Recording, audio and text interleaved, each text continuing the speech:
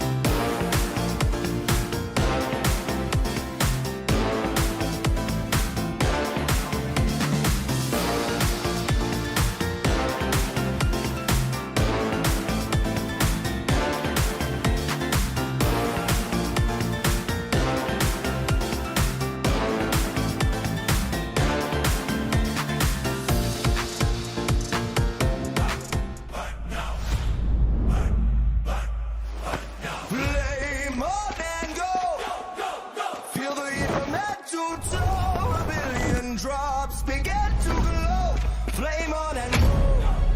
The soul is in our control. From the draw to the last one standing show. A no-name kid in a high-risk drop, a street food vendor with a victory dream. A midnight warrior looting in the dark. The fuel is passion pushing through the blue. We scan the path at the edge of the gas. A million stories in a single squad. No real blood, just the drive to all last. The skill, the nerve to on the final gas.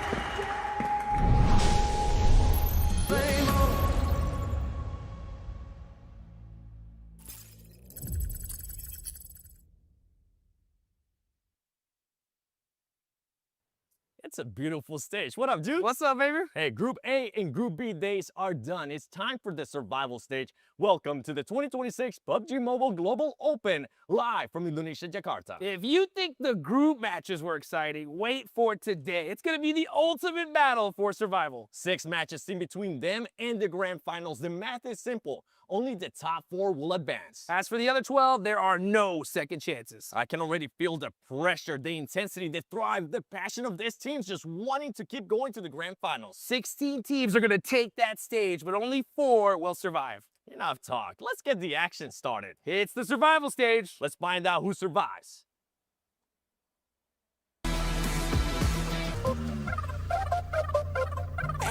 If it's me versus them, just know I'ma kill this shit every time. Ay, if you tryna go, just know that you gotta wait in line. Ay, I ain't even in my prime, I'm just really ahead of my time. If I don't peak, I just know that I'm fine. Stuck in the grind, I be using that time. Put in that work, cause I know that work. And it's all like work. I be getting on the nerves, I be listening birth. Come get it. Whoa, who you know that get it jumping like this? Anything I touch just go, they call me Mightis. Pull up to the function and I get it right. Just follow the boy, I got the light. Easy.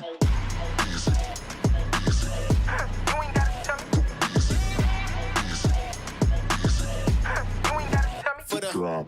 Yeah. They'll be on the next one. They'll be on the next one.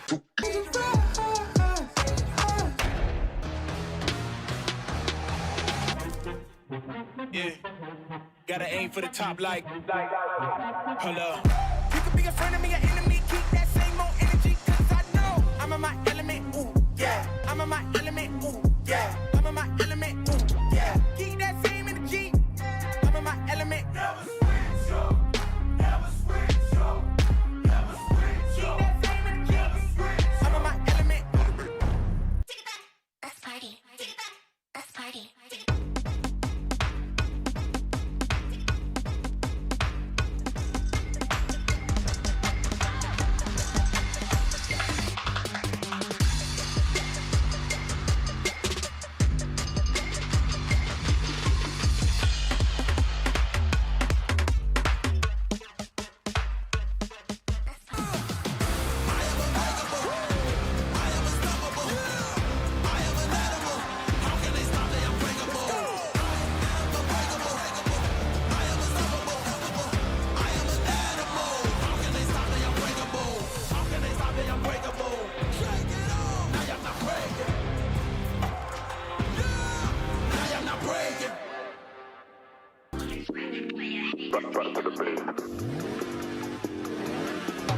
Say the best for last, okay. We here to stay, me and the squad all day. They here to stay, and we don't never go away. We here to stay, I got them saying okay. They here to stay. I'ma stay right where I'm at. Tell me what's better than that. What's better than I'ma stay right where I'm at. Tell me what's better than that. Yo. We are back live in Jakarta, Indonesia for the 2026 PUBG Mobile Global Open Season 1. You know what it is. I'm Hot Jukes here with Maxman and the 7WG. Group A, Group B, done. Now, it's all that's left in the survival stage, Max. It was top 6 before, and we said it was brutal back in Group A and Group B, and now it's going to be even worse in this survival stage where you need to be top 4 if you want to make it straight to the finals. Good luck to the teams here, 7. Yeah, that consistency is going to be tested. A lot of hearts broken, but some dreams are still going to be alive. Yep, there's going to be some, and only 4 actually, right? So before we get into that, let's of course give a big thank you to the Infinix GT50 Pro, baby, with that real liquid cooling. You guys want a game at 120 FPS? That's the device to do it on. So man, guys, top 4, that is it. 6 matches, and we're gonna have a whole bunch of teams going home here at the end of the day. Yeah, I mean, we've been talking, the two of us, like, with a lot of teams in the backstage, so many iterations to the drop locations, the overall mindset is going to be happening, so who knows what's going to be happening in today's 6 games. You can see it right here, guys. This is that format. We're in that survival stage. Tomorrow, we take a little bit of a break, 1 day off, and then we're going straight into the grand final, 7. And I'm kind of happy that we do have that day off. It allows some teams to maybe go back, but review the ones that are going to make it to the grand finals, and just try to come up with a backup plan. If for some reason or Saturday or Sunday things don't end up working out, you need to have that backup plan, Max. Yeah, you definitely got to get ready for what's coming your way. But here are your participating 16 teams. Half of those going to be from Group A and the other half from Group B. And a few names here that I really thought would be maybe able to eke their way through in the top 6 here for their respective groups. And Bo in particular, I was a little bit sad because they were so close up groups, but yet so far in that final Miramar. That's right. We're going to take a look at the two basically top performing teams that didn't quite make it, right? And that is going to be Boars, like you mentioned, and Team Vicious. Yeah, I already talked about Boars a little bit, but Vicious, you're looking at their stats like, oh, no, they're getting a few points down there. They got 1 chicken dinner, 10 placement points total, showing to me, you take that chicken dinner away, they're nowhere near the top 6 in their respective groups. So Vicious here, a team that has just so much potential. We need to see a step up from them.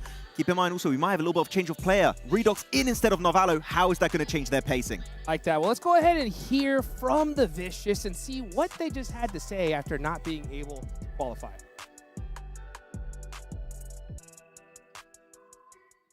Welcome back to the 7WG report here with none other than Doran, the IGL for the Vicious. Now, you guys started off hot. You guys were able to get a win.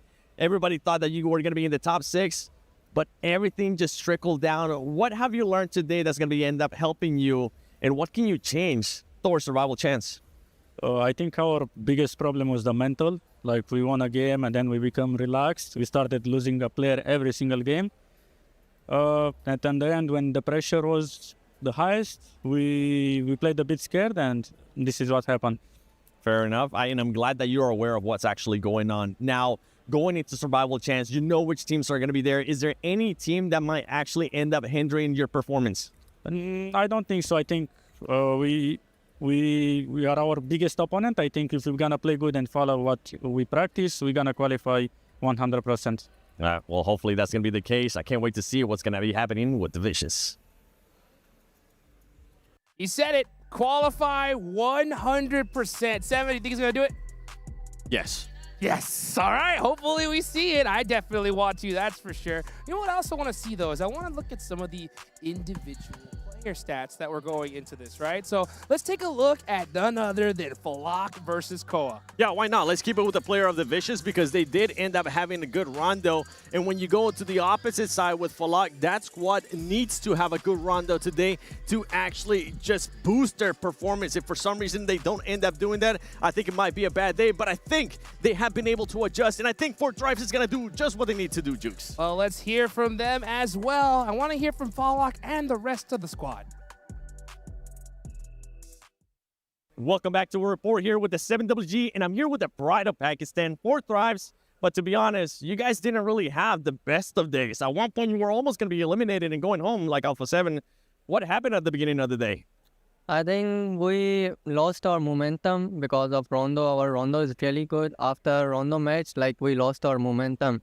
And if you look at our next matches, we continuously was losing fights.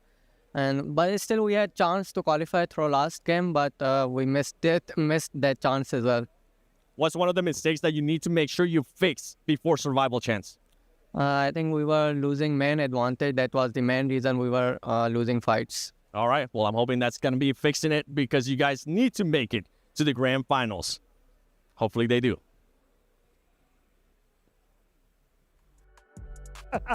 7, how could you take their pillow, man? Because I'll tell you what, if they don't if they don't do well today, they're going to need that pillow for the airplane. Don't worry, Naki's not playing, so it's okay. But I did notice I almost ended up hitting the sci-fi, which that player, I apologize, Pakistan, I wasn't trying to sabotage it in any way possible. You were trying to get Noki to play. I know what you were doing. Well, you know what? Speaking of play, let's look at today's matches. It's the same rotation that we've seen so far, Max. But it's going to be a little bit different, right, coming into the survival stage? Same map rotation, different circumstances. It's not top 6 anymore, it's top 4. Meaning one good rondo, like we saw from Pandem, for example, in Group A, might not be enough to alone get you close to the top 1, put you really comfortably up there for the entirety of today's 6 matches. So rondo sure is important, but that Irango in particular here with the loot truck 7 is going to be paramount for these squads. And if you do, for some reason, end up having a good rondo, make sure you continue to be consistent in some kind of way, whether it's placement points and a couple eliminations, because if not, you'll end up going through what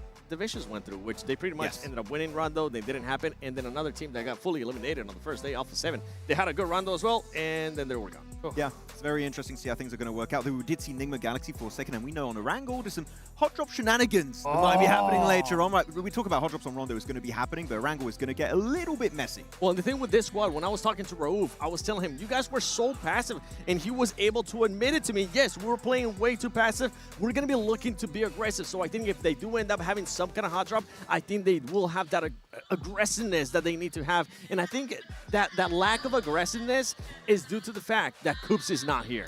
Exactly, but also other teams like X-Force Reject want to play a little bit more confident. We'll see if it's going to work out. Well, let's see if it is going to work out. Well, we're going into Rondo.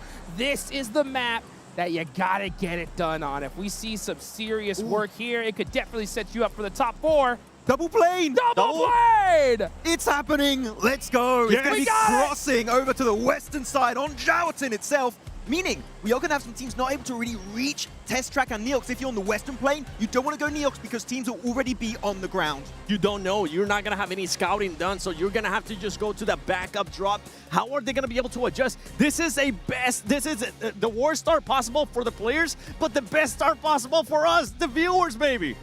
Let's get it going here, guys. We're about to see some legendary action. It's going to get hot quick, so why don't we throw it to our legendary casters, John Allen and Blake. Oh, hell yeah. Let's get stuck in. The double plane path. We thought it was just a myth, but no, it is here, and it is ready to bite our players if they are unsuspecting. But the Yulin backup drop could potentially come on in through, and we know that that likes to be just as hot as Neox. Can be starting off strong here from RA over towards Foot, which is not the best start here for Turkey, but obviously RA is down with one player, and Murray's also out. Murray arguably one of the best players on the squad as well, so pretty rough player to lose early, as well as Marv, so it's down to Prestige as well as B5ET. Tough one, but a good response coming through from him on such a bare amount of HP as well at the start of the game, but yeah, these double plane paths really do throw a spanner in the works. Ada as well being able to be picked up. That's very powerful in the early game. The bounce not going to connect though. Marth very unlikely to get back up. The M24, I mean, he could do it with a cheeky little headshot there over the top, but the spray down is good for Z-Wolf. Able to keep it under control. Double elimination. JS9, always really nice in those situations, honestly, to get that under the belt. But we're back on board right now. We are getting stuck into the thick of it. Vicious also starting to pop up a little bit. Doran with one Elim to start things off. Obviously, Narvalo's not playing today. They got Redox in. I think Redox is arguably a much more aggressive player. And kind of what I took from that was, yeah, maybe we're benching Narvalo. We're looking for a day where we just run the lobby on these teams. Maybe that's the way to go. Nice little shutdown onto Quick. Does Nigma Galaxy try and hold their own? We got Wolves as well as RJC knocking at the door. Now it's just Satan on the inside. Playing underneath the staircases. There is still third parties to be worried about. Satan's able to find the shots to shut them down. Earn a bunch of points for Nigma Galaxy nice and early, despite losing his teammate. He's still going. RJC goes down as well, and Satan starts off massively for the squad. Necessary gets downstairs and does what's necessary for the Wolves to remove Satan, because he really did come from the depths of hell there to cause chaos amongst these teams. This is over towards Neox to start things off. For Void, they get a nice start to their game. They start on the eastern plane path, so they get instantly out down towards Jordana City, which is their preferred drop spot on the map. So this is good news for them. They don't have to worry about Alula, who are over towards their north side, Younggu. So it's just one of the situations where you sort of have to wait things out if you do play Jordana City at the start, or you can wrap south.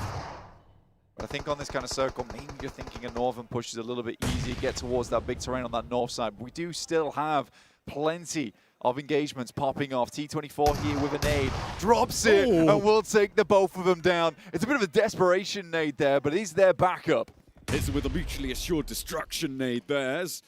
Fourth Thrives may very well be able to get this res on position. Vicious, though, looking to spot IQ out. They've already seen him behind the rock, and they will very likely be able to secure this flush. Fourth Thrives very much needing to get away from this one now. IQ wants to disengage, but the paths are looking pretty open, Blank. It's going to be difficult.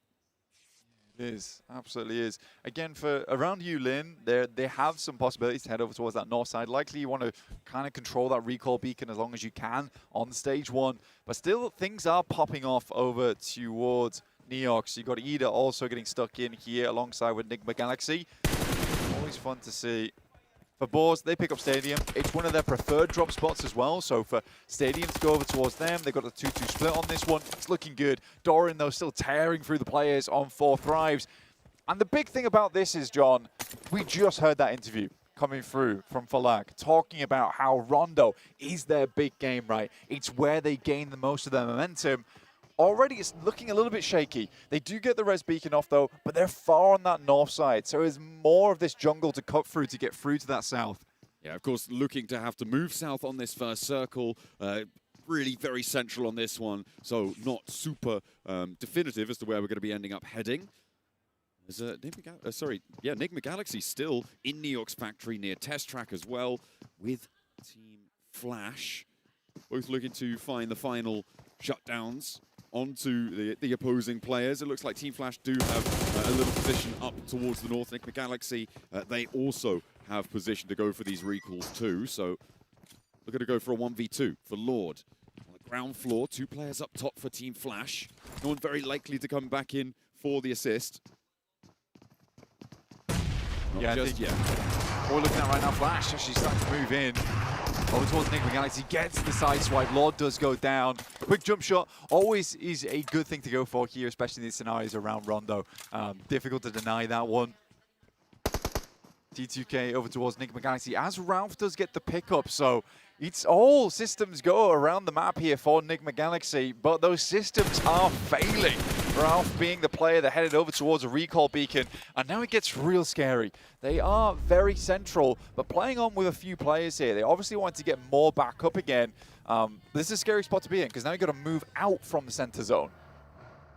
Absolutely. Need to get out of dodge as fast as you can. He's going to be pretty chock-a-block fairly quickly in this central area. With teams looking to try and get those recalls done nice and quickly, it looks like we still have 2 players down in the lobby overall. Hopefully they can get picked back up. See if that can come on through. Team Flash, ooh, taking a knock from Goat as well. Looks like a flush coming through there as well. And once more, going to have to try and pick themselves back up to 4. You do not want to be going into stage 2 with only 3 players. Talking to, I think we were speaking to Hustler Crew yesterday. I think it was one of the desks that was able to catch them, basically saying that it's such a different lobby for us. Like, teams are moving so incredibly fast towards our center. You can really get a feel of that right here, right now, where teams are just getting stuck in, trying to find a place to position, trying to find a place to stay. And we are in sort of that center meta at the moment. But no one's been really able to capitalize on playing edge at the moment. So many times they really struggle to get in because there's so many sight lines already set up towards that center of the circle. And one thing I am slightly worried about. Ooh. Take a moment. Take a moment here. Void. We'll park that. Potato with a challenge here against Enigma Galaxy. On the inside now, just ducking back behind the wall, but now has to hold the door frame. It does so beautifully. Dear. Satan for 2, a beautiful pop-off here, and now it's a 1v1 on location. Voin Chaikari not having the greatest time in the fight, and Satan backs him off the res as well. He's going to step forwards. He's playing him like a fiddle right now and just needs one more chord to strike it. Satan hops back over the wall again, up into the wall, spots it, back into the door frame, still just dancing around this one. Not willing to fully commit just yet, but the third is there. What a hold from Satan. Beautiful stuff, but Void Chaikari in tatters.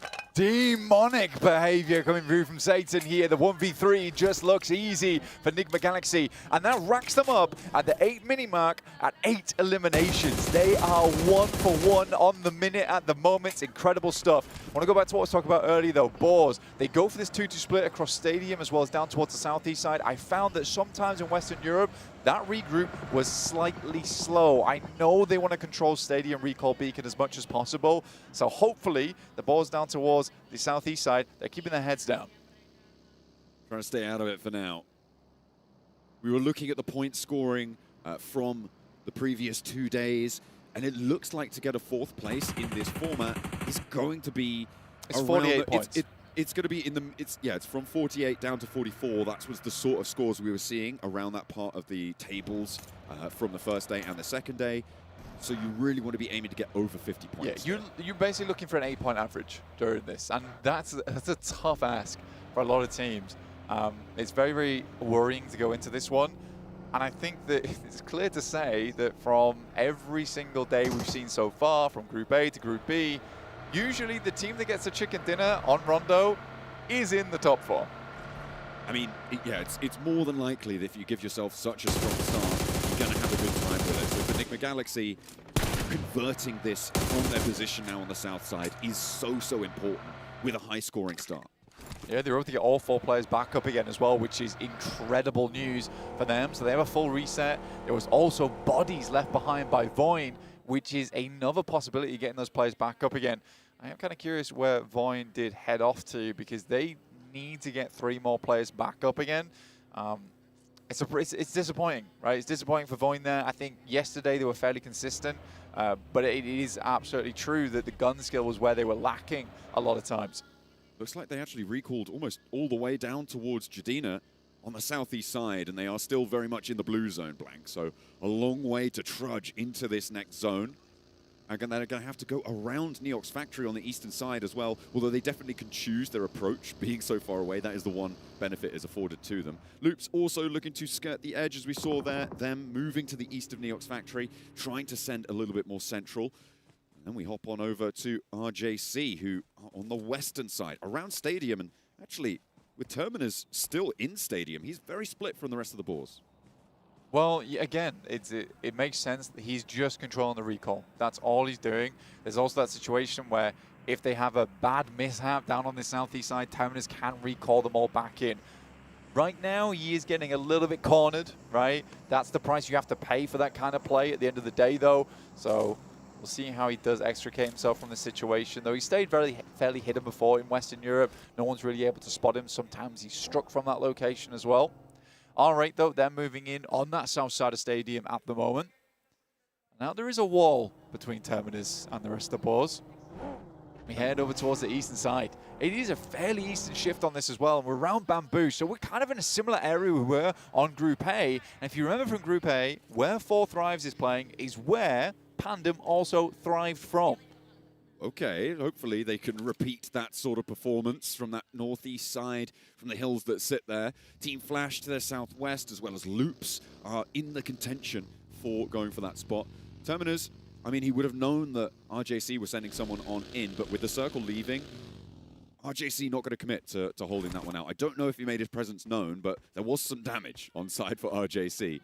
It's such an open recall in the middle of Stadium. It's slap bang in the middle of the arena. So just holding it out, it's more than likely you could get damage, if not shut down the entire squad. In the meantime, Enigma Galaxy are on the hunt. They're rolling across the open field right behind T2K. And it's going to work out because Lord claps another and picks it up for the flush as well. They're looking for Slayer around the other side of the rock. It's very unlikely that they can get the recalls on here. So for T2K, this could be terminal. They're looking for the 10er here, 100%. I mean, with Slayer on the other side, this feels like a pretty big opportunity to get it.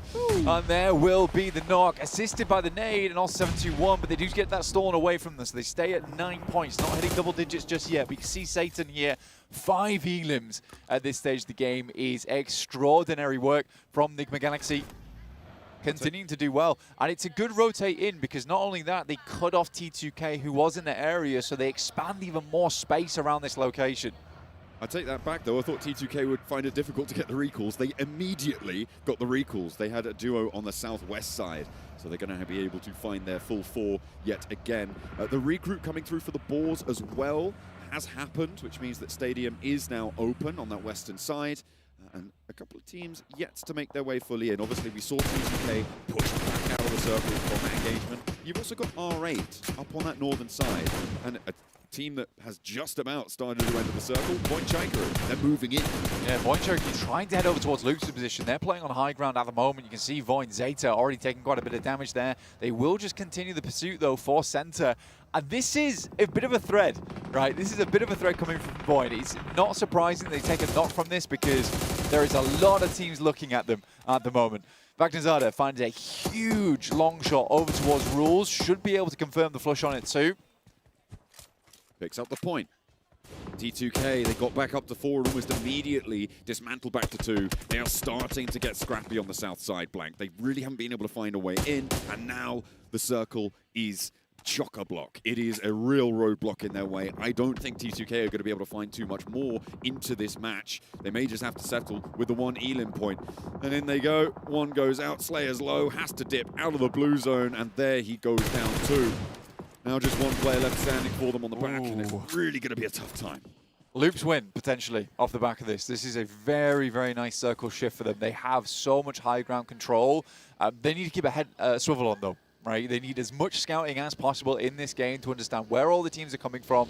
They didn't really let Voin get away without doing damage to them either, so it's good to see them having impact in this game, not just letting teams get through for free. So this is really, really good news for Loops, who arguably yesterday should have done a lot better. Boars sending in, deciding where they want to go. It looks like the assault is going to happen over towards Al-Ula.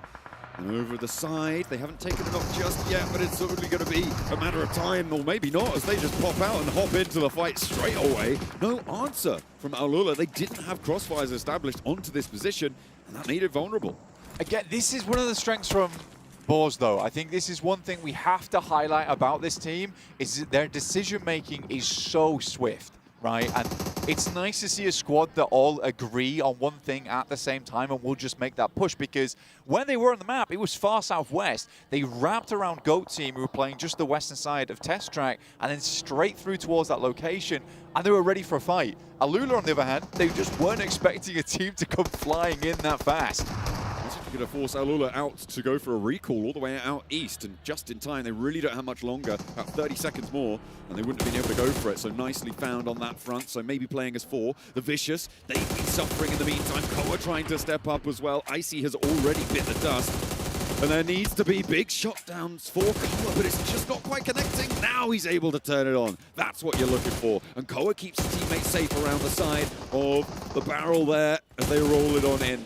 Just going to be Goat Team continually back and forth with Vicious, and nobody's looking pretty out of this one. That is so sad for Koa. What a performance from him. Kind of let down by the rest of the squad, really. Did a huge amount of work for the squad there, but not able to get those flushes. It's going to cost them, right? That could have been 8 eliminations they grabbed as opposed to just the 5.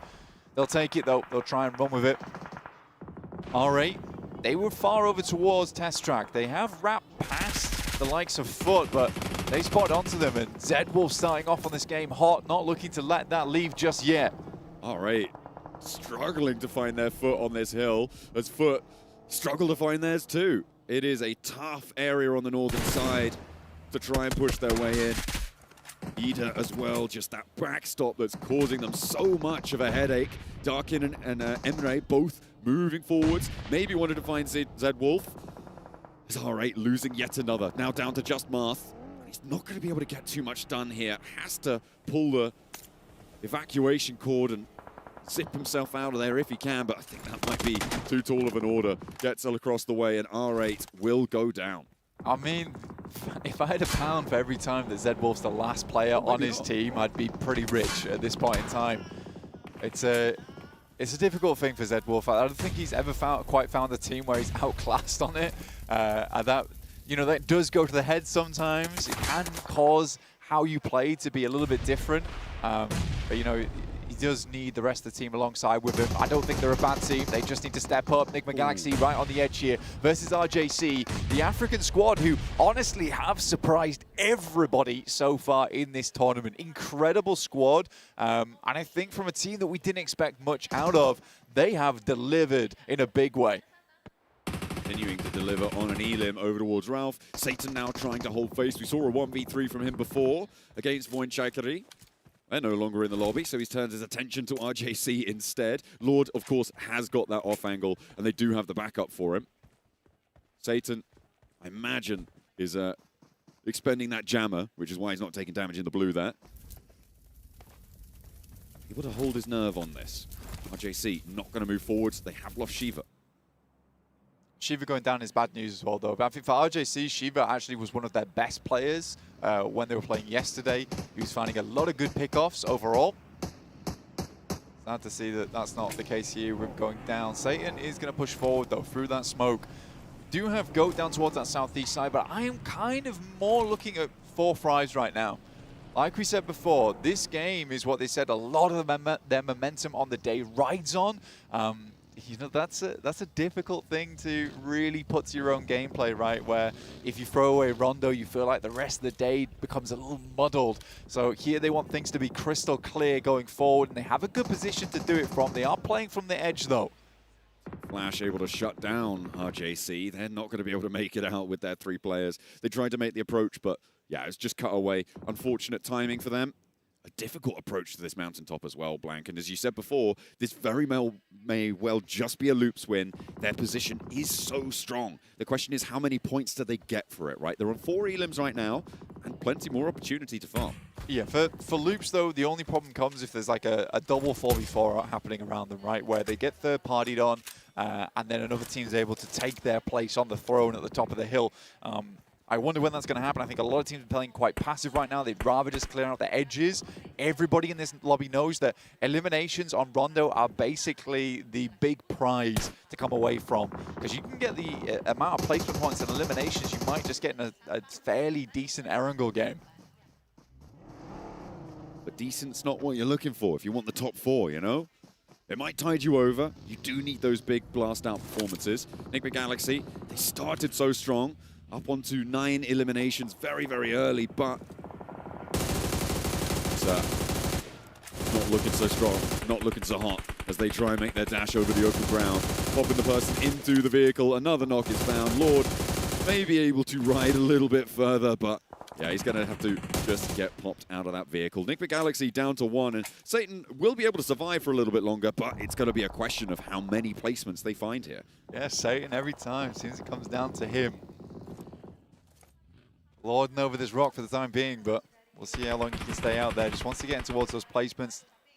Still got 11 teams left in the lobby. And 9 elims, it's good. It's a good start, but it's not enough. T2K, though, currently shredding the likes of Alula. Barely making it down here. 4 Thrives would have loved to have grabbed the little points on this, but if we check in with them, they've lost a player entirely, and 1 player is knocked. T2K do go down, so a lot of damage done to Alula. And 4 Thrives not quite in a position to maybe pick themselves up just there. 4 Thrives maybe thrown a lifeline by that scenario, and a hard west shift on the circle is going to put the hurry up on that. They need some pace to them to get all 3 players back in and start moving. The circle erring here is really good for them because it means that they have time to get this 3rd player back up. Circle moves far over towards that western side. Suddenly, Flash looking hecka good right now. I mean, they've got 9 elims so far, a strong compound to play out the back of. GOAT's just been eliminated by them. And look at this flex out coming from them. You can't quite see it on your screen just yet. You'd have to look at the minimap top right side when we head over towards them. But they are trying to command space, stop the wraps from happening on the south side. This is a lovely bit of tech coming through from Flash at the moment. They're on 11 eliminations now, Blank, as well. This is a big wind-up for them to try and punch through towards the top side of the tables early. Boars try and make their move, but GOAT team spot them from the south side. GOAT currently playing on as just 2 players alive. Boars could potentially get their player back up, but they don't have a lot of time to be mucking around with. Yeah, Boars basically know they need to get rid of GOAT here on the south side and then start potentially wrapping towards that north. They should know that it's locked down on that southern edge. Good shots coming through from Loops over towards 4 Thrives, who are now very much suffering at the hands of all the teams inside the lobby. Ida going for a mad dash, mad spray, but it's not happening. And Wolves will grab themselves some more points off the back of this one. They are on the hunt for Turkey as Ida goes down to the Wolves on the approach. Looks like Team Flash are getting stuck in over towards GOAT as well on the far side, who do get eliminated. That allows the Boars back up to 4, and they're making their approach against 4 Thrives and Loops. This is really good. Loops are currently distracted. Terminus winding up the nade. In fact, the entire team is winding up nades, but they're not quite far enough. And now they've revealed position. That's a little bit scary for them at the moment. Huzaifa does not have angles over towards them. Rafinha has to move across, sends one of his own, does quite a bit of damage over towards the players on Boars. But his position's now known. You can see immediately a nade sent back to tickle his health bar. Oh, looks that's pretty good. on Terminus. Doesn't quite get the knock. Just about Huzaifa, sidestep. though. Oh, okay. A big opener. Loops lose 2 to a big nade from Huzaifa. 4 Thrive still not out of it just yet. 8 eliminations and 1 player, but they've got a dream. Let's see if they can fulfill it. Moving up the hillside in the meantime, the Boars are going to keep the pressure up over towards Loops, and all of a sudden they're on 1. Just Rafinha's there as 4 Thrive steps forwards. Last legs will be able to find a little bit more on the points tally. A nice pick up there. Once more as well. The explosion's not going to bother him, and Rafinha's down. The Boars now have an opening, and 4 Thrive survive. And 4 Thrives, they confirm on so many eliminations there. Boars get a lot of them taken off them. The big thing is, though, is that because of this big old bit of unplayable space, the pillar in front of them, it has isolated that fight away from a lot of teams, so Boars not really under threat there. I think Boars are able to get their 4th player back up again, but Huzaifa is a bit of a scary prospect at the moment. But Flash, incredible. They've got the lineup on the south side. This should be an unlosable game for them at this point. It is an incredible spot for them. Boars, yeah, they did lose SnowX in that engagement. Really unfortunate stuff. I think that might have been... I don't actually know who was able to pick that one up, but they are going to play as 3 nonetheless. But it is a powerful 3. They still got Vagnazada online. They got Robs online. These 2 have been such a brutal powerhouse for the roster. Huzaifa, he got a big double nade over towards Loops. Let's see if he's got a repeat in that right arm of his. He's got 4 nades, and we've seen crazier happen yesterday. First nade looking to line up. Down goes the emergency cover flare, but they've spotted him. That's big news for Boars. The fact they know his location is a really big deal, but finding Robs to start things off is tough. But the location is exposed now. Vagnazada sending up. Has a Molotov, pops it down. The nade is in hand, looking to send around the side, and Terminus will finish it off, which leaves Boars up with Robs, which is great news. They should be able to get the res off, but for 4 Thrives, yes, a really, really nice finish there for them. The fact they're on 2 players confirms so many of the players on Loops as well. That's a great salvage. Diaz with the nade over toward Terminus. He moved out. He flexed through for Team Flash. And the Boars are not getting Terminus back up there. Robs does get back to his feet. But now this north side has not concluded. And the Boars are losing 1. Team Flash are not missing a beat here, Blank. They have been violent on these third-party flex outs. Still 2v2, though. The rest of Flash are still playing on that south side at the moment.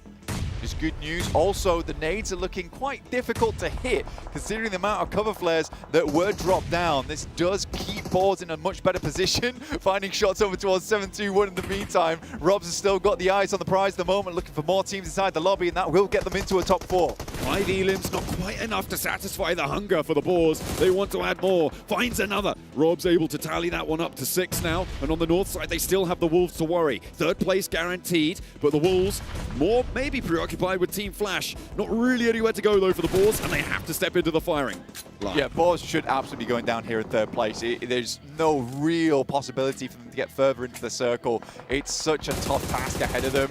One will go down, the other is prone, Robs is out. The best thing they can hope for here is a 2nd place, but for Flash, what a game it's been. 15 elims. This is the type of game that secures you into the top 4 of survival. Team Flash looking to lay down a gauntlet for the rest of our teams in match number 1. This is how you do it. Another knock for win, and Wolves on 2, hiding in amongst the trees in the forests. They try to go back to their primal roots here, Blank, but I think they might just be rooted out by Team Flash. The Wolves just keeping it very safe, but throughout the entire game, Flash has been in control. There's been not a moment where their flex out, their rotation hasn't not made sense, and it is just a matter of time here for the Flash, looking to rack up to 18 elims on the game and finish it off with the drive-by. It looks nasty. Flash take the first game of the day and set a foundation that's going to be difficult to break. The flash fire from the south side. They flex out brutally against everybody in their sights, Blank. Nobody was safe from Team Flash. They were third-partying, they were controlling, they were dominant. This is who we did not see on day 1, back in the group stages. They only just snuck through the door there, but they have blasted it wide open here for game number 1. There's a lot to talk about that. I mean, for 4 Thrives, incredible salvage at the end. Really incredible salvage. It looked like it was going pear-shaped, but they need that momentum. It's going to come from that one. They will feel very deserving in the amount of elims they're able to get. Balls as well. Really good rotate. Some very tough positions to play from. They made it happen. Great opportunistic gameplay as well. Overall, amazing stuff from a lot of our teams. Even Loops, I was a bit disappointed they weren't able to make it happen, but a great spot to be in. Either way, we're going to head back over to the desk and check out what they have to say.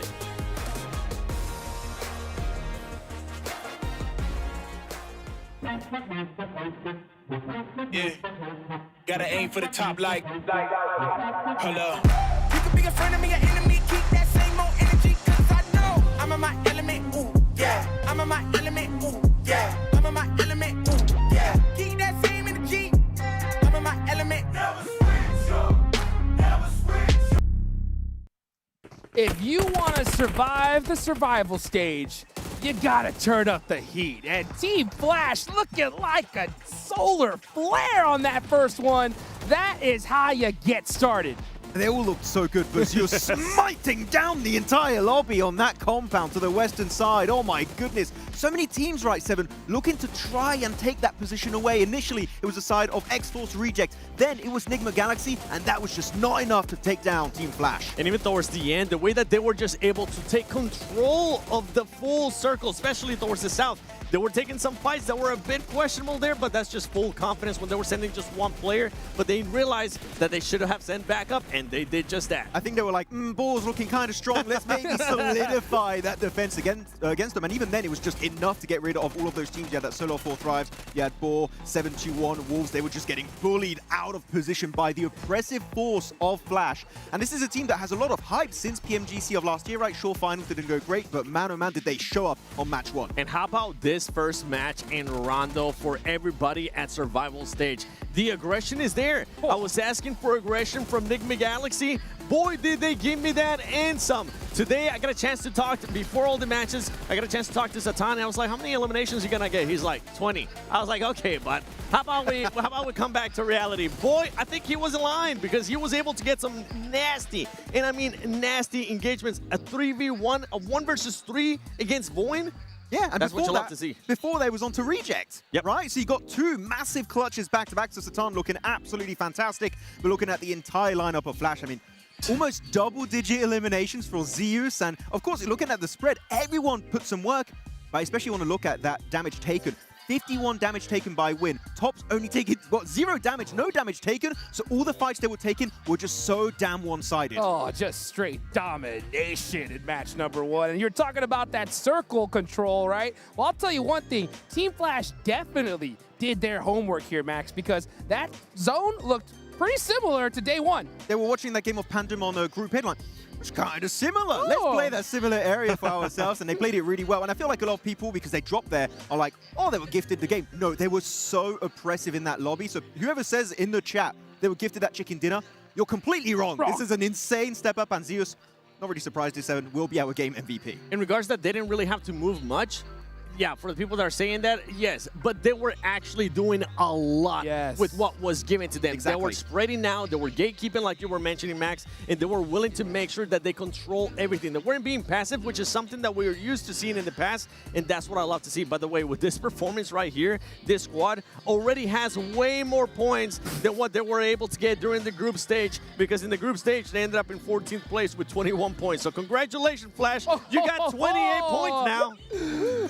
28 points. Are you kidding me? That is how you start this off. I mean, it's only 4 slots available, and with a performance like that, as long as they just kind of continue on here, they should be rock solid for the finals. Yeah, I mean, just before the stream started, I think all of us, even John and Blank, were talking about what's possibly going to be the point threshold to be in top 4. I think we kind of all went around 50, you know, possibly.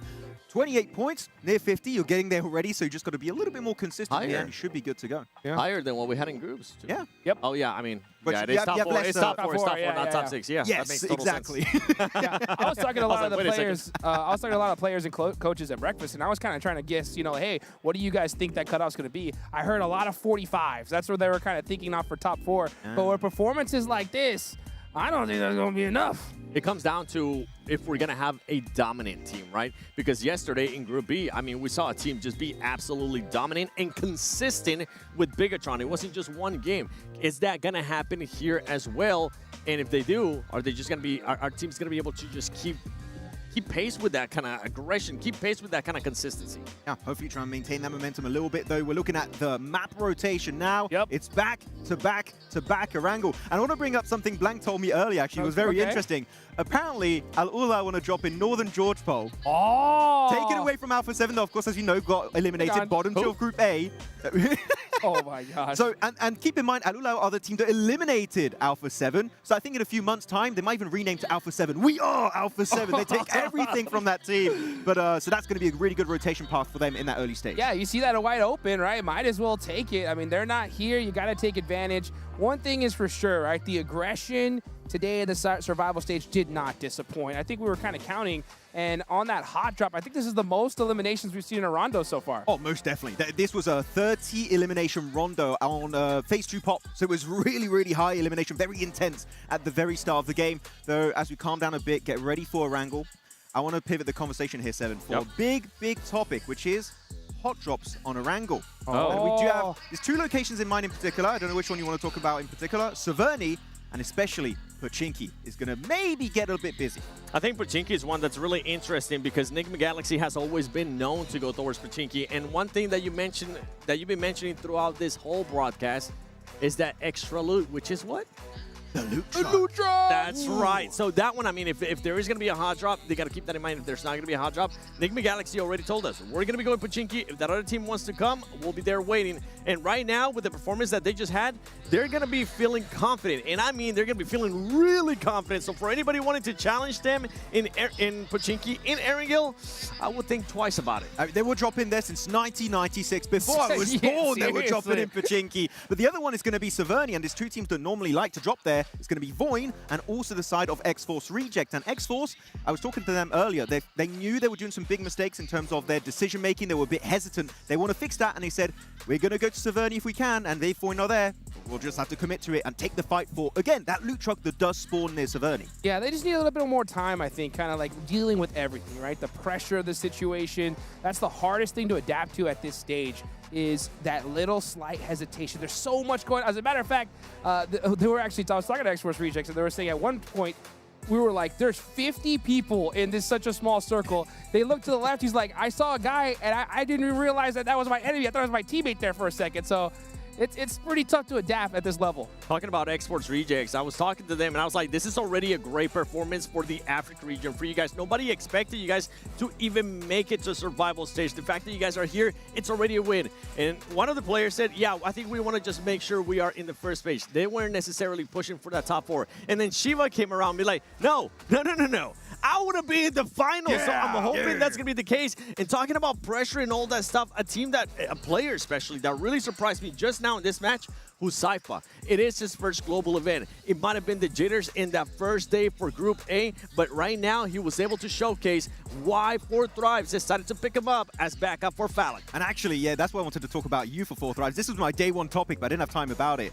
You said back in PMGO South Asia, you did not want Falak to be MVP. Yep. Is that still the case here for PMGO Season 1? No. That's PMGO. That's completely different. I want Falak to be able to showcase his skills. I mean, I wouldn't hate it if Uzaifa's going to keep doing this and make sure he gets the extra points for the squad, because guess what? At the end of the day, they're trying to be in the top 4 right now. So get as many points as you want in any way possible. Top 4, that's all that matters, baby. And you know what else matters? Erangel, the bread and butter of PUBG Mobile. Let's get it going here. Match number 2.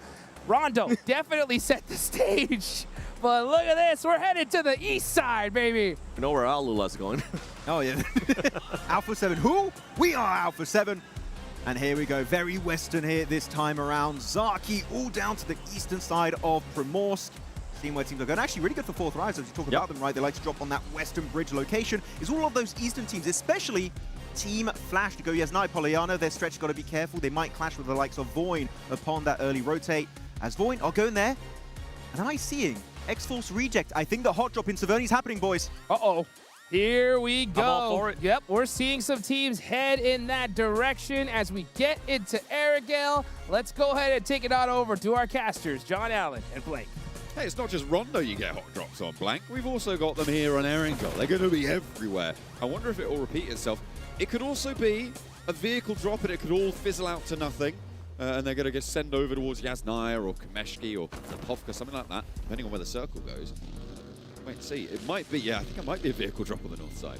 Well, this is the thing, though, is that we were discussing with the players earlier on for X-Force Rejects as well as Voin in terms of where they want to go. And it's between Primorsk as well as Severny, and I think Voin would quite like to have Severny, but this circle, they're one of the furthest teams out towards the eastern side. They're on the southern edge of Severny. They have the vehicles, so they can just make their way on over. But this is a very difficult playing path, followed up by an eastern circle. Difficult premise to work with at the moment. So luckily, like you say, it does sort of fizzle out. It does fizzle out. The circle is kind of, I think, deceptively nasty as well, because it's so far south. I mean, it looks like there's a lot of landmass in this one, sure, with the military island taking up so much of it, but do you go to the military island on a circle like this? I don't think so, right? You're looking at maybe like a 10 to 15% chance that it ends up there.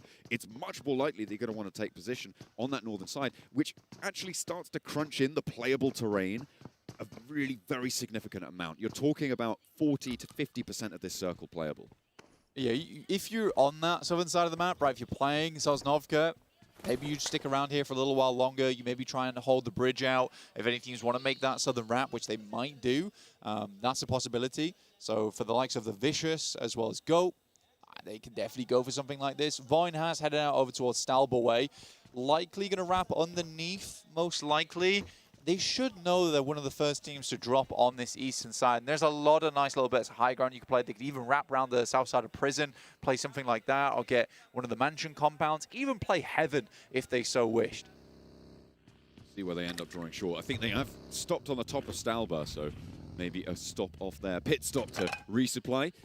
Team Flash, who just came off of a cracking win. 18 eliminations, not often you see that. But they will be at the top on Yasnaya. Looking to move down south, I imagine, not in the too distant future, you'd hope. Those Yaz fields, with how the circle is going to be so over-condensed for what it appears to be, getting past Yaz fields nice and early, probably going to be quite important for them. Yeah, not only that, the loot truck as well is there, so they can pick up a lot from that, which would be nice. Alula moving out early from North George, get themselves over towards that eastern side of the map. A lot of teams realize they need to get moving now. Robs is already scouting out from Boars over towards the eastern side. Wolves find themselves neatly spotted across Farm and the southern coast.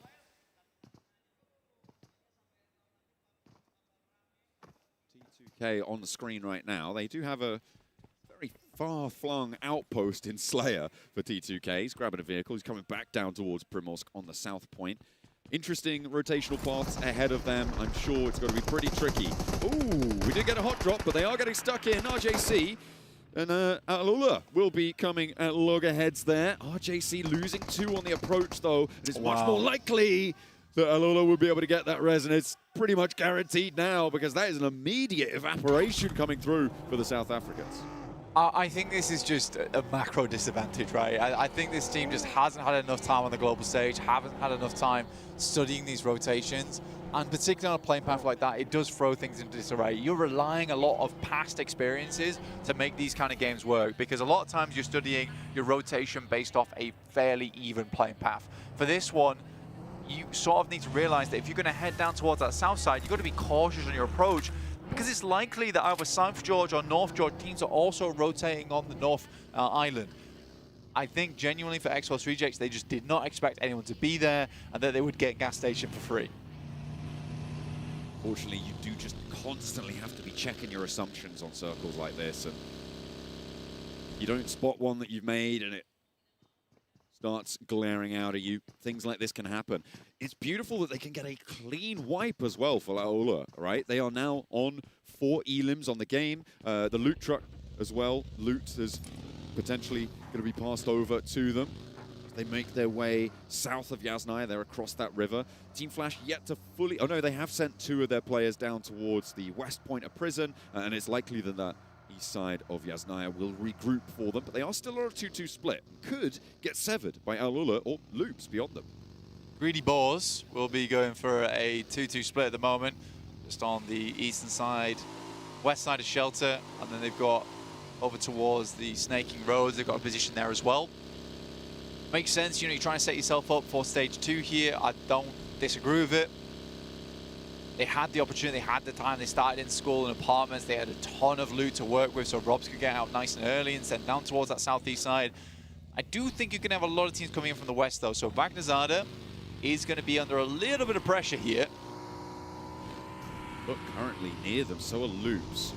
About 200 meters out right now. Where they're going to try and post up. Robs and Terminus, as you said, in this southeast point. Taking a look at our top 5 Elim tallies. At the moment, it's looking pretty flat, Blank. We have had some blast outs, and I think this must include previous stages of the tournament. Because otherwise Boss would not be on 11 points. Otherwise, what's going on there? But yeah, fantastic stuff. Obviously, some fairly evenly matched players in this lobby in terms of that firepower. Although most of the it was notable that there was a player from Team Flash, Zeus, on that tally, given that they only just about qualified at the bottom of the tables. Yeah, they just barely got in. I mean, Zeus, obviously last game 9 elims, almost hitting the 10er, which is crazy. On a game where they got more points than just that as well. Like, he was finding a lot of stuff in there. Here's that rotation. Like I said, like it was a, I don't want to call it a lazy rotating, but you could see that it was a leisurely drive for them, and they were not expecting opposition. They were down early as well for Alula. They were able to get on the road nice and quickly and intercept that rotate. And as I said before, brilliant to get it done cleanly as well without losing a player at all. The crossings from the South Island seem to have gone off without a hitch, but the scraps that result from it may not be so pretty. Goat currently trying to blast their way through with the Wolves just up to their north. More players beyond that as well in 7-2-1. Nigma Galaxy further out west, although they are very split right now, Blank. Nigma Galaxy on a 2-1-1 and very interspersed with all these other teams. Yeah, for Nigma Galaxy, they're also being quite greedy.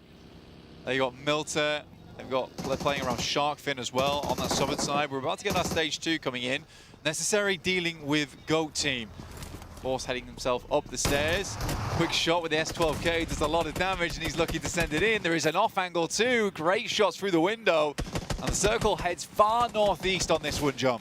Elementrix keeping his teammates safe on the top floor there, and the backup has arrived. The cavalry comes into play. 1 player, 2 player looking pretty low for Goat team.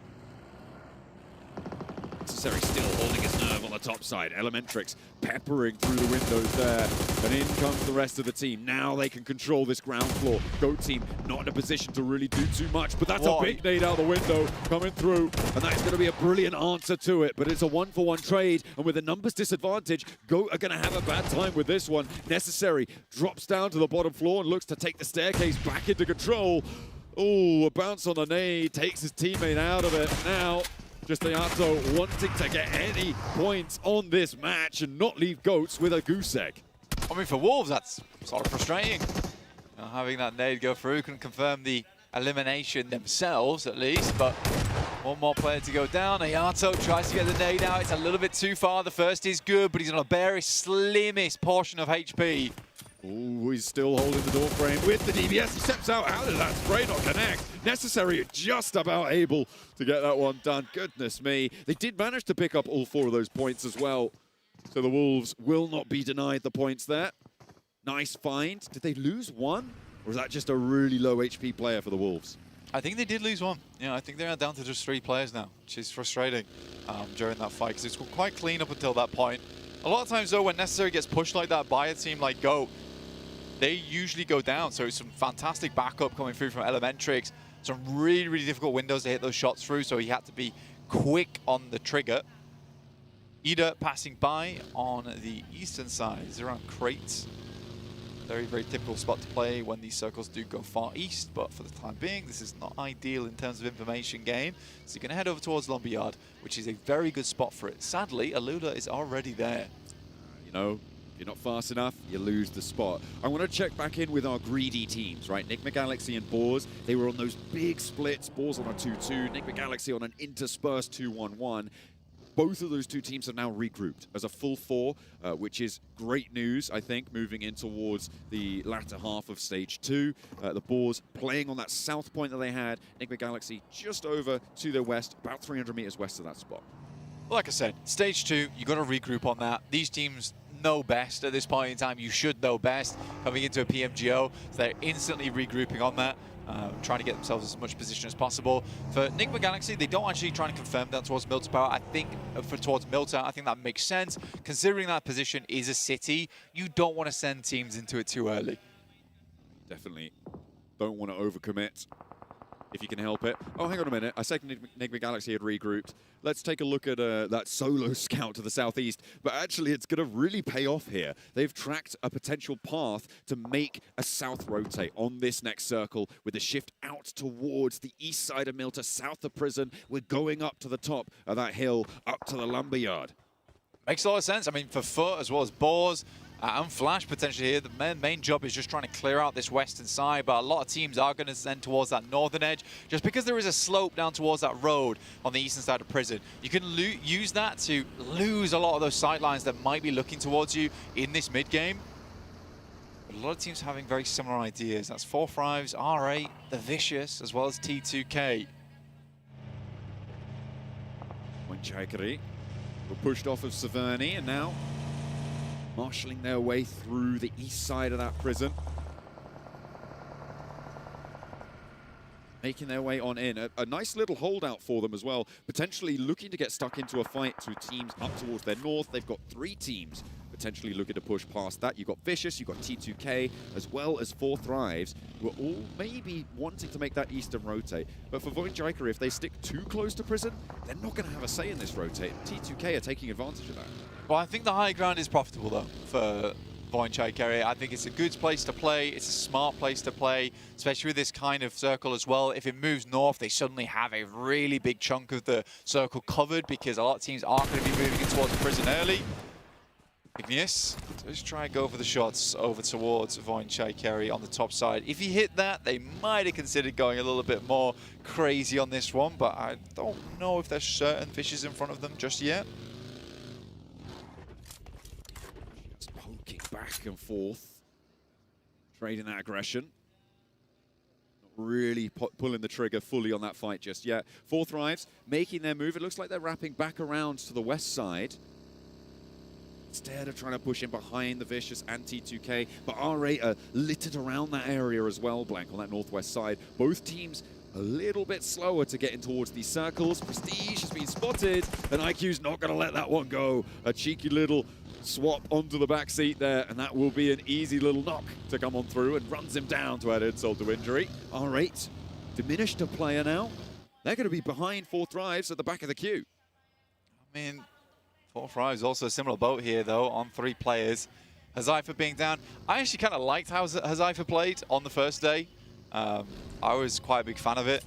I think Hazaifa played really well as this anchor. I think there was a lot of times where 4 Thrives got a little bit too aggressive, and I think Hazaifa was playing this backstop and was sort of wondering why he had to go make these really big savior plays. Now 4 Thrives down to 2 again. For them, this game would have been a nice pot to cement their position over towards that top side. But man, another eastern shift on the circle is so brutal. It's over towards the Deadwoods as well. Ida just has the pick of the litter right now. They've got the compound that sits on the southeast side of that hill. They've got mini Milta compound on the northwest. So much space to play. I think that I would try and confirm over towards the dips that sit just in the Deadwoods. Void Jaikari also similarly going for a very samey approach to this one. But 4 Thrives coming in from that north side.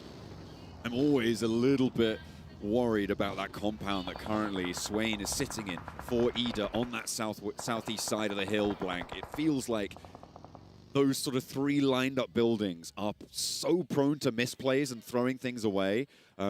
More often than not, I feel like the mistakes that I see are so glaring in that position. It's a really difficult spot to play with so many sightlines trapping you in a very very linear fights. You need to get away from you. That's the name of the game, and that's exactly what Emery's going to want to do, and not overward 4 tries, leaving them now just down to 1 player on that north side of this next circle. Well, the thing is with this, it's so far down towards the southeast that for Ida, they can play this kind of loose a little bit just because we're not in that early game. These spots aren't already taken up. We don't have teams that are able just to thread the needle. We have pretty much a wall of teams sat across those forested areas on this middle side of the circle. So for Ida, there's just so much space to play right now. But we're back on board watching teams taking knocks left, right, and center. Good shot from the Vicious there on Icy towards T2K. That's on the northern side of things. That northern side really has been a tough trudge for so many teams. They've been brilliant that Point Shaikari have actually been able to get through. Even as 3, they've put themselves right in the middle of this one. Foot not so lucky on their location a little bit further north. They are taking heavy casualties right now, and the nades just rolling over the top. Oh, the Boars have been taking heavy hits as well. Fortunate getting taken down one of their players on the southwest side by Enigma Galaxy as well. Looks like Flash chiming in. Magnazada falls, so 2 players, 3 players down now for the Boars. They are down to their last leg. It was a massively improbable rotation that was going to come through from them. They were kind of stuck on this western side. Again, they set up for a much more central circle on this. Potentially, they could have played it a little bit slower. I think Terminus, it might have just been game over just then. Lucky that it bounces off the tree. Made a rubber, this one. But the nade info will be passed on over. 7-2-1 just not quite able to extract the value. There is another 2 nades in the pocket here, and Terminus wants to launch one of his own. Bobbling another smoke through. The nade does tag a little bit there, but the reses are going to start to come through. 7-2-1 will be able to piece themselves back together. They won't be able to pop their heads up too easily, though. There's so many teams around them, but more nades will start to roll down towards Terminus, and his days are numbered. And they are! T2K with the hovercraft looks to just put them on their backs. Doran, last alive here on this edge. Igneous is down, there's a player underneath. See what Vish can get done here. Fearless needs to be that in this moment. Icy behind the hovercraft will make the spray, and they do live it. A big strafe out from Icy keeps them up as 4. Terminus is still alive underneath the threat of 7-2-1, who are in turn being bowed down by the teams around them. Just not finding these nades. Voin Chaikari gets another knock over towards 7-2-1. These bleed outs are going to start coming through thick and fast. Tarek, though, coming in, looking to find some more shots over towards the Vicious, but they're holding their ground. P5ET is down, and Doran is making it happen. The upstart. Koa as well around and at his side. They really desperately want to get this res, get 3 players back alive. Please, please let us get back on our feet. R8, try something that they weren't ready to bite. And they choke a little bit. Marth now the last to stand. Nades keep going over the top. And Terminus is just being helped out so much by this suppression by Voin Chaikari. The best part about this spot, though, and what a lot of people underestimate, is that, yeah, it looks like nade bait, but there's so many rocky outcrops around it that most of the nades tend to just start bouncing off. So it's good for that, especially when you're throwing these nades downhill. Typically, they got a lot of velocity on them and can go awry pretty quickly. Try to hide from the explosive damage as much as you can. Marth nearly going down there, but just about finds some cover behind the tree trunk. Up and in, Doran moves forwards, allows Icy to resurrect Koa, but are they even going to be able to get him in the vehicle there? Looks like a little bit too long on that one, and Doran's already down. IQ there will fall as well, actually, to an off angle coming through. I think that was from Loops. As Vicious suffering heavily. Everybody in this north side blank is just bleeding dry. Oh my God, 4-5, so lucky. But the shot will come through from Ida, finish them off, and Marth will go down next. 6 eliminations for the Vicious. For Doran, totally understandable. They just had to make a mad send out, try and find a position whilst the res was going through for the rest of the team. And really, there's just not a lot of space to play on this eastern side of the map now. And there's so many teams who are looking out over it as well. Team Flash have been able to stay out of it quite nicely on the western side. They'll have to charge through the lumberyard at some point, maybe flex down towards the south, towards Enigma Galaxy, who are taking shots up their way. They do want to be a little bit more careful. Foot They've lost a little bit too much now on this northern side. Just one player now stands for them, but these solo survivors, they're going to have an impact here. Wolves on their position on the south, going to be first to face off against the Galaxy. This is the last player for Foot, but he's going to challenge over towards Icy. It's the battle of the solos. Vicious go down first. A nade over from Satan. Over towards Wolves, finds the first, and not quite the second. The second looked nice though, and we'll send another in, and Necessary knows he's got to leave, but it's a nade from up on high from 7-2-1 that will take him down.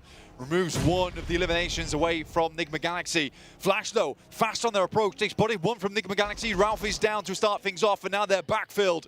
They are so quick on this pounce, Blank.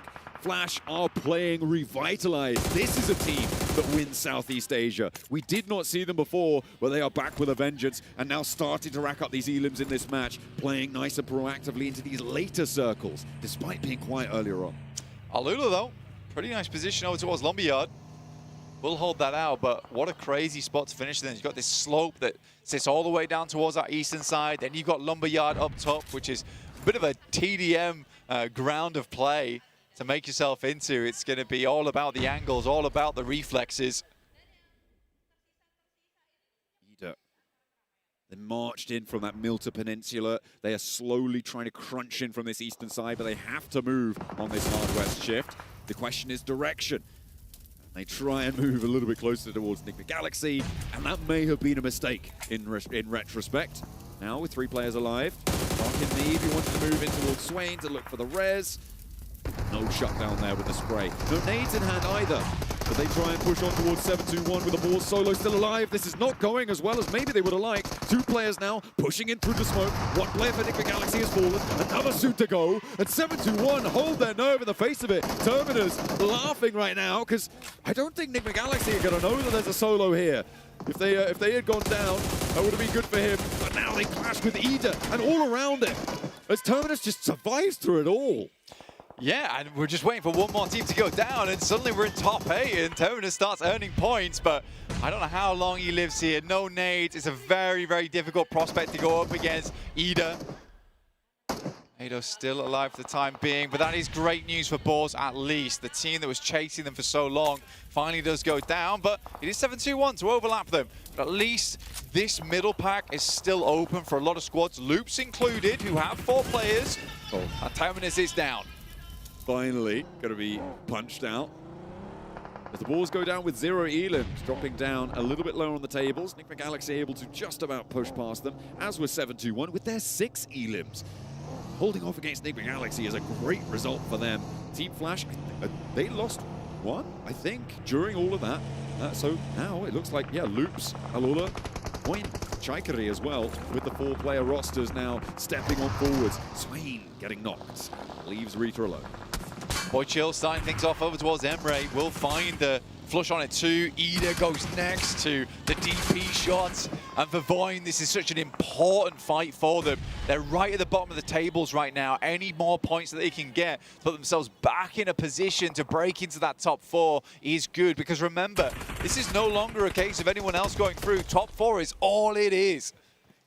You need to be pushing up towards those 50 points. That's what you need to do. Team Flash doing beautifully on that mark, by the way, Blank. They're now up to 30.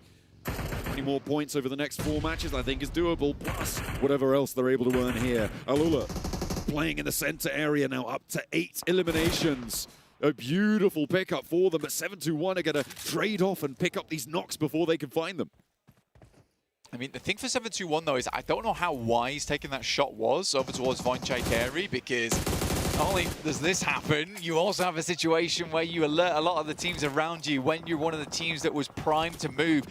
Needed to sort of wait for this next circle to hit before making any decisions like that. Loops tries to make their way in, but Alula is holding their ground. Loops really struggling to get through on this one. Alula rallying around their position. Voin Chaikari yet to step forwards though. No third party. They don't want to go fast onto it. Could potentially have tried to capitalize on the chaos, but they allow a potential stabilization to come through from Alula on all 4 of their players alive. Getting back up to full HP might make them just nigh on unassailable. Mainly at the moment for Voinchai carry on this northeast side, they got to wait for Alula to get embroiled in with the flash before they make any moves. They've also got to deal with 721 on their south side, but either way, this is a good game for Voinchai carry. A good reset as well, remember. It is that sort of re-injection of power that you want to be finding after a slightly shoddy game when you're down at the bottom of the tables. Guaranteed at least a 4th place, but with only 2 elims, they do still need to go a little bit further to try and get themselves back into a confident lockstep with each other. Flash, they've been such a nuisance to every single team over the last 2 matches now. They're playing with 4 elims at this point blank, just getting ever closer to that 50-point boundary that we're expecting to be just a little bit higher than cutoff. Voinchai carry circling. Musing on what needs to be done next. Masku tries to find some shots, but will go down in the process too. Boychill does find that one, but Alaku slaps back over towards Boychill himself. So the opener is down, but luckily they're able to find him. And the Indonesian squad lives to fight another day here, but down to 3 players in the blue, happy to move out of it into the clutches of Alula. Looks like a dangerous prospect to me. And Team Flash are all too happy to let this one happen. We know that they love to just pick off these points from the sidelines, take these shots as, I think, is that, yeah, Top Z just going to stay out of the blue zone quick. Does fall to it though, and Voinchai do still have a little bit of life left in them, but how much more is there with just 1 player now? Potato can't quite weather the storm, falls down 3rd place. Team Flash versus Alula. Roasted and toasted that potato, but in the meantime, it's Flash. Within a Flash, find themselves in the center over towards this circle. Instantaneously finding a better spot here. It's very similar to our first game of the day. The nade looks good, just tickles him though. Not quite enough damage, able to get to cover just quick enough. But Alula, they've lost all position here. They are staggering as well. They are back down on those health bars, trying to tick themselves back up. In the meantime, Team Flash looking so much more healthy. Ooh, a nasty off angle though. For Win, he set himself up really nicely to be a big fawn in the bushes there for the guys on Flash. Luckily, they even the odds instantaneously into a 2v2 now. Claws as well as Yasa in position. Win, though, providing so much information just from this spot towards the rest of the squad, and they have nades to line up. They know that Claws now is going to be playing towards the back of that building. Hopping out Wins, just pinging this one through. Guaranteed that comm is coming on in strong. And in a 2v2, Team Flash with 5 eliminations, want to try and add up to 7. Alula, though, want to cap off a big Elin game, and it's a 1 nade knockout there coming through over onto Claws, and no push forwards coming through from Yasa. Claws is going to be isolated. Yeah, gotta aim for the top like, hello. You could be a friend of me, an enemy, keep that same old energy, cause I know I'm in my element, ooh, yeah. I'm in my element, ooh, yeah. I'm in my element, ooh, yeah. Keep that same energy, I'm in my element. Never switch up, never switch up. Flash, welcome to the grand finals. If that didn't lock them in already, I don't know what does. That is how you start it off. 3 spots remaining, boys. I mean, pretty much, right? One team was able to do it in Group A, but at the end of the day with S2G, this time, Team Flash was like, you know what? We want to be sure we secure our spot within the first 2 matches, just controlling and being great at where I love the macro that they were doing in this game. I was a little bit sad initially before this event. I'm like, oh, the players of Xavier, they're all retiring. We don't have Parajin, we don't have Levi's. Vietnam, are they going to step up again? But yes, Flash are doing it with 2 chicken dinners right back to back. One Rondo, 1 Erangel here to kick it off. And especially their spreads, their splits on top of Lumberyard. They got so many off angles, which high risk, high reward, right? And Win did go out because of it, but Tox in particular, Top Z, this man with the utility was absolutely crazy. One thing that I would have to nitpick with this team, especially when they end up going to the finals, was how quick they actually ended up going to Alula there at the end. You and I were both unhappy on just how slow they were to actually go up to Alula. I wish that reaction would have been a little bit faster for my liking. Ngồi tới Việt đi vô hướng trời, vô chân trời, phải đừng qua phải luôn, phải kìa, phải kìa, đợi ra, chắc đừng có tâm lên trong nhìn đi là sẽ thấy, đâu thấy, hướng 15, đó là hướng đó đó, đánh đi nha, đánh đi, đó ra kịp ra nè, Thằng này đứng kia này. Được rồi, biết rồi. Anh nghiêng kìa. Kìa, từ sau này qua tao nha. Đá là bố á. Qua tao nha, từ qua tao nha. Đá rồi vậy. Tao đứng chuồn này. Chạy qua đi chạy đá luôn. Chạy qua kia luôn. Chạy qua sân hả? Chạy vùng phải á. Nó còn sao? Nhà sau nó đứng y chang đó sao mà chút đó.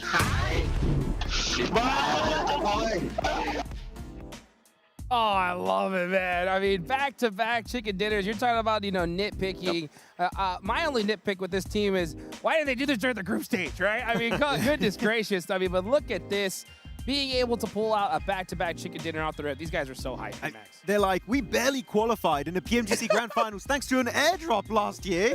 Now we're not going to take any chances, right? We're going to start off with the 2 chicken dinners. And look at Zeus. That's another player. This is another win where one player on the team, 7, has taken 0 damage. Yeah, considering it was Win that was actually the standout player for their squad during the regionals, it's the right time for this player to step up, and is actually a player from Alula that's able to get MVP as Yas gets those 6 eliminations, 837 damage. By the way, one team that's currently not here that I'm pretty sure we'll end up seeing when we show the leaderboard for this match is 7-2-1. I really enjoy how 7-2-1 was gatekeeping not only Boar, Nick McGalaxy, and Ida. They were making sure they were being proactive and getting those eliminations. They didn't get into a top 3 scenario, but they were able to just clutch up those elims. And remember, with now only 4 matches left, any points matter big time. It was really good, the decision-making from 7-2-1. They understood the only way for us to make it uphill is to clear our backs, which is what you're talking about. The gatekeeping here, especially versus Ida. So, sure, it's not a 7-2-1 win, but they showed true good macro showcase of what they could do here on that first Orango. And there's 2 more to go. Maybe a win is in the cards for them. Let's take a look at this, though. Wow, I mean, so Team Flash get the chicken dinner, but Alula end up on top there with 20 points. That's not something that you got to be mad at, that's for sure. Yeah, they're not going to be mad whatsoever. I mean, this squad, the way that they were playing and holding off that area, those 2 houses too, they were taking fights with loops. They had Quick on the off angle, and I got to highlight him because he wasn't just on the off angle for the fight against loops. He was also keeping an eye out for what Voin was doing, because they didn't want Voin to just sneak up on them, and Voin was just waiting for the right time to go up and see if they could maybe third party. It was a bit tricky. I mean, especially what I liked is they also had to play on the rooftop, right? Putting the smoke on the lower side of the building, and with third-person perspective, able to get all the insight. And thanks to that game, our top 2 teams are looking so comfy. Flash in particular, 45 points. It's crazy. They might qualify by getting 0 points on the rest of today. I'm telling you, that's why I'm like, hey, welcome to the grand finals. Like I said, I was talking to all these players and coaches, and that was the number I kept hearing. He's like, hey, 45 points. And we get that, we're for sure making it. And just like that, in 2 games, they knocked it down. Now, looking a little bit further down the leaderboards, I'm looking at that 5th place cutoff, 7, and that's going to be for Thrives. What do you think about them so far? You go from having a great rondo to this squad. I'm not really sure what happened, if it was maybe the way that the circle was, if they were just caught with a slow rotation at one point, but they were just being silly with some of the splits that they were doing, Max. They had a 1-1-1 split because they had already lost a player, but it was in a situation where they really didn't need to do that. Yeah, initial rotation, no scouting, clash with R8, lose a player, then go to Museum, 3-man split as you're talking about, and then they start to just rotate without really knowing where to go, and they find a slight hiding spot, which gets them naded eventually. I have not seen the confidence we saw from 4 Thrives back in PMGO South Asia. I want to see that a little bit because, as you said, the Rondo was great. They were looking so strong, so confident, especially Huzaifa. But here, that wide northern rotation was just putting them, maybe making them overthink the overall game scheme. And I'm hoping that they don't get into their mind, because that's usually the biggest factor for this squad, getting into their mind after a bad game. Snap out of it and make sure you do end up being decisive. That's going to be the big one, Jukes. Decisiveness for Thrives. That's what it's all about. You got to be decisive, especially when we only had 2 matches and the same winner in both right here. So we're going into another match of Erangel. Man, what do you think? I mean, as far as teams that are pretty low on the leaderboards, right? It's getting pretty do or die pretty quickly here. I'm waiting to see what Ida can do. Yeah. In particular, I think they had a really good showcase this game coming out of Milch Power itself on the eastern side, and they had this massive 2-1-1 split, which I think was great to just not only get control of good positions in case the circle comes your way again, but also if you have to go on the offensive, you can quickly reposition and start pushing your way in the play zone. Then the circle said, hell no, we're going to go on top of the mountain of Lumberyard. And I think that rotation, especially with 721's gatekeeping, is almost an impossible rotation. So what I'm going to say for Ida, I would love for them to think a bit more of wider rotations to avoid these kind of clashes. If they do maybe a wide southern rotate on a very split clash, who knows? Sorry, a flash. Maybe it could have been an Ida win here, but it's still a tricky performance for them to go for. You're talking about Ida. I'm going to be talking about Enigma Galaxy because this squad has been aggressive. We saw what they were able to do earlier in Rondo. In this match as well, they were making sure that they kept people off. They were being proactive, playing that edge of the circle too. They tried to do some third party. It didn't end up working out for them. They ultimately ended this match with, I believe it was 3 eliminations.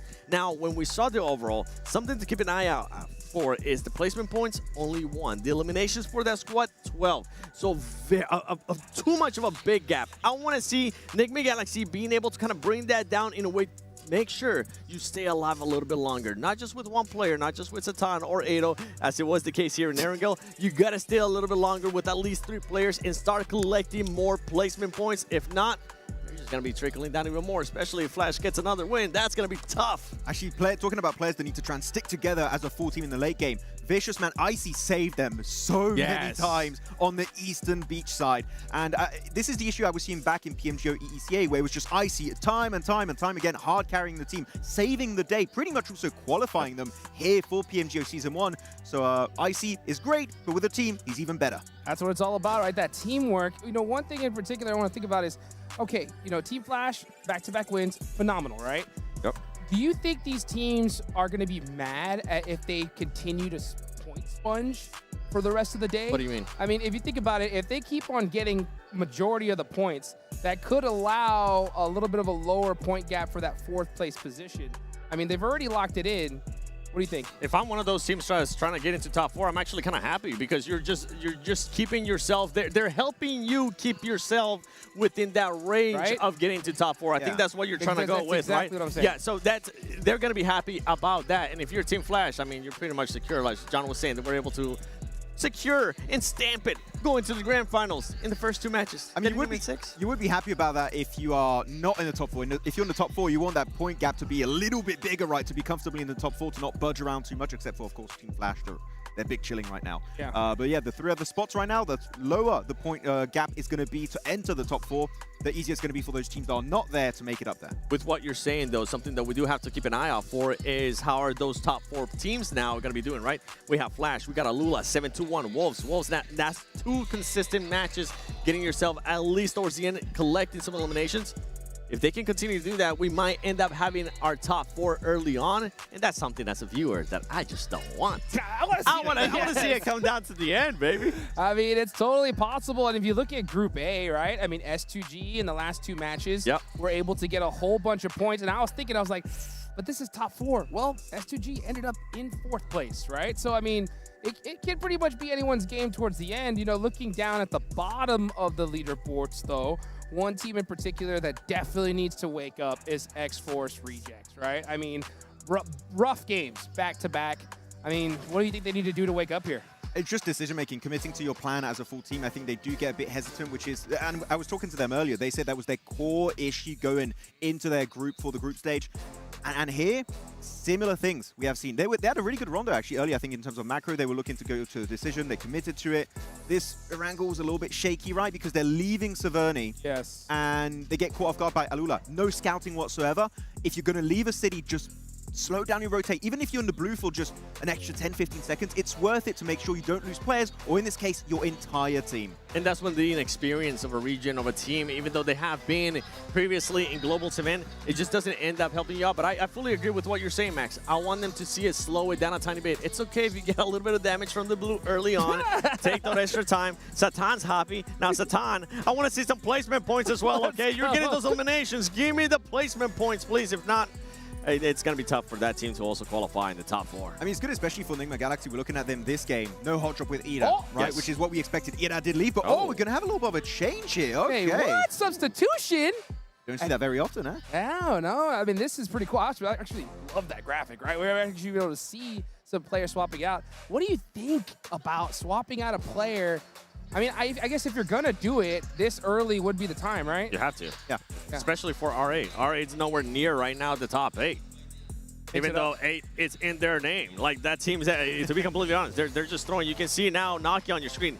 I actually like this, okay? I like that he's bringing them a bit of a light atmosphere for that squad after having a bad game. That's something that they didn't have in the past, and I'm hoping it ends up helping them out. Just not getting too deep into their head, because we know what can happen when that happens for 4 thrives, Max. Oh, most definitely. I mean, I'm sure he's trash-talking his teammates. Right? He's hard trolling the rest of 4 thrives, but no, good to try and get a little bit of a good mindset, good atmosphere for your squad if you want to be able to come back. The vibes. Last game, for me, it was full hesitation mode, and they had a decent entry point. No scouting, go into R8, you lose a player for really no reason whatsoever. We know they can do better, so I'm expecting way more for these next 4 games. Yeah, I'm glad you mentioned that, because it really is such a huge thing, right? Being able to have that positive mindset when the weight of the gravity, right, of everything that is happening here in the survival stage is so heavy.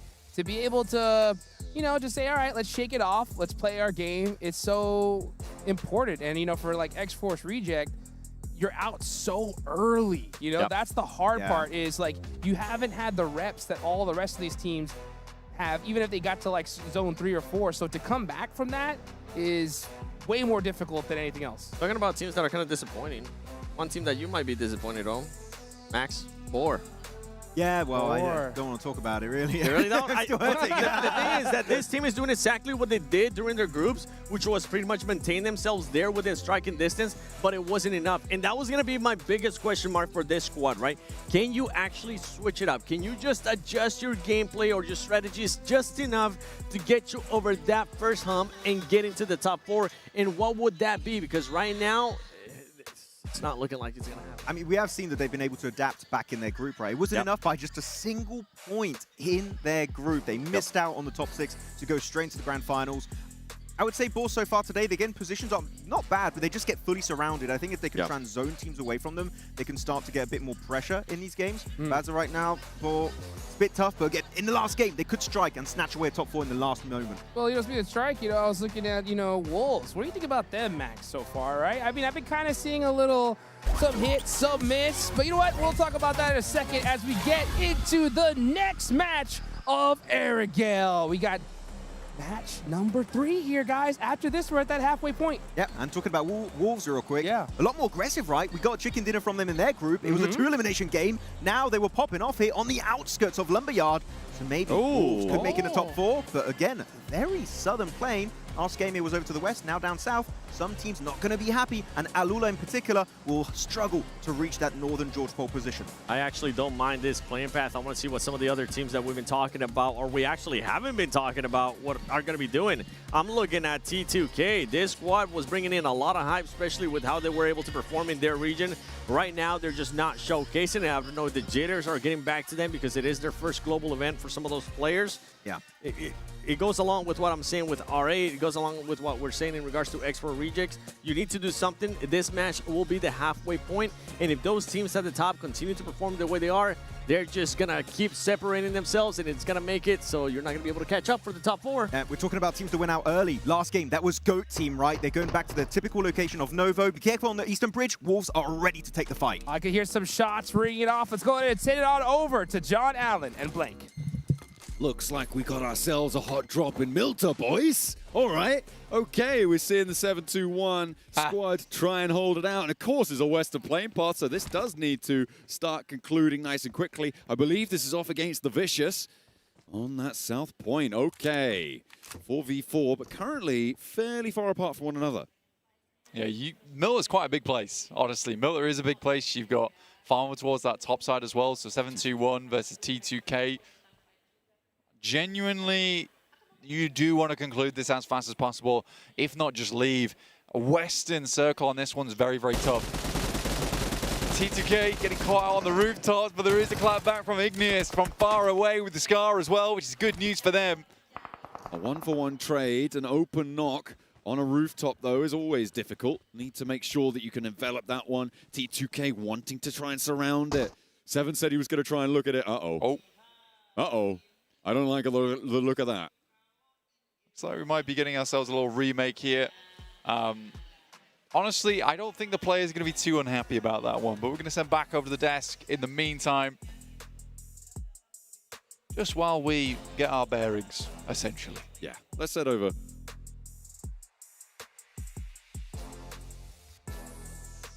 Yeah, bring it on back. Got a little bit of a rehost action. And you know what? That gives us a little bit more time to chat it up before we get into this one. Max, I see you got something on your mind. I just wanted to cancel the game because I wanted to talk more about what happened. You know? Yes. Let's extend the podcast you gotta get your minutes in. You know, a little bit of a reset. I think some teams might enjoy the fact we don't get a Southern Plane Pass. Zalula, no X-Force Reject in particular might be enjoying this one a little bit more. Even likes of Voin. But Voin actually could. Actually, no, they can't go to their secondary drop location of Promorsk because T2K are going there. So that's going to be a potential other thing to keep in mind later on. But at least Milta is not happening. Another team that's going to be happy that we did end up getting that rehost is 7-1 because 7-1 ended up getting knocked by T2K. Milta, yeah. And that's just not a fight you want to get. I honestly, we always talk about this hot drops, and we can actually take some time to just touch up on that again. You don't want to end up hot dropping right now. Maybe if it was a 3-day tournament, we would allow one hot drop. But right now, halfway point, this will be the halfway point. You don't want to take the risk for it. If you're T2K, they got absolutely nothing to lose, so I can see them going for that. But if you're of the likes of 7-1, we were just praising you. You're in the top 4. Avoid that. I really like that you say that because usually in tournaments we're like, oh, the first hot drop, you got a Joker. Yeah. Right? You got a Joker, it's fine. All is forgiven.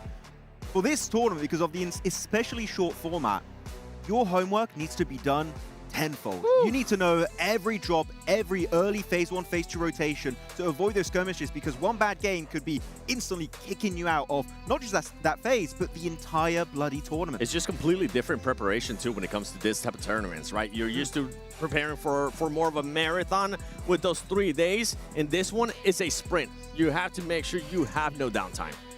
You can't slip up at all, and you're right. I mean, a hot drop in a 6-match tournament, you know, pretty much a whole stage, like, that's such a gamble. It really, really is, because you go out, there's no guarantee that you're going to get that 20-point game to make up for it, especially with how desperate these teams are going to get every game as we get on here, right? So, I mean, you know, this little time is good for, you know, a team like Team Flash because they can kind of schedule out what kind of fun they're going to have tomorrow because, you know, they're going to have a day off and can do whatever the heck they want. They know that for sure. But the rest of these teams, you can see the pressure's on. I mean, the pressure is on for, of course, every team wanted to make in top 4, except for Flash. But Luke's, man, we keep talking about Luke's. That was the biggest storyline going into Group B, which is Alpha 7 eliminated. Massive surprise, unexpected in Group A, the Group of Death. And here, they're in 6th position, 14 points. Decent eliminations. They got 6 elims in the first game on Rondo. Then on the second game on Arango, it was 3 eliminations in the 5th place finish.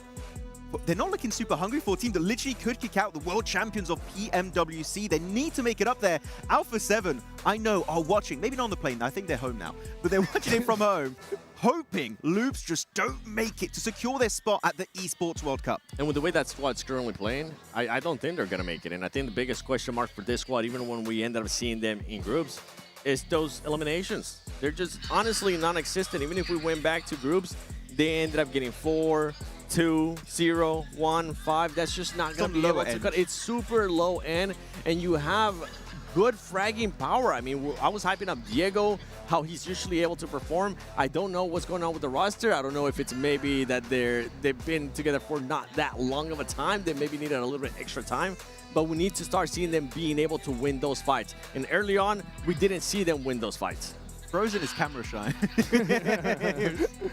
It's a bad career to take if you are camera shy. Right? I'll tell you that right now. You know what's so crazy? It's like I was talking about this to you guys off camera and some of the players as well, because playing at this high level is so tough, especially because you guys can't really see it because you're watching from the cameras at home.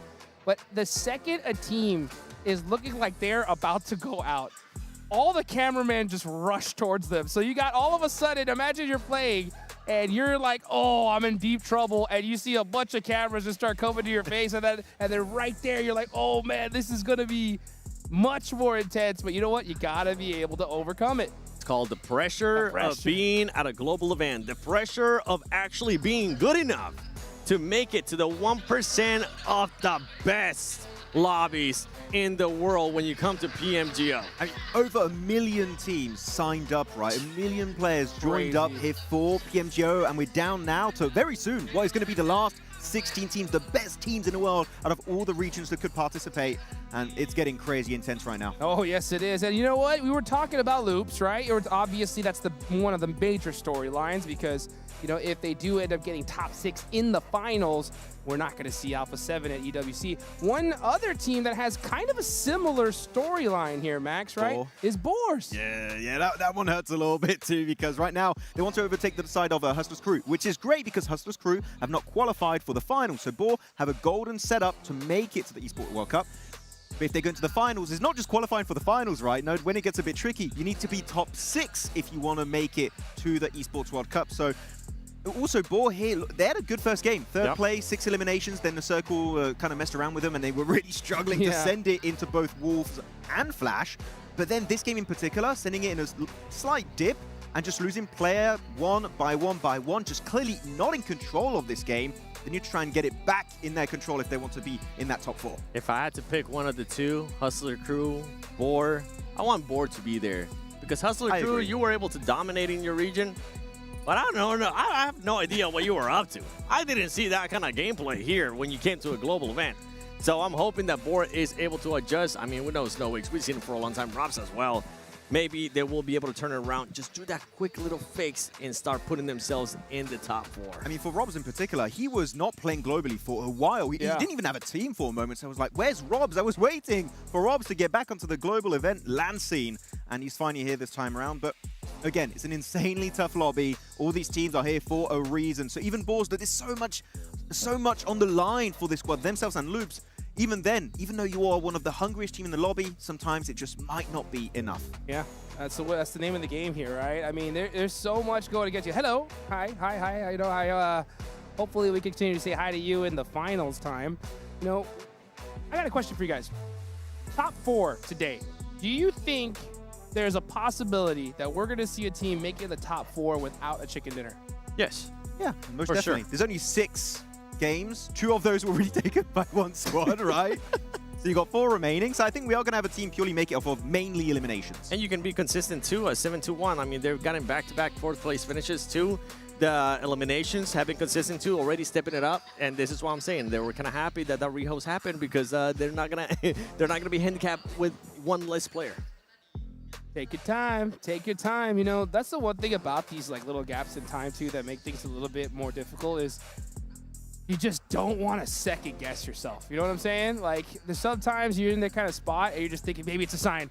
Maybe we don't hot drop. Maybe we do decide to go somewhere else. You know what I'm saying? No, exactly. It could be definitely a bit of a mindset for some of these teams. Though I kind of want to also talk about a team that is currently in the top 4, which is Wolves. I think they were very passive back in their group, not getting involved. I mean, one of the, if not the single lowest elimination chicken dinner we had, 2 elimination chicken dinner.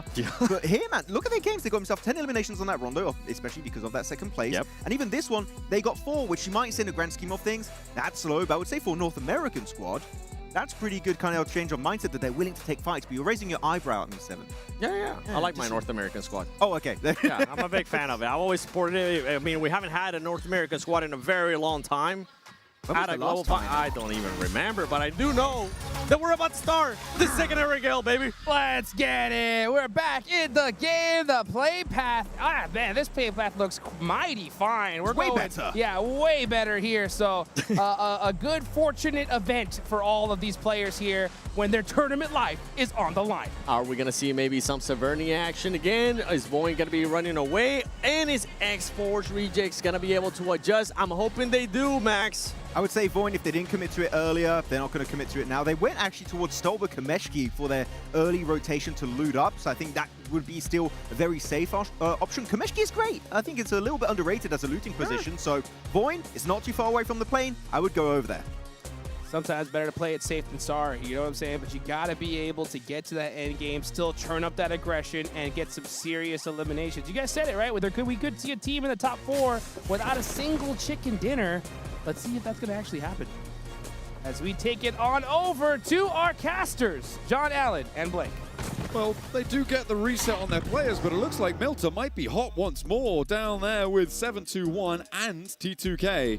as they're both descending on our picture-in-picture.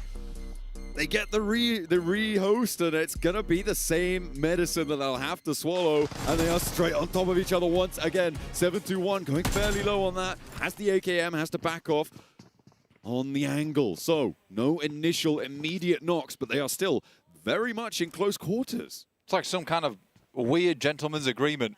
It's like, we got a knock on you, you got to give us that knock, okay? Please, we beg you. Right now, it does seem to be going poorly again, though. A big chunk of damage over towards 7-2-1. Look at the map as well. Looks like Voinchaikari are alone up in Severny. But in the meantime, the first knock goes the way of T2K, and once more, they might be able to find that opener and continue on that flush, push that one through, get the early point, and take 7-2-1 down a peg once more. And this just goes into why this is such a surprising rehost situation coming through for these two rosters. Yeah, we lost that one. We'll do it again. We'll go for round 2 there. Oh, yeah. You knocked us out the first time, but You're I'm ready to take another one on the chin. Oh, it's not going to happen again. Oh, it's happened again. Yeah, they were not prepared, all right? Head was sent on a 360, but they're locked in for another one, which is okay. Malik on the sidelines here from 7-2-1. Now, I'm gonna go ahead, right, just whilst this fight is going on, disagree with Mr. Seven, because I think for Boars and multiple other teams, I don't think those 2 first games are too indicative of what was going on for a lot of other squads. Just because even that last game was East shift after East shift after East shift. Like a lot of the teams, like Enigma Galaxy, for instance, had set themselves up very nicely for a central finish. Boards had set themselves up very nicely for a central finish. You even had Loops getting involved there. But when it moves East over and over again, you've already got these setups going. Suddenly you're left high and dry compared to the teams that are already set up in vehicles ready to move because they're in open ground. And I think that a lot of times comes down to the difficulty of it. So I do think those first 2 matches, difficult to say right now for a lot of our squads of who's doing poorly, who's doing well. Obviously, there's one team that we can clearly say is absolutely smashing the lobby, and that is the Flash. But Alula being in second place, I'm not hating on Alula here, right? I think they've had a big turnaround. But for them to be in second place, I think that implies that maybe things have been going a little bit wonky inside the circles and the shifts. Yeah, I mean, 20 of their 23 points came from that one match that we just saw, right? Yeah. They pulled out all the stops to be able to find that 23-point mark right now. So, I mean, it is a short match set. And if you're getting 20-point matches, that is huge for you, right?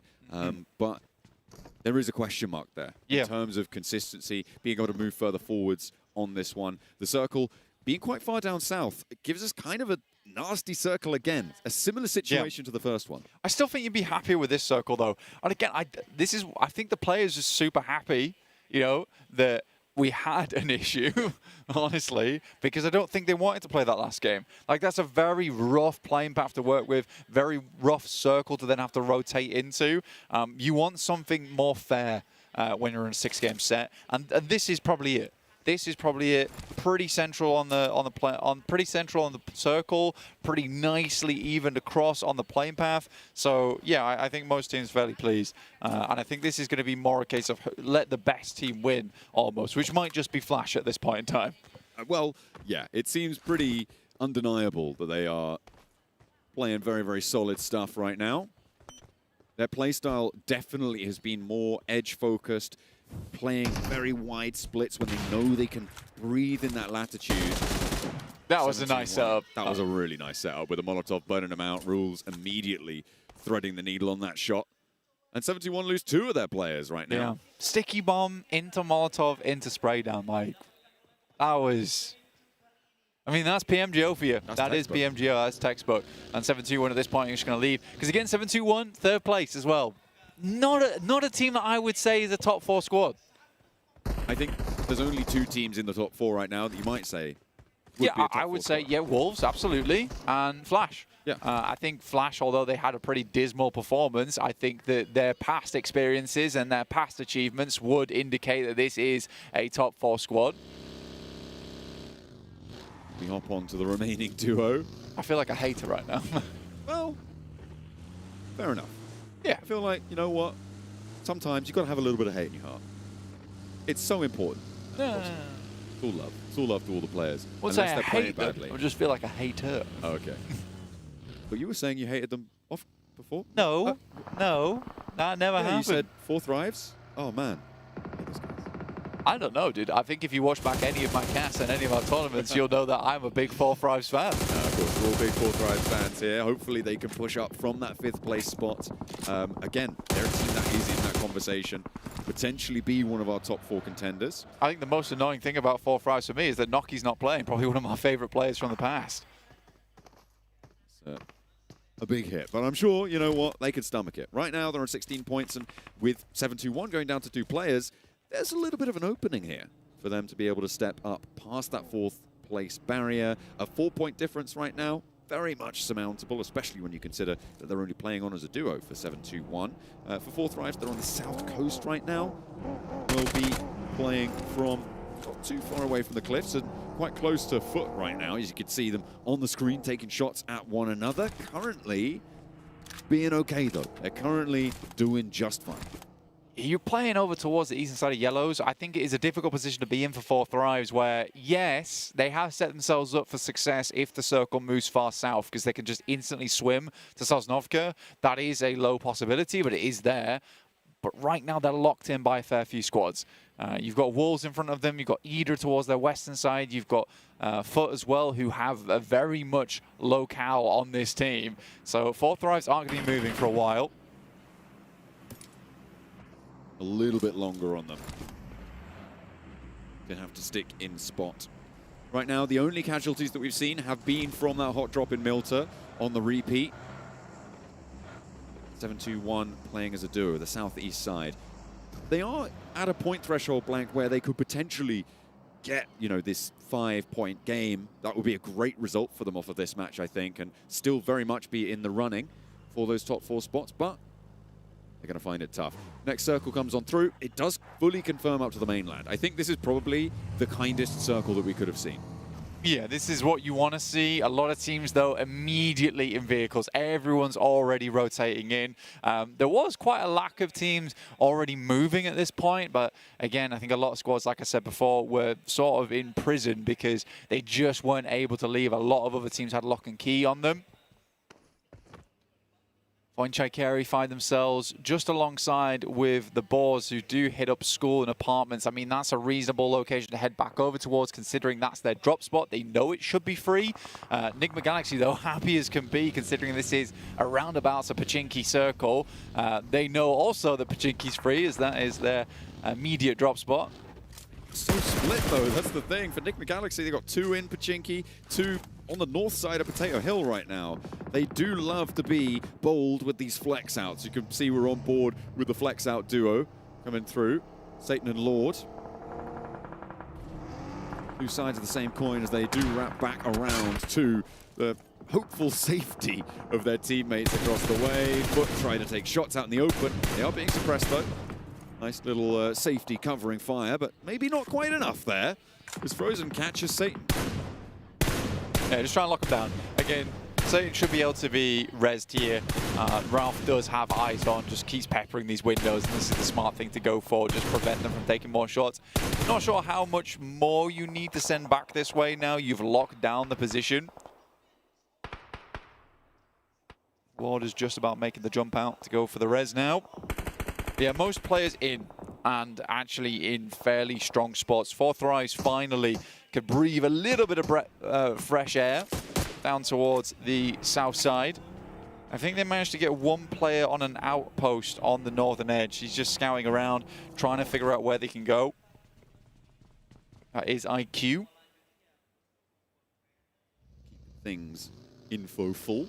Very nice stuff, necessary to move forward. There's only 1 team that isn't in this next zone blank, and that's T2K. They are still currently over by Milta, so yet to rotate in from their earlier hot drop on that southeast side, and they will be able to beat a pretty fast path through to farm, but beyond that, It's going to be pretty fraught with danger for them moving on. As we're hopping in with Boars up towards apartments, nearby school as well.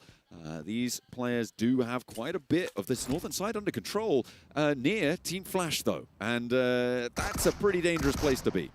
It's a scary team to come up against. But Potato Hill being like such a focus point for the lobby is a little bit wild, where you just have this mound towards the center. Cause a little bit of problem when it comes to rotates, but we are getting into zone 3 right now. And it's just dead center. Voinchai Kerry very pleased that they sent out a little bit earlier down towards that south side. They have control over towards the northwest edge of Potato Hill. But again, this cuts off sightlines in a way that sort of makes this one of those donut circles, right? It's going to be a lot of action on the outer edges, and some teams managing to control that middle area. This is very much moving from Battle Royale to King of the Hill. But this is the sort of game that Team Flash have shown that they like to be playing in, right?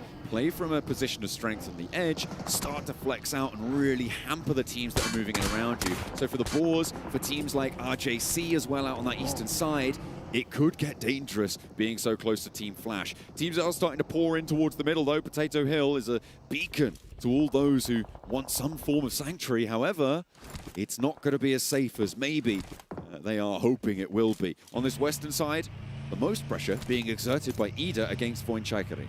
We have a very central lobby as well. A lot of players like to go towards the middle of the circle, and I think Potato Hill can get a little bit congested. I think you can usually hold 2 to 3 teams. 3 teams is a bit of a stretch, but it is possible.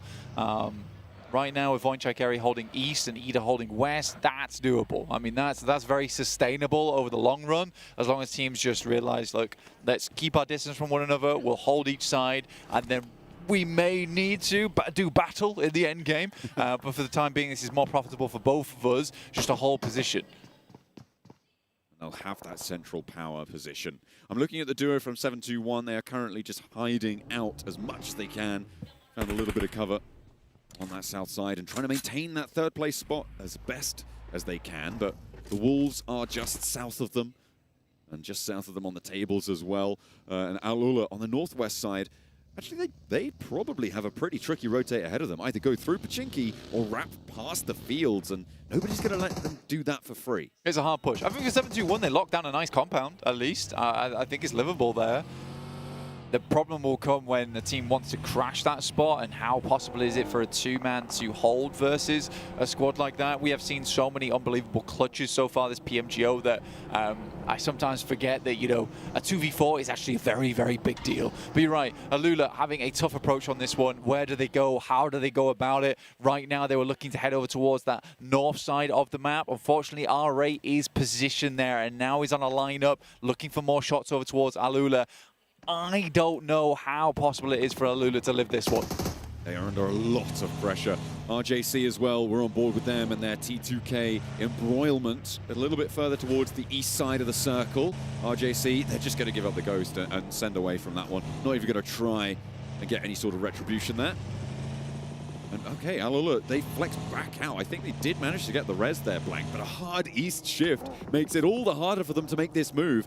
I mean, this is great news for the teams out on the east side, and 7-2-1, whilst they're okay about it now, as you said before, that threat of a team crashing you just skyrocketed.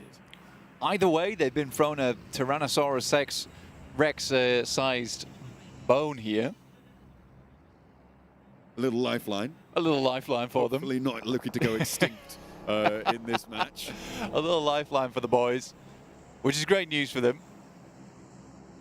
And I think for 7-2-1, they do need to worry about that crash, though. Like, that is the biggest deal for the guys over inside this building, because someone's going to want it at some point. This is a great spot to play in. It's a very safe spot as well.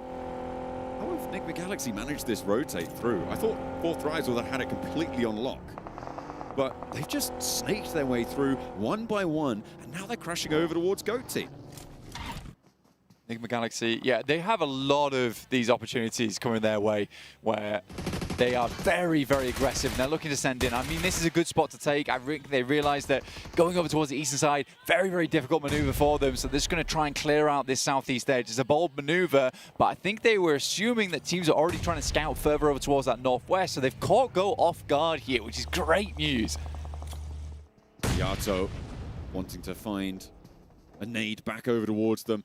A lot of damage was done over towards one of the Enigma Galaxy players. The burn on the inside there was pretty potent, and another nade finds a second knock over towards Enigma Galaxy. It's not going their way. The wide angle for Satan as well is going to be pretty unresable. Enigma Galaxy, they are pretty much on their last legs. Lord's just trying to get out of there. I think Ralph's trapped on the inside now. For GOAT team, hope they realize there's still one on the inside. Could be pretty troublesome if they don't. And Ralph might have an angle here. Lord could potentially crossfire on this. This is nasty. But with that shot, will give the position away, and they could start to adapt more to it. Galaxy, Ralph standing away. Lord as well, still alive for them. I think for Enigma Galaxy here, it's just a case of you try and go for a big play here. Sadly, GOAT is set up, ready to receive. They did have players over towards that northwest side, but very, very quick to manage that one, which is very, very good news for GOAT. Not so much for Enigma Galaxy, but I still respect the play from Enigma Galaxy. I think making that wrap down towards the southeast side was a cool decision. If they popped off, we'd be having a very different conversation right now.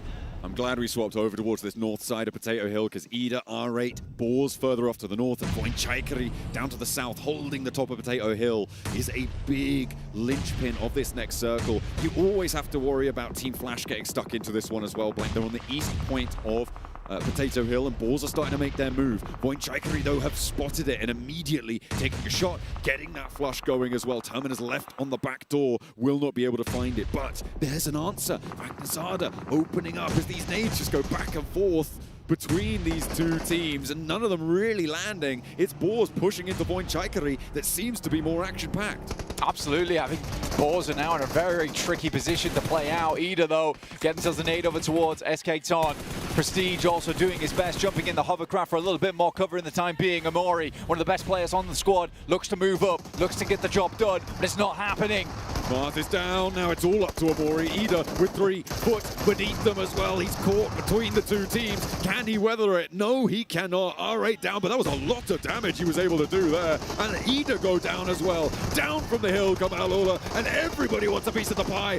Foot evaporate under the pressure from Alula, and this is how you want to keep hold of that second place spot. Alula, though, under pressure from Boars. Another team's jumping on into the fight. This is about 6 or 7 teams, who knows? And now 4 tries are here to party. They want to sweep all the way through. The Boars are down. Alula are going to be next. Is there no team that doesn't want to move in? Voinchaikari are going to sit there and wonder what the hell has just happened. And you know what's happening now, Blank? It's a flash fire from the north.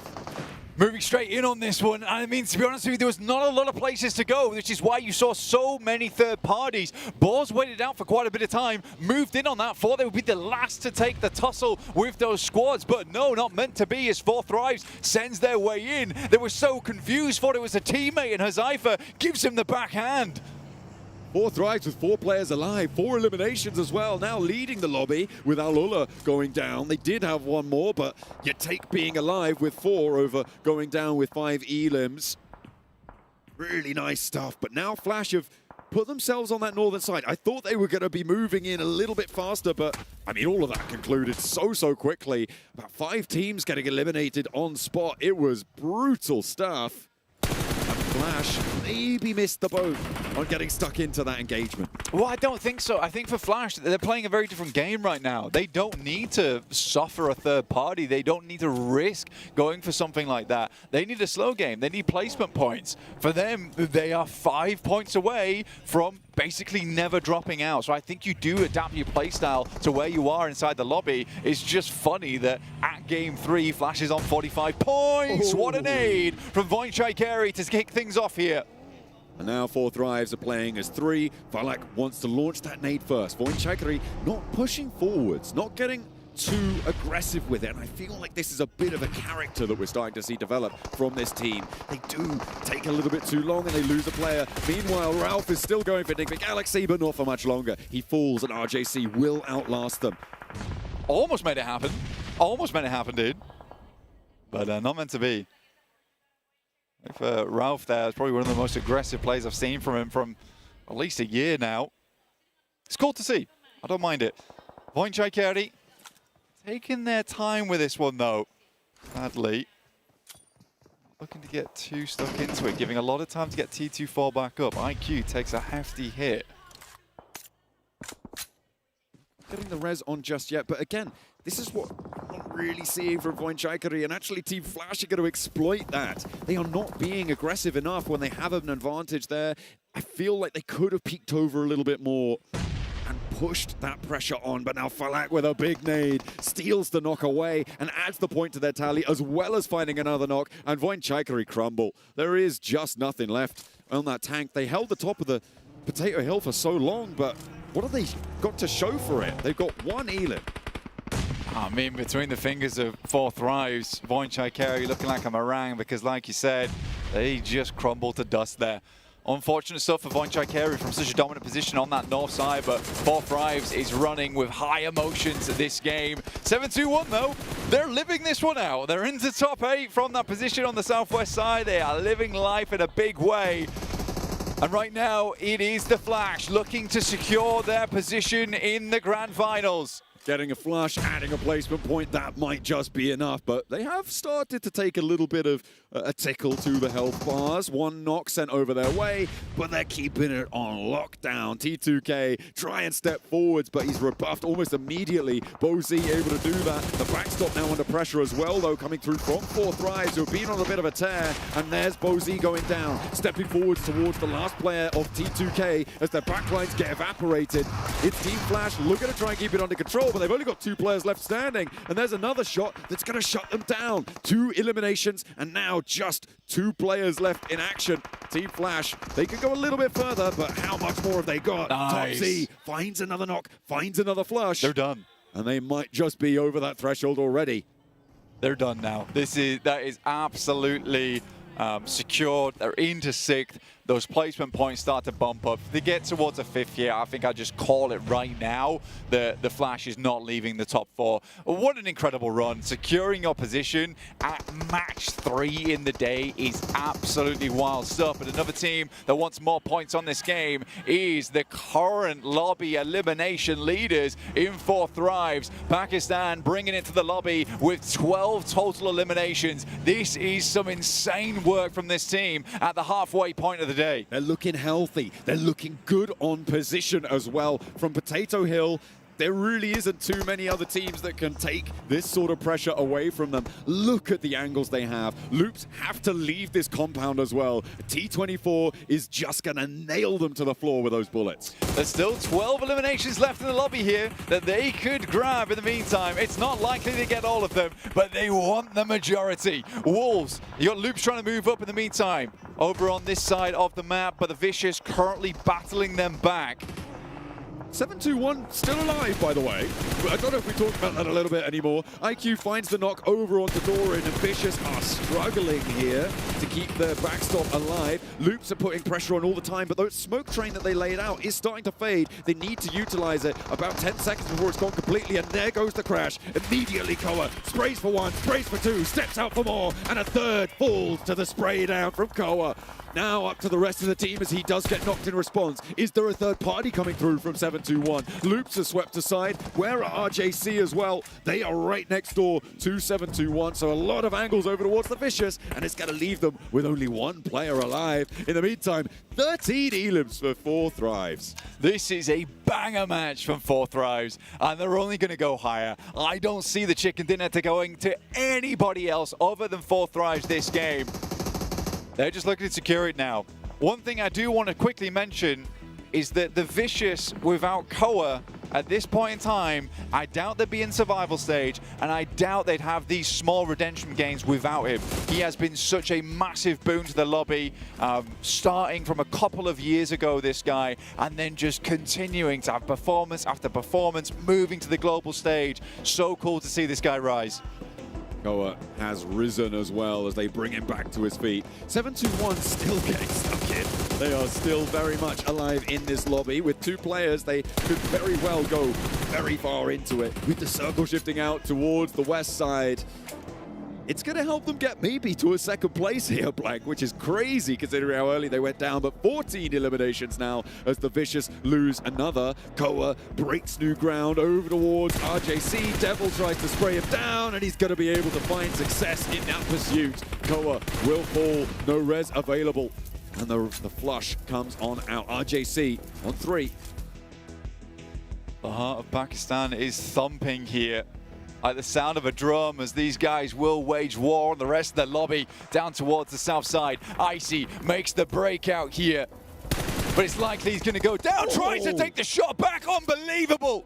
Okay, before he goes out, a parting gift sent back down towards RJC. Another point added to the tally for the Vicious, which is pretty sorely needed, but now a victory lap potentially coming on through for 4 Thrive. 7-2-1, they do make it to second place, Blank, after going down so early on to 2 players. That's a big opener. Okay. Malik gets 1, and now 3 players alive for 4 Thrives. You can't let it slip away from you. It can go pear-shaped very quickly if you're not careful. For 7-2-1, they were in the top 4 at the start of this game. Like, this is a great salvage, and it's going to make it even harder to get themselves back up again. Malik will manage to find Falak, which is a huge pick-off. This guy has had a lot of talk about him as one of the best players in the world, looking to continue that onwards, but it's Huzaifa. New guy up to the plate here, looking to make his team proud. The circle is not on top of any of them. 4 Thrives have to move forwards, but it's going to be 7-2-1 moving first. The nade pin pulled around the corner. I wonder if 4 Thrives have any nades left. Smokes out the door to maybe cover an approach that they can make. A 2 versus 3 is possible. The Molotov there for Malik as well. Covers them on the near side of that fence line. IQ, though, I mean, with IQ's position, this should be done and dusted. Yeah, IQ whipping down towards that south side. He was playing on the north, but this is a way better angle to take. T24 opens up 2-1. Now looks to finish the job. T24 now sending shots around the corner. So much damage done, and it's ended. 4 Thrives get themselves a chicken dinner and secure an unbelievably good position off a high Elim game here on Erangel.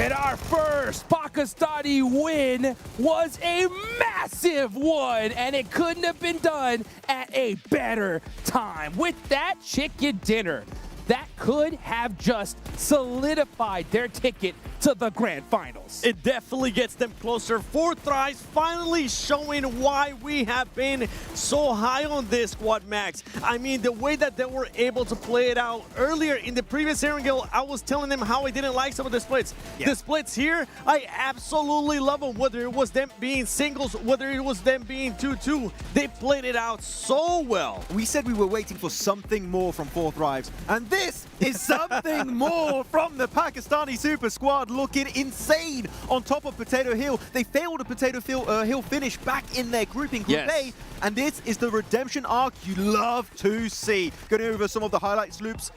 Good try sitting onto the Harry Potter Tower core, though. Successful defense. But look at the setup at the end of that play, man. It was just a thing of absolute beauty. And I think we just have to rewind it. When we saw maybe one of the craziest plays, not by just one squad. I think it was maybe like 5 squads. Who was it again, Max? It was you remember who was fighting who? It was too many. We had R8 with Ida, with Loops, and actually with Foot. Then it was going to be Al-Ula, then Bor, and then 4 Thrives, all fighting on the western side of bloody Potato Hill. But for 4 Thrives to just have that awareness to actually go for that third party, this is something that we didn't see out of them in groups. They were just being too passive. You're looking at the stats here. It wasn't just Falak. It wasn't just Huzaifa. It was the whole squad putting up good numbers. IQ with 4, the IGL, T24 as well, 5 for Falak, and then Huzaifa with 3. I mean, especially what's interesting, the damage they've taken is insanely low, meaning every fight they took was so decisive, committed to. And this was our big point of contention, Seven, on the past few games for 4 Thrives, that hesitation. These stats alone show they were not hesitant. They had an idea in mind, and bloody hell, they committed. Absolute zero hesitation, and this is something that you love to see if you are in 4 Thrives too. You love seeing your IGL as the MVP for this kind of match. We're used to seeing Falak Duck, we're used to seeing Cypher, sometimes T24 as well. In the past, Naki, that's not the case anymore. Everybody's fragging out. And something that Blank pointed out that's really, that's super true with this squad is they do tend to carry momentum. That is one of the biggest factors for this squad, and I think is going to be coming into their favor. You know what, IQ? Because you're the MVP, I allow IQ to call me Panotti whenever he wants. He gets one joker.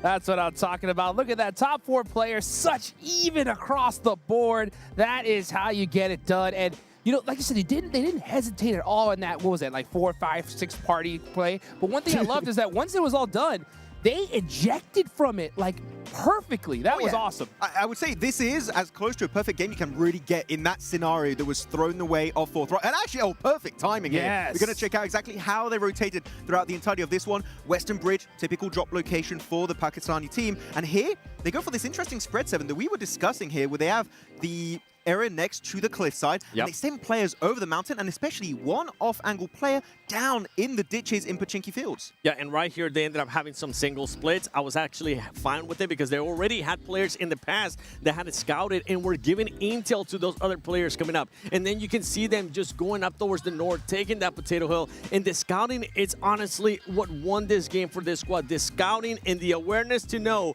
where all those teams were going to be and where they could possibly get crashed on or get a fight from. That was some 10 out of 10 terrain knowledge on Potato Hill. Yes. Using those plateaus, I think Yumi Hodgins, like the plateau usage was getting the dub, and they did not disappoint. This is what you have to do here, folks. If you're looking to make it all the way to the top, when you get an opportunity to get the win, you got to do it in extreme fashion. And with 16 eliminations, 26 points total, that's how you do it. And I got to give some props to some of the other squads here too, because we did have some good performances. The 7-1, I'm not happy about them going for the hot drop once again. Somehow it ends up working out in their favor with 12 points. And Vicious and Rejects Force, I mean, we were talking, X-Force Rejects, we were talking about wanting to see a bit of a reaction from this squads, and they're able to do that by putting up a 3rd place and a 4th place finish. Sorry, just go back to the hot drop. I was mad. Yeah, you were pissed. I was pissed. I was hating it. Like, you literally have a second chance to not hot drop because of the reset, and they're like, oh no, round 2, Electric Boogaloo. But here we go for the overall rankings, and oh boy, that's good to see the Pakistani flag over in 2nd place. Woo! I mean, they're up there in a major way, guys, because look at the difference, right? That 4th place is that cutoff with only 28 points. Prior to this game, Wolves were in 4th place, right?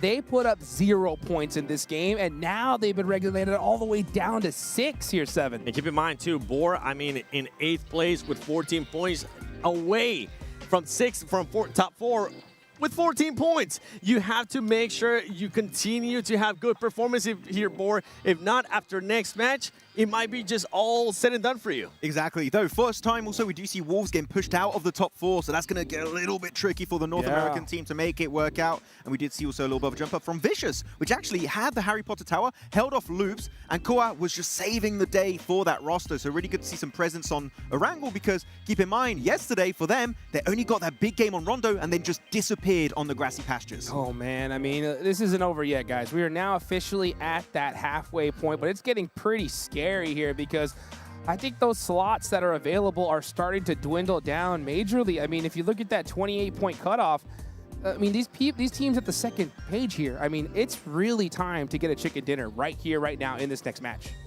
They really are. You got to look at Ida. You got to look at Voin, T2K. I mean, Reject, even with the good performance there, they're still in 14th place. Is not going to be good enough.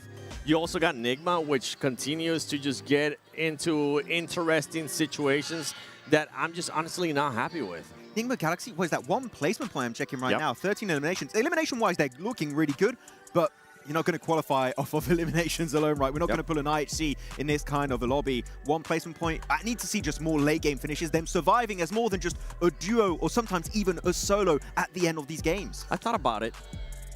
What was the difference for 4th Drives today in comparison to the group day? And I think I know what it is. What is it? What is it? IQ did his hair. Oh, okay. Hair buff. He actually told me.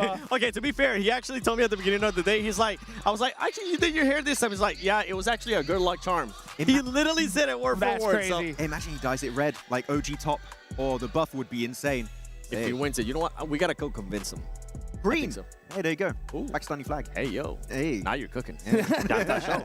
You got to do something at this point. You got to pull out all the stops here because, man, I mean, with 4 positions, right? I mean, that's the end of the day. That's what it's all about. You know, we were talking about, the group stages earlier. We were looking at bottom 2. Now we're just looking straight up at that first page. When it comes to this last Erangel match, obviously teams got to perform.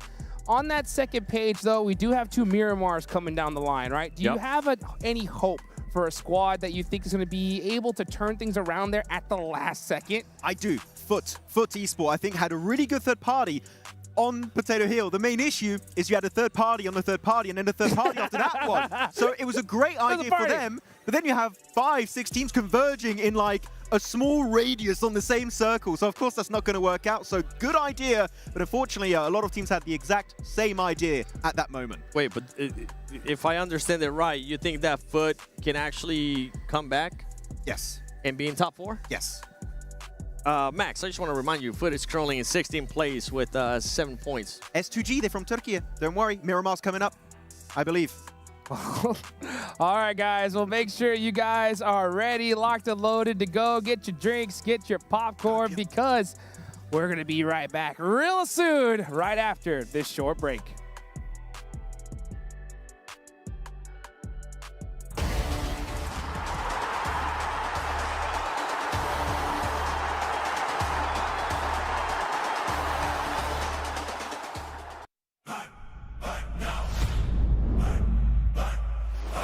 Play more than go. Feel the heat from head to toe. A billion drops begin to glow. Flame on and go. The soul is in our control. From the draw to the last one standing show. A no-name kid in a high-risk drop, a street food vendor with a victory dream. A midnight warrior looting in the dark. The fuel is passion pushing through the blue. We scan the path at the edge of the gas. A million stories in a single squad. No real blood, just a drive to our last. The skill, the nerve to on the final gas. Fire in my mind. Running through the sky.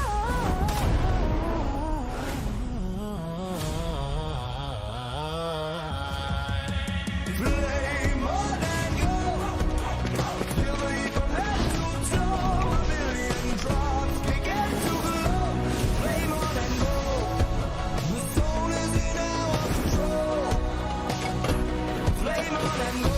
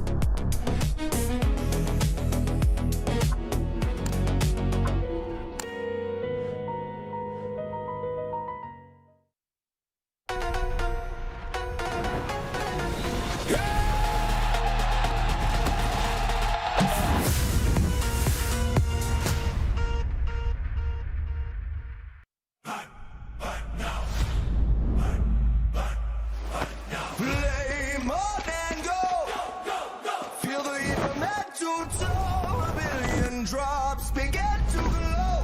Flame on and go. The soul is in our control. From the draw to the last one standing show. A no-name kid in a high-risk drop, a street food vendor with a victory dream. A midnight warrior looting in the dark. The fuel is passion pushing through the blue. We scan the path at the edge of the gas. A million stories in a single squad. No royal blood, just a drive to our last. The skill, the nerve to on the final gas.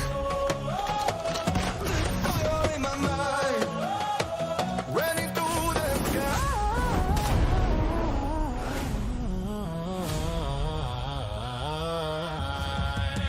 Flame on and go. Feel the heat from head to toe. A million drops begin to glow. Flame on and go. The soul is in our control. Flame on and go. The soul is in our control. From the draw to the last one standing show. Flame on.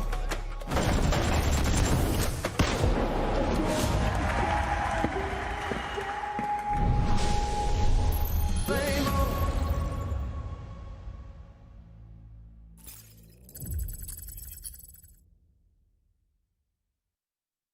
Welcome back, everybody, to the 2026 PUBG Mobile Global Open Season 1 live here in Jakarta, Indonesia. It's the survival stage for everybody just tuning in here for the first time. Top 4 are making it on forward, and the rest are going home. One team, though, I think might just make it.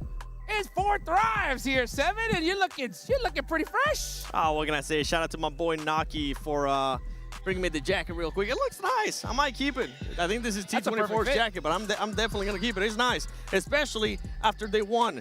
But it's not over yet. I want them to actually go ahead and continue with what they've been doing. Continue to keep this momentum going. I want to see more than just one win. Because we're looking in the future. We're not just looking, yeah, that should be enough to make it top 4 and make it for the finals. We're looking at the finals themselves. If you want to do well on that stage, consistency is going to be key here, Hot Troops. That's right. Consistency is so important. You got to be able to clutch it up if you want to make it on forward. And I think 4 Thrives definitely just did that. Looking down, though, at the leaderboards, you got 4th place cut off 28 points. Down to 8th, there's a 14-point difference, right? That's already a pretty major gap here, guys. I think this last Erangel is going to be so crucial for these squads. It really is going to pretty much set up the last 2 games. Are you technically in reach of top 4, or is that going to be falling apart? Yeah, that's right, guys. But also, we got a big event coming up right around the corner, from PMGO to EWC at the Esports World Cup.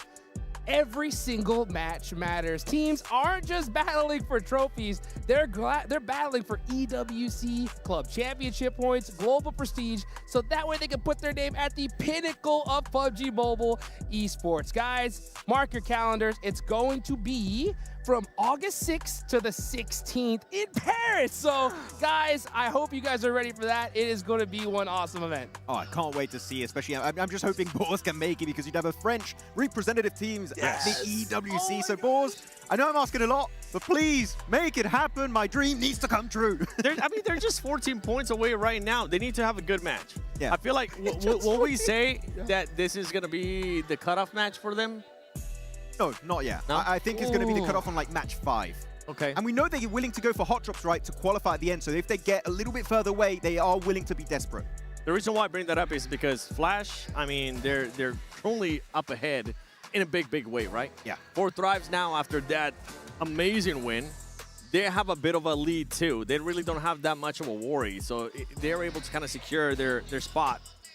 They're not really going to be giving a damn, Max. Really? Meaning that they're going to be crashing other teams. Meaning that they're going to be willing to take fights that they weren't willing to take before.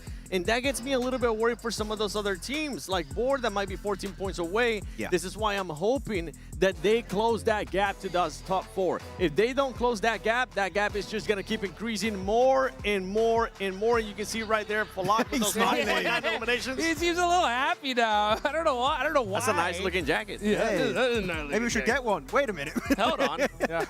But actually, talking about 4 Thrives, we can talk about South Asia in general. Yes. T2K struggling, right? For Nepal, having a really bad time. Hora already qualified into the finals.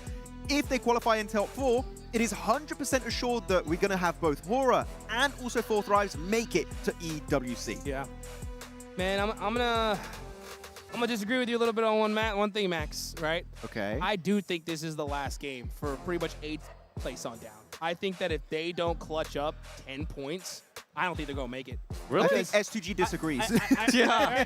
And I would normally say that, right? You just look at how crazy this lobby is, though. We saw that last game. We had third party after third party after third party. Teams are going to be trying to soak up so many eliminations. These squads don't want to go home. Got to be able to make it happen here, at least in my opinion. I mean, I'm going to disagree to your disagreement to Max because of what Max just said.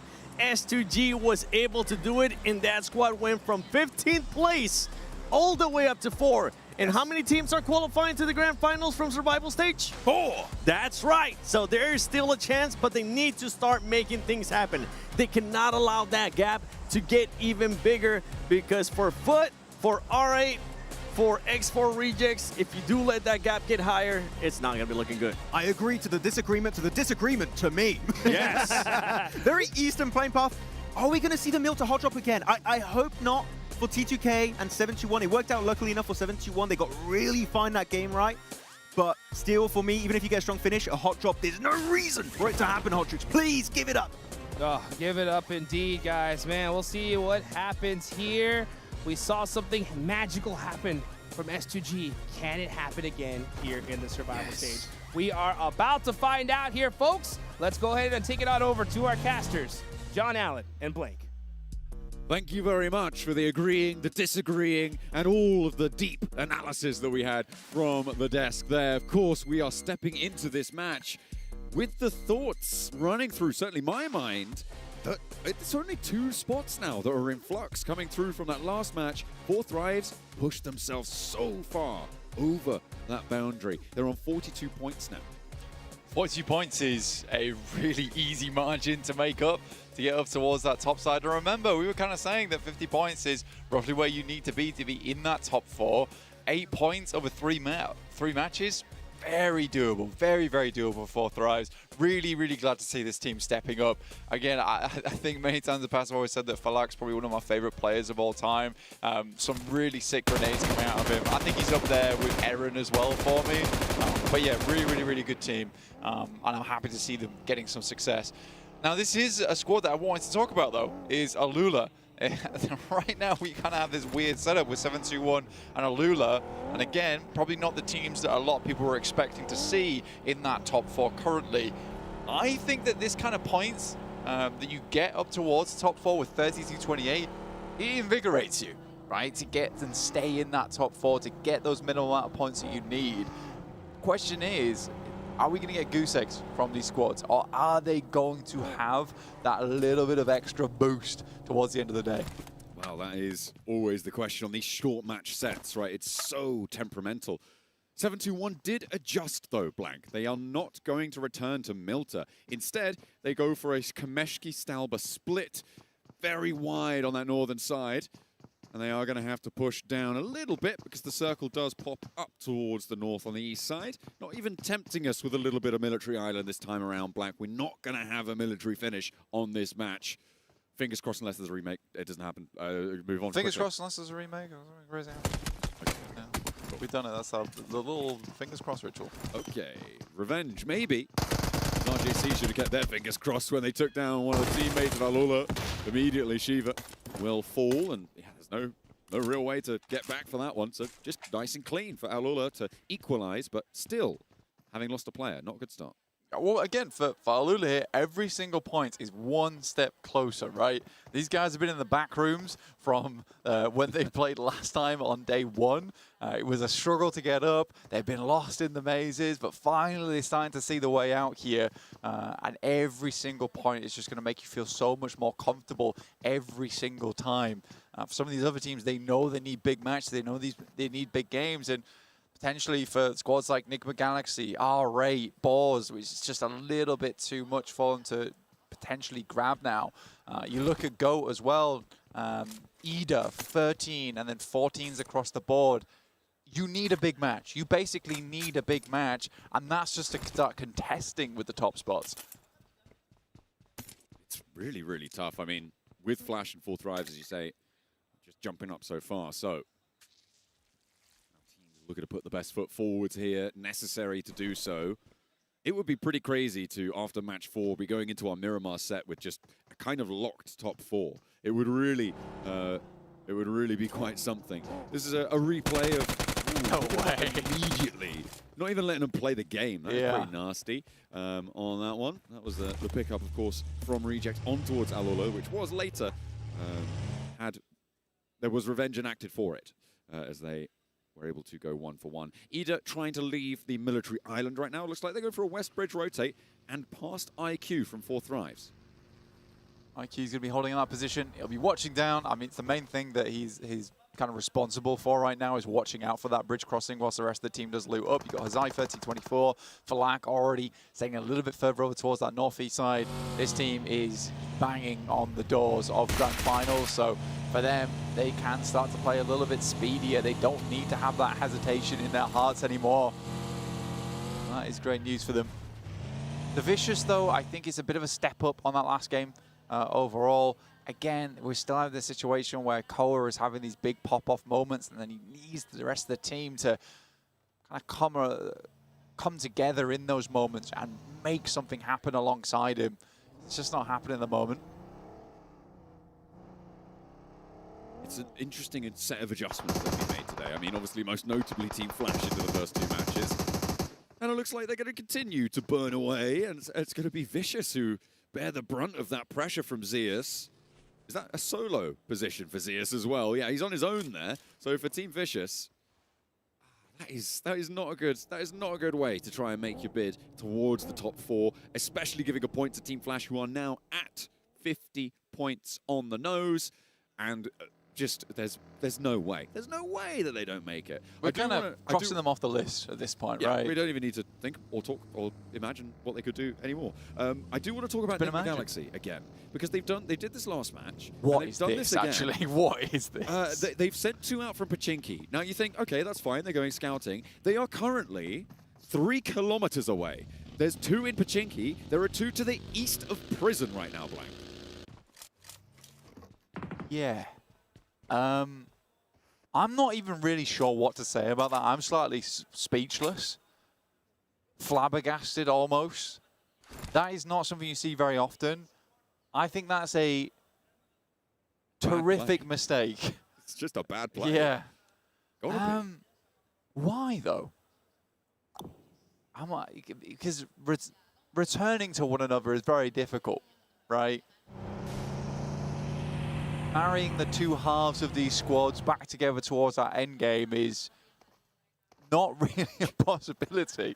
I'm so confused by that, dude. Like, it's actually crazy. When the next stage pops, you guys will be able to see at home. Although, to be fair, the 2 in Pachinki currently now in the vehicles.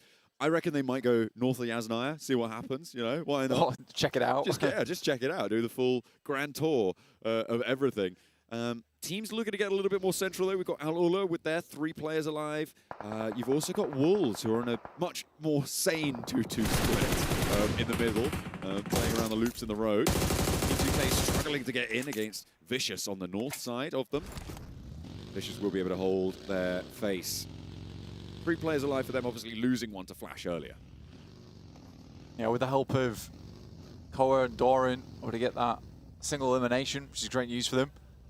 I do agree with Max. I find that the subbing out of Narvalo a bit weird. I think in a short format like this, you sort of just need to work through your problems, right? You have a sub for days when something has gone terribly wrong with a teammate. Maybe they're unwell. Maybe they break their arm doing something silly. That's why when you have a sub for a 2-day format. But other than that, you want to keep the synergy alive. So to me, it feels odd. Something's off. Yeah, I'm unsure. I don't know if you guys saw that as well on the map feed just then.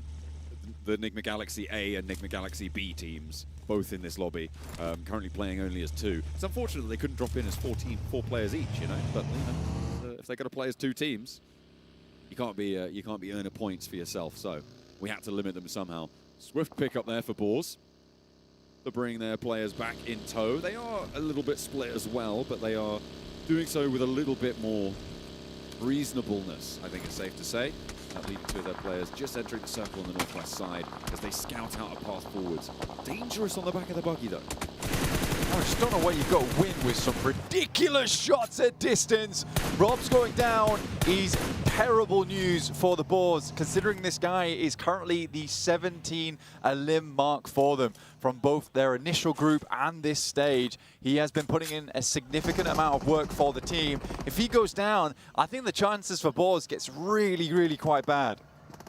May well do, but the Wolves are starting to take a tumble as well. Foot not doing the best. They've already opened up for one, though, and Zedwolf will want to get back to his feet. Kine holding the mound. The Wolves are looking to try and turn this one around. Swanick, good for one.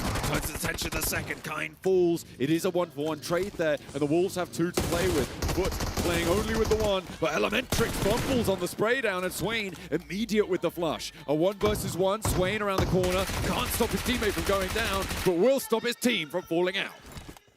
I mean, it's mutual destruction for both squads. Foot and Wolves, both favorites in this one, struggling.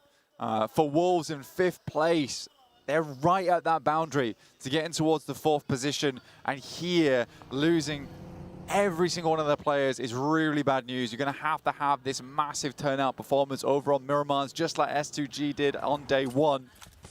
They have a chance to get in, but the Vicious will clean out those final 2 players from Foot and actually open up a huge space down towards the southwest side of the map. The rest of Boars were able to regroup on a very central position, but there's not a lot there, John. There really isn't a lot there for them to play.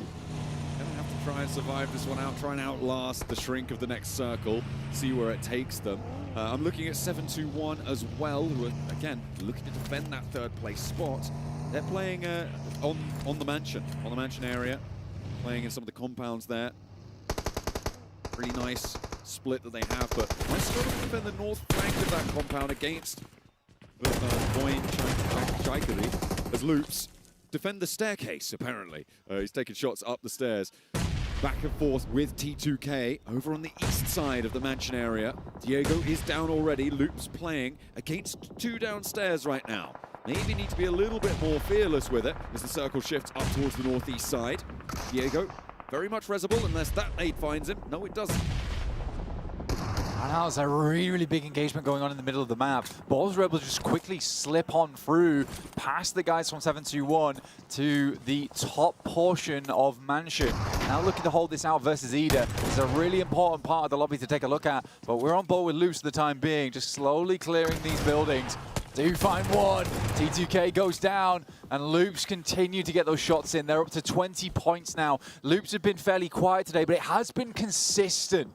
They've managed to be racking up these points quietly, as you say, and they are within striking distance. The last player for T2K now trying to batten down the hatches. Fearless has nades pouring in through every single window, trying to stay alive, and so far, protecting himself nicely. In the meantime, Boars haven't taken any knocks, neither have Ida. It looks like they may have settled a little bit, or they're just biding their time. Have to wait and see. Fearless still holding on the staircase. Yeah, it was sort of strange that 7-2-1 have all just confirmed over towards the southeast building. I understand that it's way easier to get out of, but I feel like if you have 4 players, you can quite easily control the majority of Mansion. Instead, they just let a lot of teams in, which I found fairly strange. Maybe they just didn't want to get too involved, go early, and scupper their chances of making it further in this lobby. Chasing teams are taken down by 1. Wolves obviously now out of this match blank. You've got Vicious playing as 3, Boars playing as 3, Loops playing as 4. And I think that is a pretty important position to be in. An aid onto Fearless will seal the deal and leave another team out of the lobby, allow Loops to gain another healing point and put their chase into a little bit more of a front-footed approach now. 4 Thrives sit to their southwest, and they're playing on as 4. Goat team potentially could flank around behind them, but they're safe in the circle for now. Nigma Galaxy, I don't know how they've done it. They've regrouped. They're on the southeast side towards prison. They have a compound to work around with. This is looking fairly quiet as well. This is the position we were talking about earlier with Boars, 7-2-1, as well as Ida taking the double split across the buildings, both the north and the south side. For Boars, they're probably the one team that is kind of locked into Mansion. I think Ida has options, 7-2-1 has options. main reasons you wouldn't really want to get into a spot where Bo is currently playing. But next circle coming in right now, and it shifts over towards that north side. Voin Chaikedi to grab themselves a strong position on this north side, try and hold it, but it has been those team fights where they have been lacking. Just looking at Team Flash's position, Blank, and thinking they've got this Heaven compound completely locked down. They have a route out towards the north side as well, with everyone approaching for the south. I feel like this is going to be a great game for Team Flash. Definitely could be. I mean, getting off this top side is a big deal, but Lula moving in on Ida. This is only a two-man on side, and Emre's immediately shut down. Swain's going to pull the pin. They know they have to move upstairs. Alula get forced back. There's a nade down there as well. Yasser will get flushed, as will the other player, and Alula's chances slipping through their fingers. Ooh, Swain doesn't quite make the last jump there, and now to press the screen as one player alive, trying to defend their fourth place spot against Vicious and against Loops, as well as all the teams beneath them. A hard north shift, and you've just pointed out something on the screen, Blank. They don't need to stay together, but they do need to be in the middle of the circle. I'm pretty sure they've invented teleportation. Somehow, Nigma Galaxy have not only made the wildest split of all time work, they are now in the center of the circle, playing on the ridge side. It is unfathomable how they've managed to do this. I don't understand it. I'm on board with it, though. Sit me down, talk me through it. Ralph with the quantum IGLing coming in right now. It's real mysterious right now. If you look at it too much, it starts to get all wobbly. But yeah, it's going to work out for them this time around. We'll see how far they can go into this match. They haven't yet chimed in with an elimination as much as they would love to have done. And on 14 points, again, they are a team that is within striking distance. Fourth Rise, unfortunately, taking a knock there and taking the flush as well, leaving them on 3. On the south side, there are a lot of teams. Yeah. There are a lot of teams trying to push in that direction. Yeah, I mean, that first checkpoint has always been Mansion, and Mansion's pretty full right now. You know, this is feeling less like a mansion and more like a house share. It's not great. For Fourth Rise, on the other hand, we do need to state that although they have been looking sublime so far, they are not safe yet. 42 points is under the margin of fourth place, if we were to take past statistics into account. And we've seen before, even Wolves on their day, you know, they had these really, really low count games, and that caused big problems for them at the end of it. Fourth Rise a little bit further this time, but the bar has been raised up to fourth place. And the knock over towards RJC. Only one player now in action. You're talking about Fourth Rise, and I mean, we spoke about it being a momentum-based team. The desk has spoken them, feeling like they are a momentum-based team. They're coming off strong from a big game. If they stumble now, I think that's going to be a massive blow to the mental. It's a killer. Stops you dead in your tracks a lot of times. So I think for Fourth Rise, we've got to try and figure out how they want to make this approach. Coming in with 3 players, so your team fighting ability is severely diminished here as well. Black is going to head over towards that northeast side, start scouting over towards Loops, and the circle moves north, which cuts out 7-2-1, cuts out Alula. It's on Team Flash as well. You saw their Team Flash characteristics spread around the edge of the circle there. But they're going to, I imagine, rotate up towards the north. Top Z has been scouting this for quite a while, playing on this north side, potentially put more pressure on towards R8. There is a real inroad for them there. And have to fight against Goat Team on the northern side, but leave everyone else on the south to party on their own. They don't need to get stuck in. They don't need big Elim games. Another knock and flush, though, onto Falak from Fourth Rise. Their south approach is starting to falter. It's incredibly tough. Good shots from 7-2-1 over towards T24. A lot of shots going over towards that direction, but it is Masku to pick it up. And 7-2-1 are racking up these points in a big way. They have to move too, though. We must remember this. They can't stay there forever, but they do have 4 players alive. With 2 Elims already, they are still chugging on up the leaderboards. Time goes on. Nigma Galaxy, who miraculously sent it into the middle. Okay, Team Flash. I thought they were going to go rotate up north, but no, they want to get stuck in closer to the middle here. They do have a lot of Defilade to be playing around. Nigma Galaxy don't have to put pressure on them, but they are within nade range. And it's this south side that Team Flash can now start to put pressure on towards. Vicious feeling the run of it for now. Again from Zeus, spraying down, not quite fully connecting, goes for another mag. A very rocky area of the map it is where Enigma Galaxy and Flash currently are playing. Easy to avoid one another here. Hazaifa goes down and almost a 0-point game there for 4th Thrive. Just a 1-point gain. But that is 1 point just a little bit closer. Loops able to find some shots over towards the Vicious there as Icy goes down, leaving them just as 2 with 25 points. They are the closest now, but Loops on 4 looking to make a good bid on this game. Got a real chance here. A lot of 4-player rosters behind as well that could jump up towards that 30-point mark realistically, depending on performances. But you're going to really hate to have seen earlier on that Alula got 4 elims and 721 have found 2, and they've got 3 players left. But they're making their move now. And this is the big test, right? This rotation past this glut of teams. They're going to go straight on towards the Vicious. Goa has the hold. Dora is good for the first. They sprayed out for a second. Dora is just able to dismantle it, but no, where did that come from? How do they go up in smoke? I have no idea. It looks like they just found it from the back line. And 721 keep themselves together, and Loops want a piece of this as well. But Law bites off more than he can chew, and Loops need to send in the cavalry. Oh, I mean, for Loops, this is incredibly important to take down 721 right now. They do not want anyone in the top 4 to continue gaining momentum, to continue getting those points. Rafinha goes down to a nice nade from Vagnazada. Over towards Rita there. He's going to send one back. It looks good. It sends over towards him. Second nade, not quite as efficient. Immediately doubles back. The nade luckily will hit the fence, and it's a full reset for both teams. Trying to burn him out there. Unfortunately, he's already shimmied his way back towards Terminus. The blue zone, an ever-present threat. The off angle, SnowX on the high ground on the rooftop will look to put more damage over towards Loops. Needs to be careful with this blue zone as it is. Drops down under cover.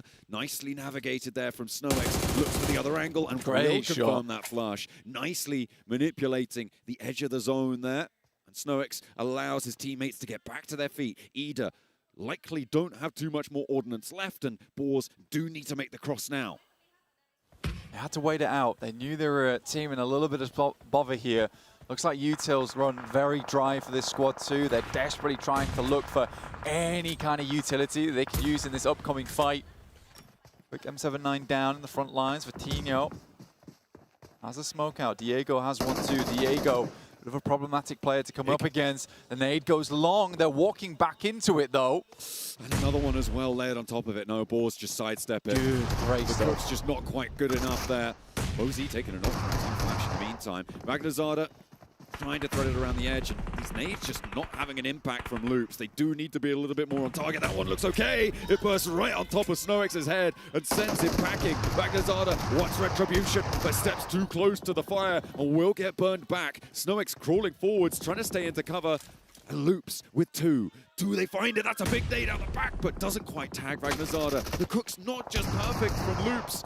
And now they're playing with the smoke. It's starting to fade. In they go for the fight, potentially to end the Boars, and it's looking good for them. They step forwards, and they manage to find the first, but they're backed off the angle, and with 1 player left, it's Magnazada. Loops try to hold it down, but no. They're able to take their fight back into control. Ida! Fall almost immediately from a nade from Ida. Man, it's a rough push. It's a rough push, but great patience coming from Ida, waiting that one out to the very end before they sent in. Enigma Galaxy battling off versus R8. In the meantime, P90 in the hands of one of the players there up on the top side. Ado has this one, plenty of ammo to work with as well. These guys have got a lot of loot on board. Okay. MG3 as well in the hands of Lord. What is this? But they're going to have to take on Team Flash now. And that is a big hurdle to try and cross. With 4 eliminations, Team Flash have 4 players alive. Enigma Galaxy are playing as 3. You can have as many weapons as you want. Generally, 4 sightlines are going to be better than 3 blank. You just need to make sure that they can all be played. And that is the difficulty for Team Flash right now. Because their position is fairly linear, you do need to be careful to go for those spray downs. A team that we haven't really talked about too much, but is in a beautiful position, is Voinchaikery right now. They are in the only compound, slap bang in the middle, and it looks like maybe Goat Team are going to go for a push, or no, they're just going to try and bait out some shots. Yeah, Voinchaikery playing L block here. It's a good spot to play. There is some pretty nifty little positions you can head in there as well. There's the alleyways as well. as the high ground, play on the rooftops, play on the doors almost. Enigma Galaxy, Ralph though opens with a nade, finds the first. A lot of damage over towards BoZ. Another nade goes long, looks to be fairly on target. Bounces high, but above his head, the shrapnel will take him down. Now they've turned the numbers around, and it is a 3 versus 2. Another knock comes through, and they are just going to run through them, but they have found a challenge now. Win is up to bat. And Zeus as well, playing with a shotgun in the smoke, has the M4 in hand. One knock over towards Enigma Galaxy. Two of them down the hill, looking for more damage, but Win now left last standing for Team Flash. Enigma Galaxy into a 1 versus 1. One nade in the back line, that's a Molotov to burn him away. Will force him out, does tag the damage though. Lord steps back into it. What are you doing, Lord? No! He goes up in smoke, and Team Flash may have time to get the reset. They go up in smoke like a bonfire. Their chances are eradicated there. Goodness me, I thought the nade would do the trick, but the Molotov plays so perfectly, so nicely by Flash. And that's Enigma Galaxy running with basically all crate weapons as well. And that means Team Flash potentially running with all crate weapons in a moment, but they don't have a lot of time to be playing around with. The circle is slap bang on top of L-Block. Point check, Harry. This is it, right? This is it for this team. I don't know if they even have that many eliminations in this match. No. Haven't really been checking.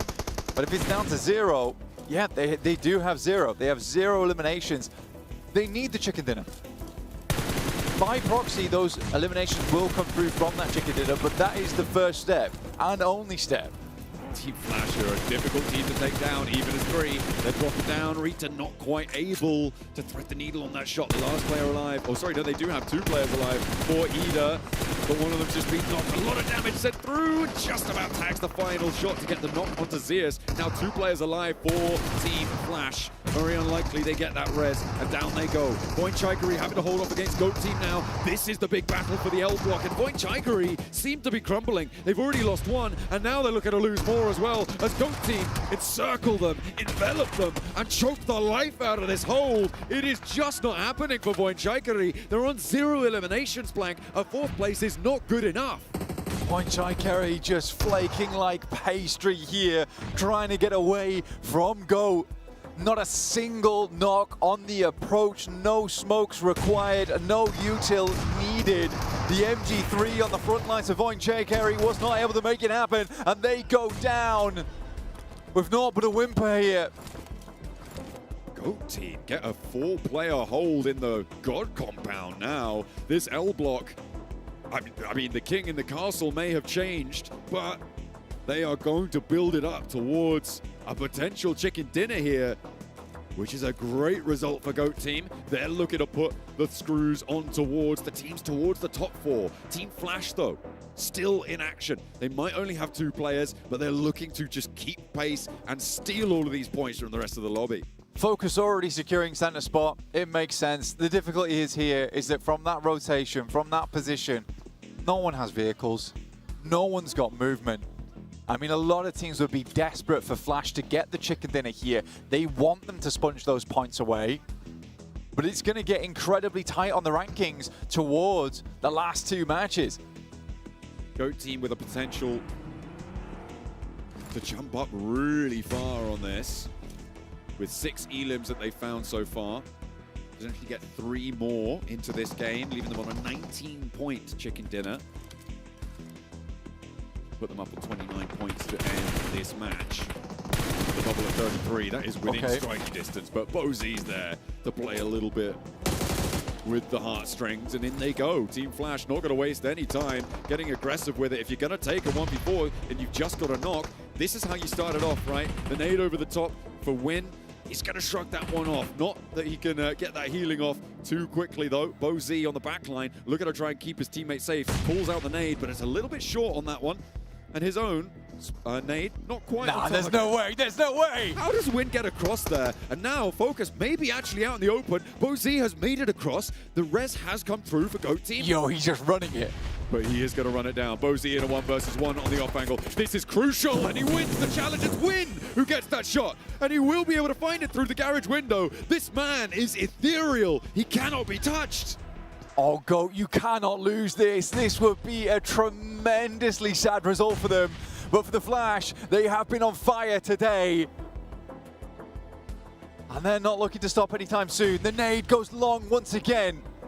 Number one sent far, but Win has so much utility on board. This was only made possible. I don't know how or where he found the coop, but that was so essential for him to get up towards the wall to allow BoZ to creep onwards.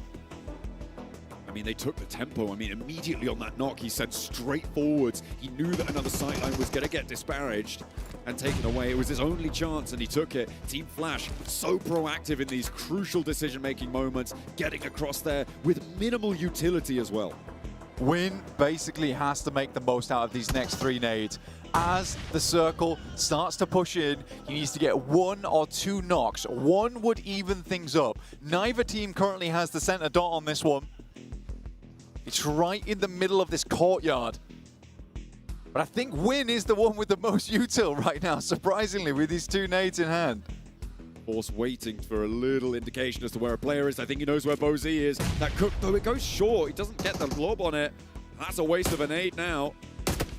Force does have 2 smokes. Another nade does damage for so Win. close. Is it closing inside a building, though, Blank? I think it might just be shutting in, and that's why GOAT team have put so much stock into holding this central building on it. BoZ trying to layer down that sideline. Will look for the shots down the line as well. That alleyway needs to stay under control. He has still got an nade in the back pocket for Win, and there's another nade that they managed to dodge. Last Win nade. steps forwards. It's out the back, actually, Blank. It's going to shrink everybody out of this one. And BoZ still looking to charge forwards, out onto the roof. It's Ayato dropping down. No, not quite. He's a little bit slow with it. Are they ready for him? He's going to still just peek over the top, and they spray 1 down. They spray 2. It's jumping wide. Win's still there, but he's just about going to be.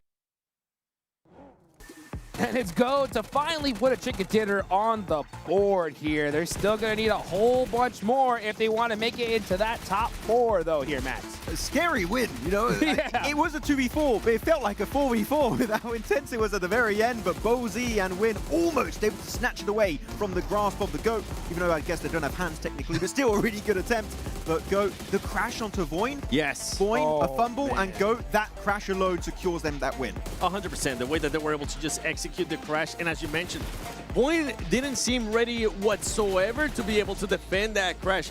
They were just all over the plate, but something that you did tell me while we were watching the game is you love the way that GOAT took about that crash. Sweeping motion, right? Yep. They go for the eastern side, they take it building by building, just clearing every single corner of those spots. And if it's free, move on to the next building, and then to the next building. And guess what? At the end, Voin were fully eliminated. So that was just a textbook play on how to breach a compound successfully, and GOAT did great at that moment. Yep. Yep, that's how you do it right there. Unfortunately, Voin going out like that, it hurt my heart to just watch them hold that central position for so dang long and not get a single elimination point. 0. A big old donut. It's just a team that's not really being aggressive, not really being proactive whatsoever. Man. Парни, пушьте быстрее своего, пушьте. Убейте его, и все, у вас лес остался только. Я иду. Вместе, говорите. Ласт, тут где-то чел должен быть. Я на крышу лезу. Давай, я пока давай. Антихае! Они под Аяту угрожают. Сейчас будут выходить. Смотрите, парни, выходят. Еще один.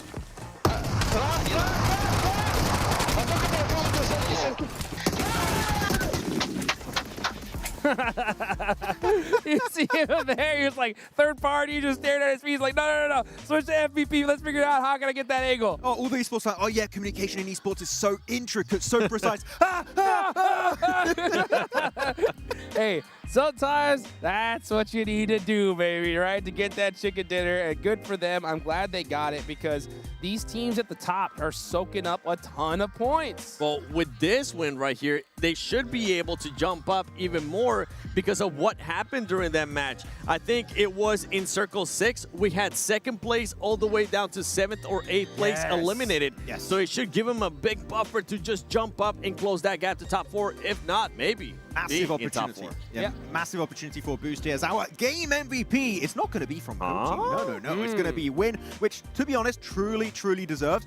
They went for a really good rotation. It's really interesting looking at the playstyle of Flash because sometimes it feels like they're making a mistake going for the wrong position, but they pivot so quickly. I think they were going for Northern Rotate. I was like, please don't go up there. It's not the right entry point. And they go up there, scout it. It's not worth it. Reposition and instead go to the ridgeline right next to Nigma Galaxy. So Flash, the IGLing for me is just absolutely S tier, deserving to be at this global event. It really is. The use of utility too, the timing of this squad, the way that they were able to get that close to go was insane. Now, something that I do want to notate here for top 4 players is we've finally seen some action from Loops, and it's none other than B-Team. We saw them being able to win some fights. They won the fight against T2K. That was impressive because so far today, this squad has just been struggling to win fights. They've been able to get points, but struggling to win fights. Yeah, for a moment there, they were actually in 5th position, so breaching top 4 is possible for the side of Loops. And actually here we're going to look at how all of these teams rotated. And Yasnai Polyana, we saw this circle, and I was instantly like, go to heaven, and Flash didn't have to wait. Instant rotation, taking that spot. And actually, one thing you did spot yourself, Seven, at one point they went for a 3-1 position, keeping 1 on top of heaven, which just a great macro decision. And this is what we keep talking about this squad. It feels like a completely different squad than what we saw in groups. Their macro is currently on point. Their timing for everything. Honestly, I got to say it again. The timing that they were able to kind of push up on GOAT, making sure that they both work with each other, considering that they were going up against 4 people, was what was so impressive to me. Yeah, I mean, first place of the survival stage, locked and loaded. That's done, right? And the fact that, you know, we had that 2nd through 8th place go out early. That means pretty much all the top teams had an opportunity, were out. And I gave a lot of squads an opportunity to put up points. Loops, I was really hopeful there for a hot second, right? Because they had about 7 eliminations. They were still alive, moving. They end up with 9, not a single placement point though, right? So we're going to have to see some magic happen in Miramar for a lot of teams here. I'm happy with those 9. Honestly, for this squad, I'm happy to see them being able to win fights and win fights without losing players. That's the big factor for them because, as I said, they've been getting points, but just keeping your 4 players alive allows you to maybe get even more points later down the road. Yeah, that was my main issue with Ulf, and the moment they get 4 players on the line until the very end, actually 3 players, right, and they do get himself that win on Miramar, so it is a very important factor going into this. Though looking at the second half of our game rankings, I was a little bit hopeful for Foot, and you know what, you did put me on the spot earlier, you're right, talking about it, Seven, and this 4-pointer, they were already very low on the rankings. I think that potential comeback off Foot, unless they pull in literally an S2G, is looking out of the question. To give Foot some credit, though, they were taking the fight. I think they know what's at stake. They're trying to go for that fight. They actually won the fight against Wolves, which Wolves is going to be knocked out of the first page. Wow. Completely out of the first page. And there's your cutoff, for folks. 4th place, Alula. 33 points total. Gold, though, are now in the running with that chicken dinner. Only 1 point separated from that golden ticket. And you were talking about it earlier, right, Hodrix, about a team in the top 4. Could there be one without a single chicken dinner? So far, we've got 7-2-1 and Al-Ula up there without a single win for themselves. Actually, Al-Ula, only 7 placement points over the course of 4 games. Not looking too good, not reaching that late game too often. So that's something they do need to work on if they want to try and remain in this position. But Loops, 27 points. Again, the storyline of taking down Alpha 7. Loops, the amount of pressure, like when we have that pressure meter coming up, it should be an absolute 100% because there's so much on the line on these last 2 Miramar games. Yeah, when you saw some of the other squads there as well, from Vicious, from Ida, it's good to see them being able to pick it up. But as I mentioned, Wolves, Nigma now fall far behind those top 8. And you gotta hope that you start reacting here, especially going into Miramar. You need to start reacting. If not, those 2 teams at the top might take it away. Although for 4 Thrives, they really didn't have one of the best performances there, but it was a tough match for them.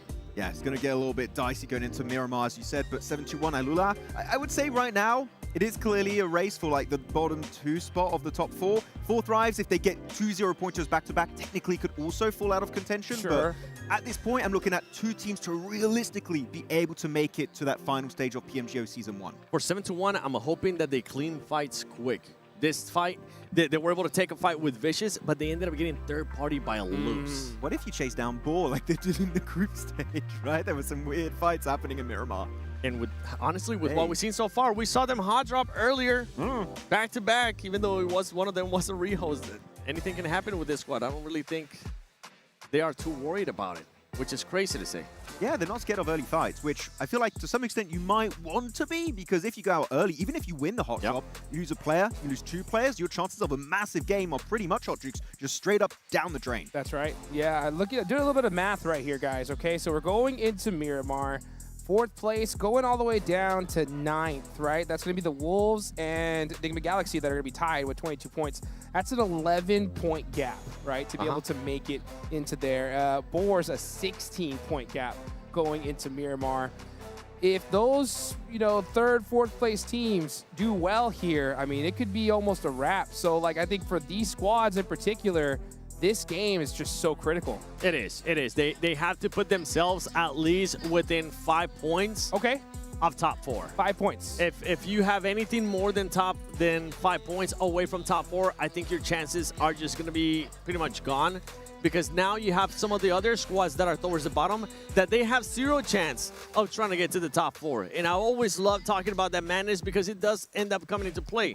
Teams really just start playing different because they got nothing to lose. Yep. I mean, especially like Ball, right? We looked at them. Hot dropping Pandem back in Hacienda del Patron in the last game on Miramar. Actually, that's the team. You say normally 5 points away, you should be good to go. For Ball, they're 15 points away. I'll be like, hey, could happen. Really? Wow. I mean, that is crazy because, you're right. I mean, there is that big craziness, and I'm expecting to see it right here, right now. From these teams at the bottom, I want to see them just go straight crazy here. They need that 20-point game to give them a chance to extend their tournament life. And you're talking about teams there towards the bottom going crazy. I'm going to be looking at team there in the top 4. 7-2-1.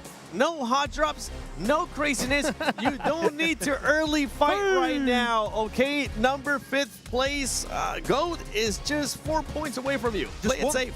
Yeah, just one thing on the last game. We had so many airdrop weapons, P90s, MG3s. You also want to look at the loot trucks here. One team that loves to play with the loot truck is GOAT team. That's right. And they usually drop Puerto Pariso, and that's an instant spawn for loot truck. If they get another one of those airdrop weapons, man, GOAT can maybe make the back-to-back happen. Not only that, the confidence is going to be high.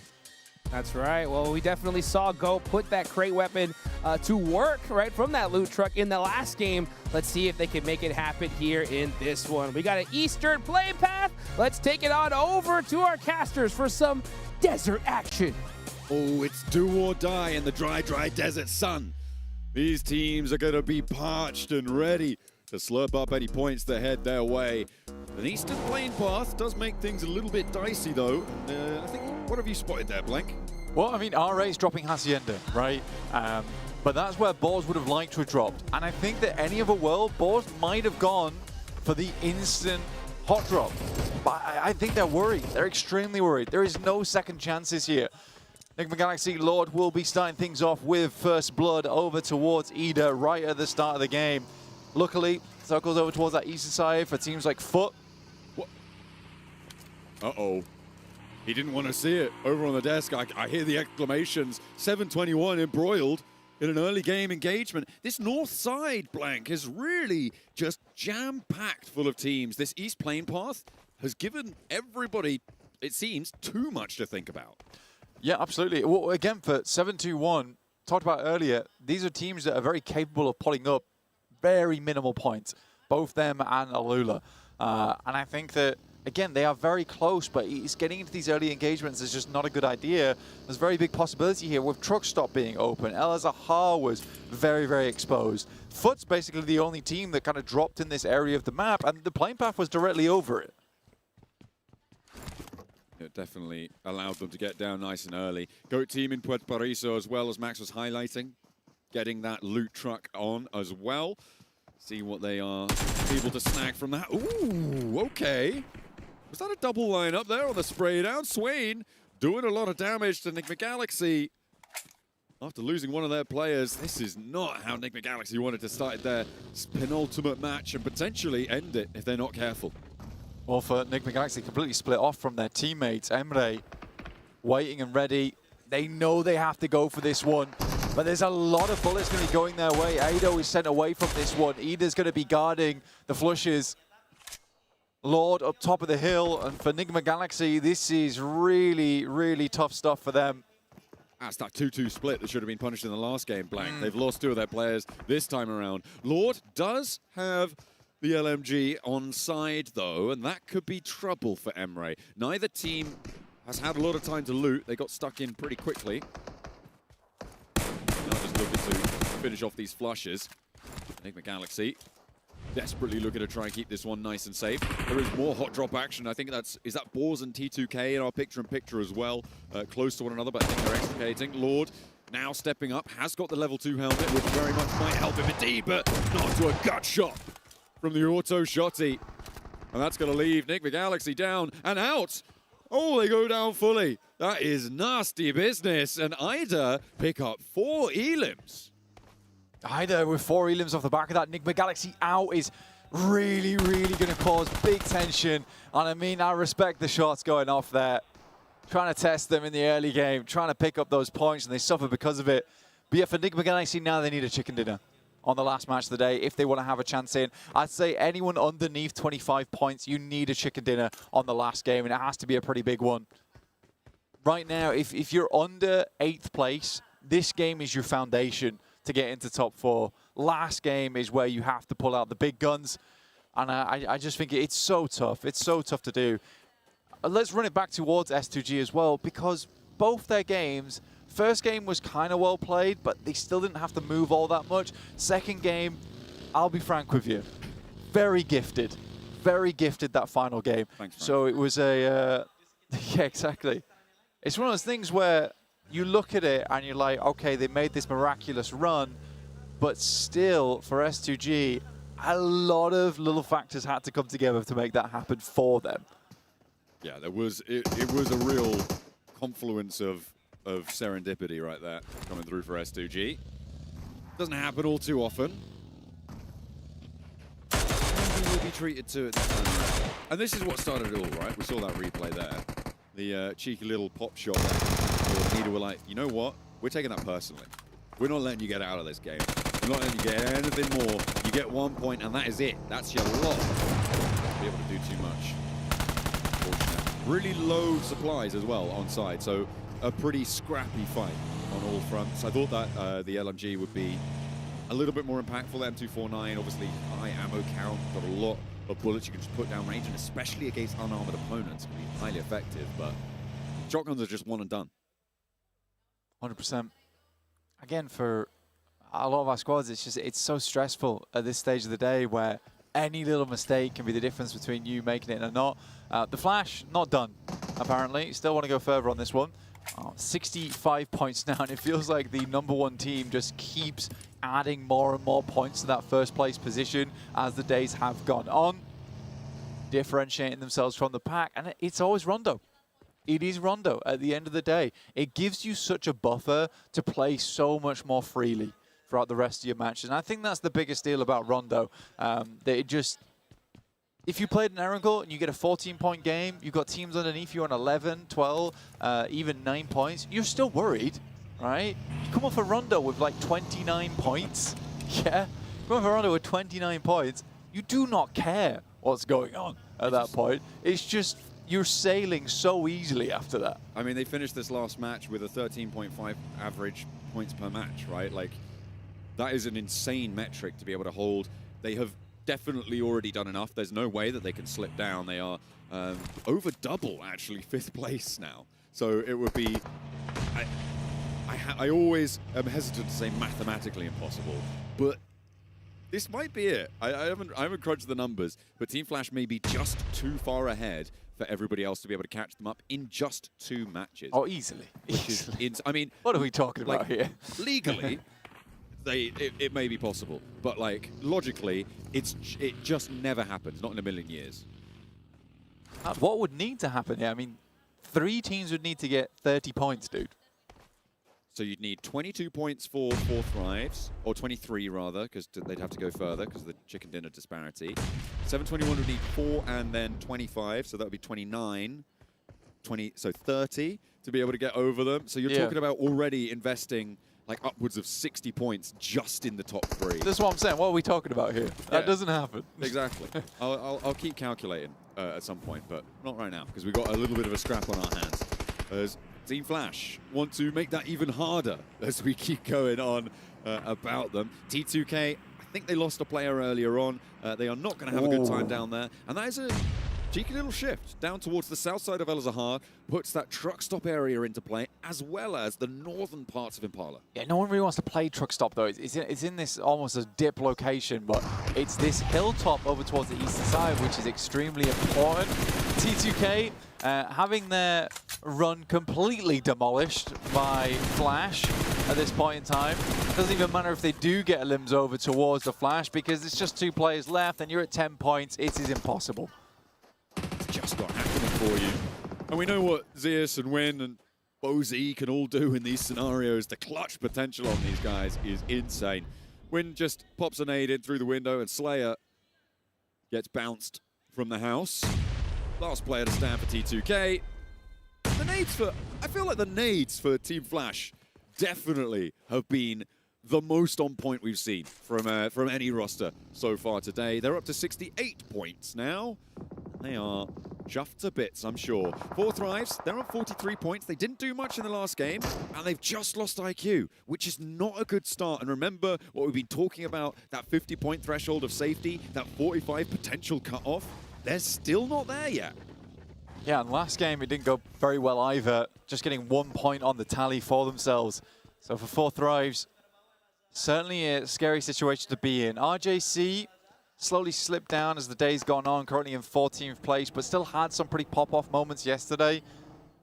So 4 Thrives have to be careful. Alula also making their way through, another team in danger. This is all the way on the northern side of the map as well. There is a lot of safety to be had on the southern side here as they go down towards El Zahar, towards the ridge sides that sit towards the road. But you do have Ida, as well as Loops, breathing down your necks. And those 2 teams are in pretty crucial places on the tables as well, right? These 3 teams, Alula is on the bubble, Loops and Ida both chasing and very, very close to them. Whoever comes out on top of this northern side engagement, should they all go for it, that is, will be so, so happy with themselves.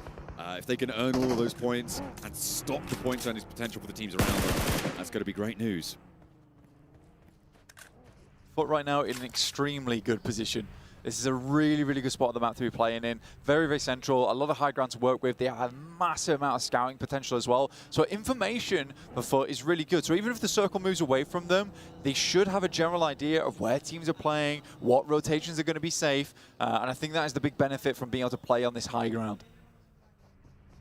Vantage point.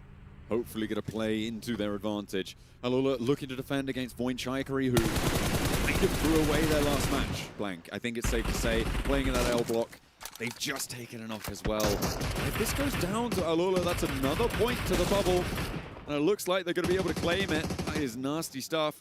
The circle again will keep them just in for Voin Chaikari's position, but they're just going to lose out on that ground to the pressure from Alula. And Alula needs those points as they're moving in. Voin Chaikari is going to be the main ones that are going to be holding them out, so looks like they're going to leave Boychill behind. He will be going down. Sacrificial Lamb in play there for the guys on Voin Chaikari. Ida's finding Zeta as well. Man, it's just going from bad to worse here for Voin. Able to put up 16 points on the day, but that's coming to an end very soon too. I think if you're on 2 players at this point, I think the run's dead, sadly. Well be. May well be indeed. It's just there's no pace, especially from their position on the south of El Zahar. Where do you go from there? It's just vertical ascension or going straight into a valley that is going to be surrounded by other teams. There's no way that 2 players make it, barring the circle literally finishing on top of them. Yeah. It's just not going to happen for them. In the meantime, everybody else is trying to get their foothold into the circle. Oh. Remember that Team Flash lost a player earlier on. The Boars definitely don't want to meet that same fate. They currently have 4 players, but uncharacteristic, Zeus does miss the spray onto Snowex. Taking a lot of bullets, Zeus does go down, and Bourne's able to hold on here. Really, really big deal for them. I think that right now, Flash is just going around trying to take down teams that they see as a threat to them. And I think Boars, you know, as badly as they might have done here in this survival stage, they're still a really strong team that you can take out early. Well, they are giving it a good fight. Zeus going down is a heavy blow towards Team Flash. Remember, they lost one earlier on as well. Snowex pops the sniper shot. extends that bayonet, bares his fangs, and the tusks plant it deep into the side of Zeus. 2 players now remaining for Team Flash. One of them fairly low, bleeding out, and Boars might just try and cut the head off the Hydra here. It's 3 points. They need those points. And they have a general idea of where these players they're going. They know they're fleeing off in the distance. Why wouldn't you take shots? Why wouldn't you chase this team down? They're going to have free reign over towards the south side of the map as well if they can clear them out. They just need to hit the shots and win stumbles.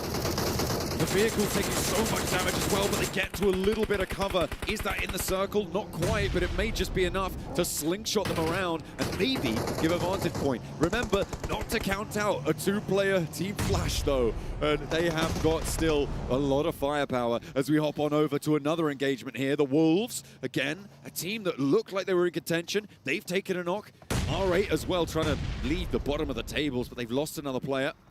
Metrix just about dodging enough damage to stay alive, but they need this res and they need it fast.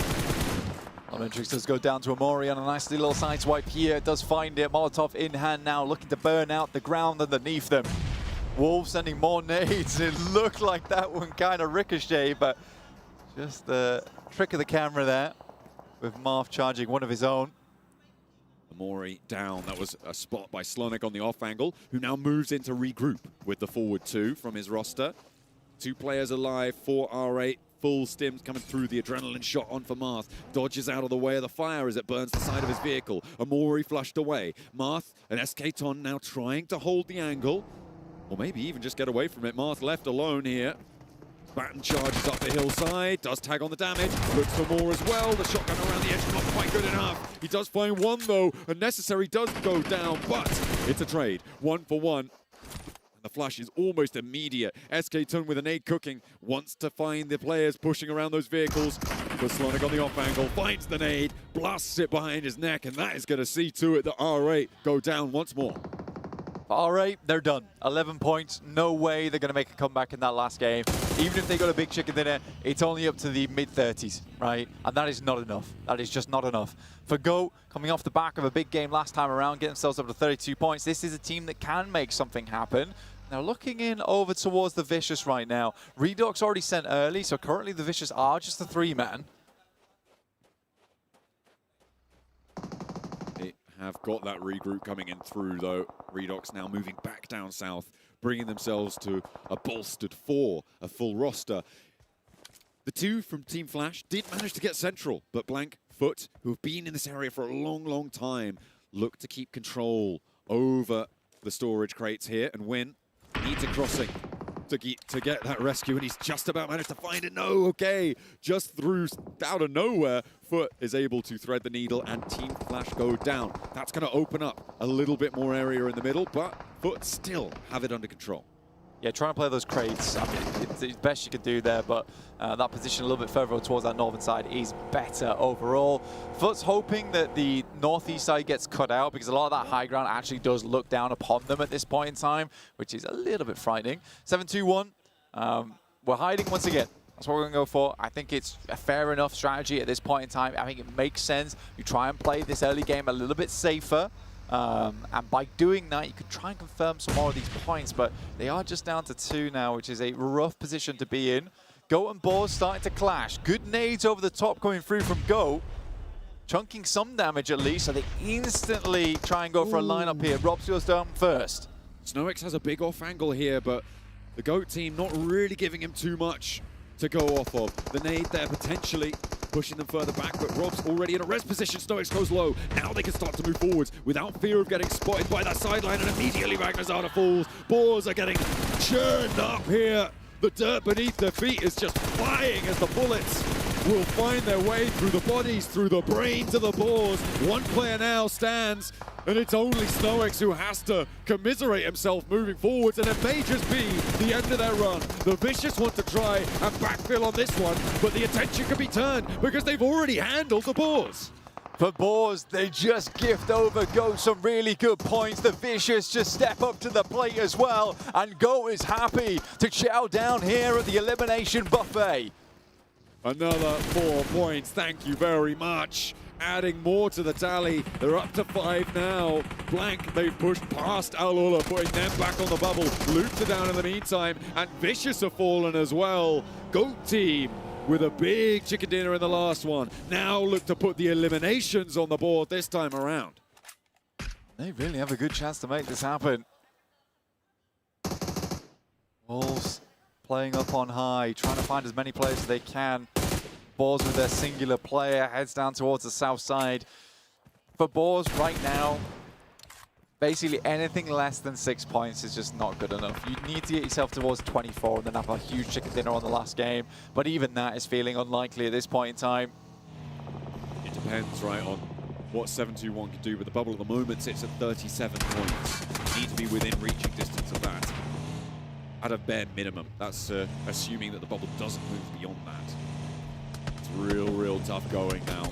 But for Wolves, they're kind of in that running. For 721, who, of course, have dropped down now out of the top 4 thanks to GOAT, they're going to be within that striking distance in the final map. Everybody from that front page will be in with a chance, as well as maybe the Vicious. They might be able to sneak on through that. Yeah, I would say for Nigma Galaxy, the Vicious, and upwards, that's where the cutoff lies.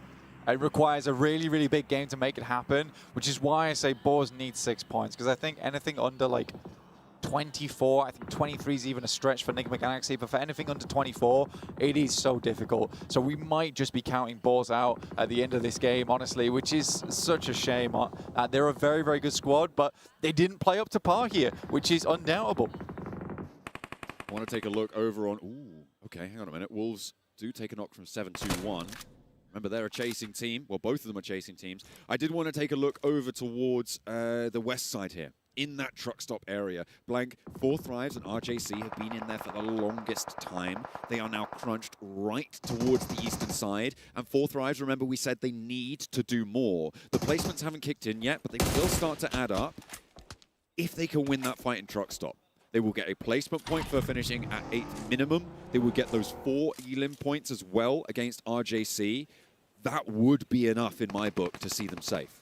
Yeah, for 4 Thrives, they just need to live this out. It's been very much a slow last few games here for a lot of the top 4 that made their presence known in the first 3 matches. Foot finds a shot over towards 721. That's one of the 2 final players. Masku does go down.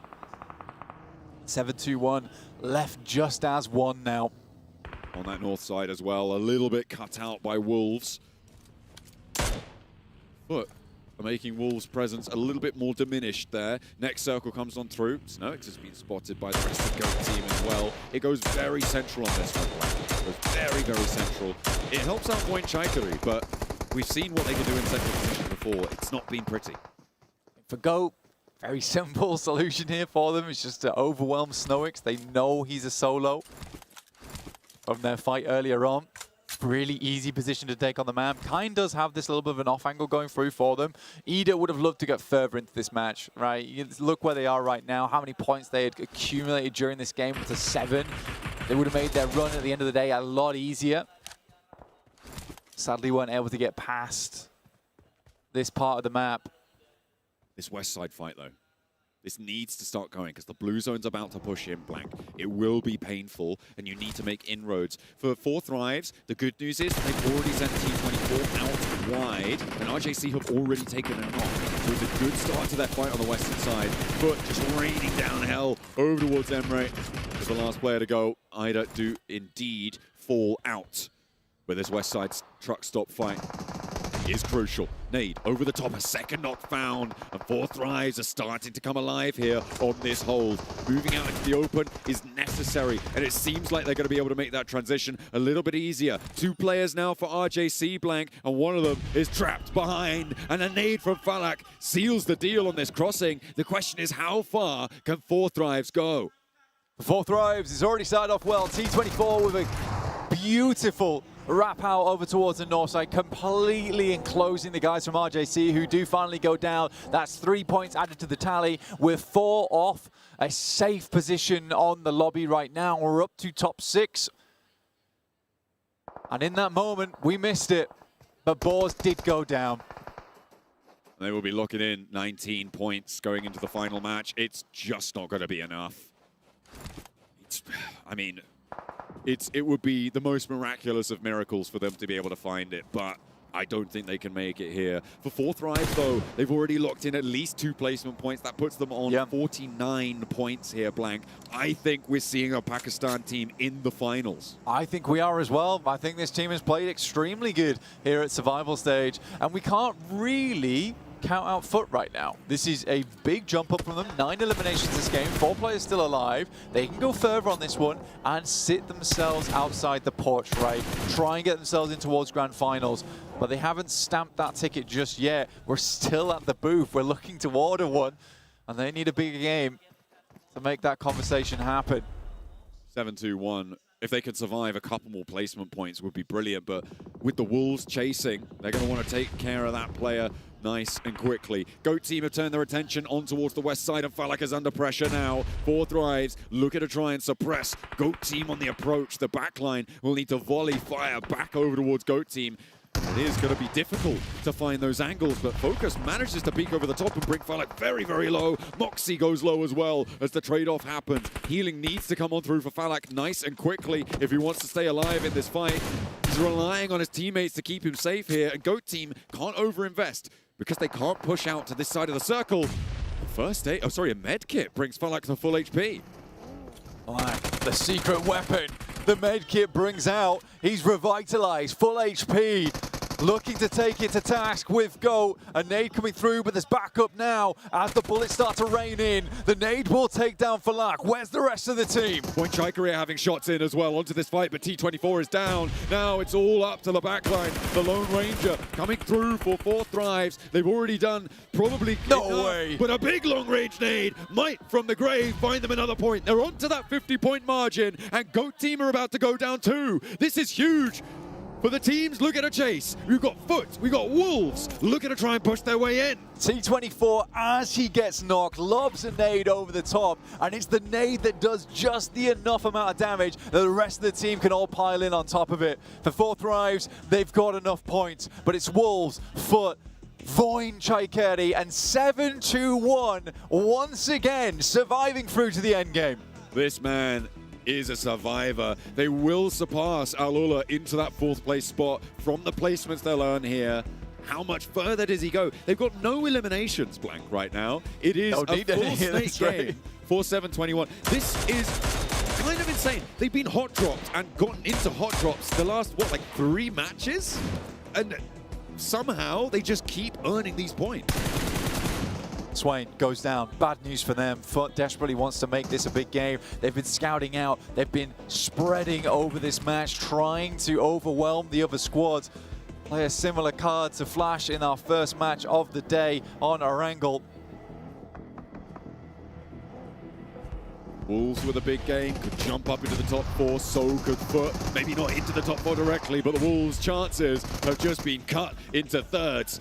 But they still have a chance, and that is what they're banking on. Frozen looking to hold the line here. Zedwolf needs to be a backstop, and the Wolves will fall. 2 players down for Foot, and they need to res it fast. A 3rd place guaranteed for 7-2-1. How do you make this happen? Zedwolf, I mean, he knows exactly where he's playing against, and they have no idea. Zedwolf, the rest of Foot able to get them up to 3. Frozen with the frost bite over towards the other teams on that side. Wolves just do not have the fangs to bite back. 14 eliminations this game, a gargantuan result which might be spoiled by 1 player here from 7-2-1 with a good angle over towards Zedwolf, takes him down. This is the off angle as well. This is terrible news for Foot. They don't have any way to get towards him. Still 3 players up though. Voin Chikeri over towards the eastern side, but if past mistakes come to bear here, maybe they just fall over in the face of Foot. We'll wait and see if the boot can be stamped down on them. With the angles that Voin Chikeri have, they've got great position to hold this run out. They can't go towards Rehan, who can crawl closer to the circle than they can. Rehan, again, kept the team alive versus Boars in the second to last Miramar in Group A. Now looking to do the same here. These wee timorous beasties playing up against Foot. 1 elimination for 7-2-1, no eliminations for Voin Chikeri, and 14 for Foot.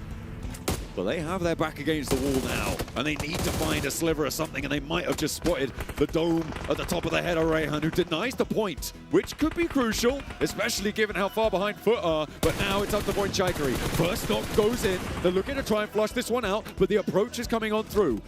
Kine and Swain moving on in, 4 Foot. Foxy on the back line, waiting. 2v2. Good nade. Kine goes incredibly low. Somehow, Voin is not able to get it. The hot potato is sent over from Potato, but it's not received the way he would have liked. Oh, he has the angle. Foxy backs off it, though. The healing potentially could come through if Kine's got a first aid kit to play with. Does indeed pop that one off. No more nades in hand. No more utility there for Potato. He's waiting for the face to peek over the top. Closer towards the edge, and Foxy's playing for the close of this stage. A sideswipe for Potato, but he can't quite get it done. Foxy now needs to come up big, but the vehicle now is over. Potato on half HP, looking for the first aid kit, spots the player pushing up the ramp, and the breakout wide is spotted as well, but they're just not taking the shots, and Kine able to move forward. Foot looking to add the 15 to the tally. Now in a 2 versus 1 to try and charge up the tables. Foot for Turkey want to take the top. Voin Chaikari is their last chance for Foot. This is just the beginning of a great final 2 games. Once again, here from Turkey, the nade goes in. Foxy's in a lot of trouble, and he goes down. A huge game coming through from Foot, revitalizing them at the last moment. A refreshing day here on hot, sunny Miramar. 16 eliminations come through from. Oh my goodness! Foot come out with a legendary chicken dinner right at the buzzer. Are you kidding me? Max, I asked you the question early on, okay? I don't want to hear nothing about this curse nonsense here. I just asked the question, okay, you know, which team do you think could possibly do something special in Miramar, huh? And out of all the squads, you said Foot. And oh boy, were you right. To be honest, I didn't even trust myself fully when I said it earlier, because this is such an outlandish performance. This is S2G levels of comeback from Foot. I am loving it. Kane was doing so good, but especially Seven, looking at overall storyline. Remember the era of Nova Esports back in 2020-21, where they won PMGC back-to-back, and one of the players on Next Korea that used to dominate was Frozen, and the fact that to this day still putting up massive game. He got an 8 elimination match, man. Frozen, one of the best of Turkey of all time. And I was so impressed with the way that Foot was able to use the 3-1 splits there on the east side of that circle. It was wonderful. It allowed them to be open to third-party fights, which meant easy eliminations, which means, ladies and gentlemen, points, because that's what that team needs right now to try to get to that top 4. Well, let's listen in to their comms at the end.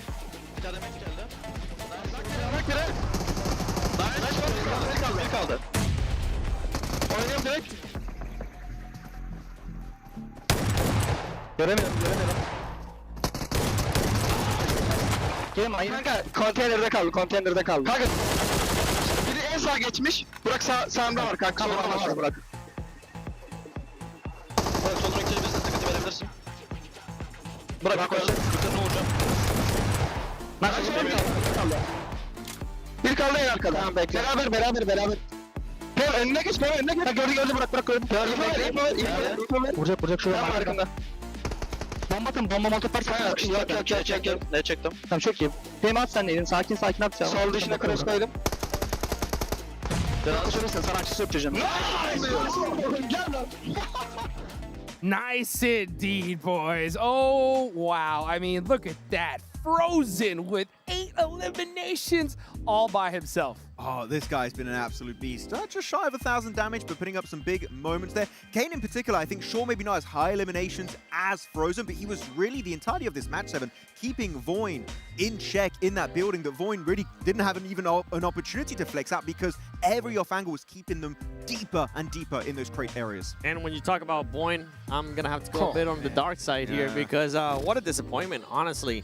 I expected a lot more of this squad. This squad has just been so passive. 2 games in a row. And they've been blessed by the circle, and this is why we were hyping up so many squads whenever they did end up doing good with the circle, whenever they do end up getting blessed because they were being proactive. Voin was nowhere near that. I don't get it. Honestly, I don't get it. I saw him in that position twice now, and I'm like, you realize that just a chicken dinner ain't gonna cut it, right? Like, you need to get some elimination. So I don't care if you have the best circle or the best position in the zone. You need to peek your head out. You need to be able to steal some of those eliminations. Otherwise, you're going home, and I'll tell you what, the Foot, they wasted no time. They got out there, they put in the work, and they put themselves in a position to win. Hey, so did another squad as well. That's exactly what I was going to say. GOAT right there.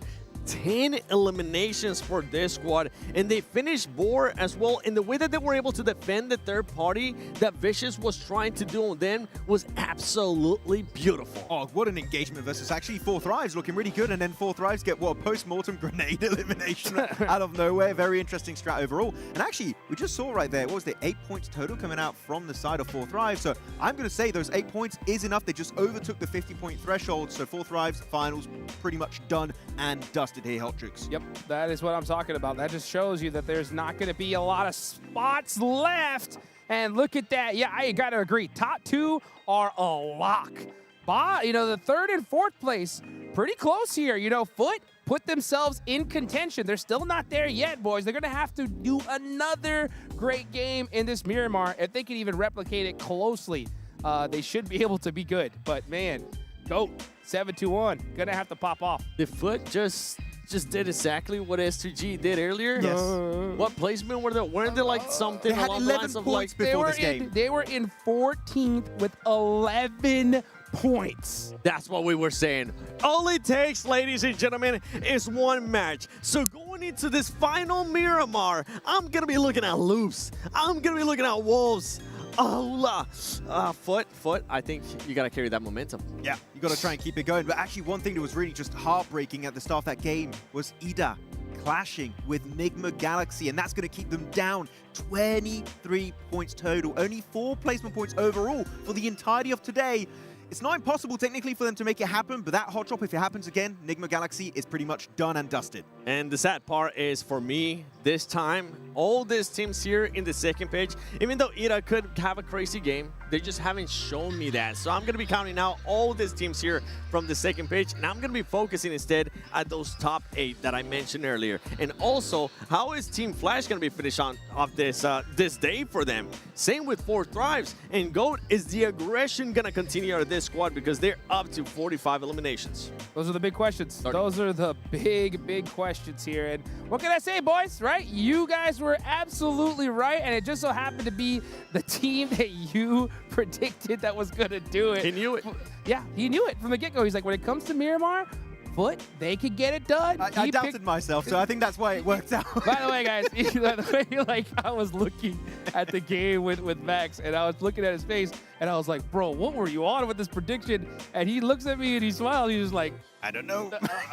I didn't believe it, honestly, when I said it, but you know what? Like, it worked out, so that's great. Hey. Cancel out your curse. Yeah, just because I don't believe it. I need to believe into it for it to take effect, apparently. That's what it is. That's what it is. Well, you know what? Hey, okay then, right? Oh, no. Who do you not believe in this last game? I do not believe in Alula. Okay. Ooh. You don't believe in Alula? No, they're going to drop down to 16. Okay, maybe not 16. Okay. Dang. All right. Well, let's see what Alula could do in this last game. That's going to be super interesting. I mean, they went top 4 right earlier, and they've just been slowly slipping, just like Wolves, unfortunately. They are in contention. One big game. I feel like we're going to have a bit of a surprise here in terms of who will do just a final push to overtake 7-2-1 and maybe GOAT 2, because 45-42, those 2 teams could fall if things line up perfectly. The crazy thing, too, for Alula is that they do end up having those elimination points. They just don't have those placement points. Even when we ended up looking at Foot, the only placement points that they had today was literally from the win that they just got. So it's going to come down to a consistent match here out of Foot if they want to make it into top 4. For Alula, we need to see that fragging power again, because we know that if you do end up getting some placement points, it might not be enough as we go into the final game. Here we go, baby! Into the last game of the survival stage. We're headed to the desert for one last time. Top 4 teams moving straight to the grand finals. Everybody else, their journey ends right here, right now. Let's get it going. Got a good playing path that we're seeing. Pretty good. Ooh, Oh, you couldn't ask for a better playing path, honestly. Yeah, it's going to be looking really nice. And 71, like, we had too many hot drops happening. Let's go Ruins. Nobody in the entire life goes to Ruin. It should be big chilling there that time around. But I am wondering, we talked about Ball in their respective group for the group stage. They went for a big hot drop on Pandem and Hacienda. Are they going to try and pick another target to maybe keep that dream alive on Miramar for that final match? Squad coming in with 19 points. Top 4. Currently, the cutoff mark is at 42 points. Yeah, go crazy for me, Boar. Don't pull a Boyne. Yeah, everybody needs to go crazy. I don't care if you're in the best spot in the circle. Get out there and get some eliminations. And let's get some amazing casting action for this last game as we send it on over to John Allen and Blank for the last time in the survival stage. It is time to go crazy. According to Hot Jukes and over on the desk, we are ready to pop some cloaks here as plenty of players need to go down before we crown our top 4. Final match, Deja Vu from Group A. Can they make it happen again? Foot drops directly central, just towards the south side of Boar. For Max, the Frenchman, he's still got hope. For me, a Western Europe enjoyer, I just don't know anymore. I just don't know. But for Foot, it looks real good. They start in an incredibly good position on this side, as do the Boars. But we're right, you know, you got to go absolutely insane in this match. Do or die moment. Seriously, right now. No, like for real. But for real. Like, come on. But for real, for real. Lose your mind. Maybe some of your marbles also. It's important. It's important to get a little bit freaky with it now as our teams are down to the wire. As they were saying, 42 points. 7's counting anyone below 8th place out. I might extend that down a little bit further, maybe all the way to the Vicious. I mean, that's what we were talking about during that last match. 25 points. Yeah. Yeah, you had that 20. I think that's a very reasonable assessment from you. But with the caveat, it's the profiteering that's the problem. Yeah, the caveat is that you need everybody ahead of you also to have not a great game.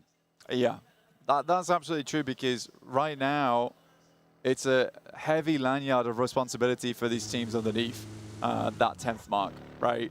Where for you, not only do you have to get above that marker of 40 points, but you've also got to worry about these other teams. And do you take that responsibility of hunting down those squads that potentially lie in your way, or do you just play your own game and hope that it works out? I think this is going to be really down to the wire here. Foot already starting in a really nice position in Via Demar, so far away from everyone else. This is so free, such a free amount of space for them to play in. This is very nice. It's really easy. And they've already scouted out the entirety of Chumacera foothills too. Got a lot of info. They got a lot of latitude. They got a lot of options, which can sometimes be a little bit of a mental overload, right? You're given the pick of the litter. I think the most notable example is when Alpha 7 had that big opportunity to choose a position around La Copperia. You hesitate, though. You do hesitate. Because there's so many choices. There's so many choices, and the choice that they made right there was to try and get eliminations on the outside as opposed to going in towards La Copperia, which didn't make sense at the time. And I felt bad for them, honestly, because they take the tougher of the two choices, which is just to try and fight it out on the edge. So I really felt for them. I was fairly sad alongside with them when they did go down. They're an incredibly good team. I don't think anyone can take that away from them.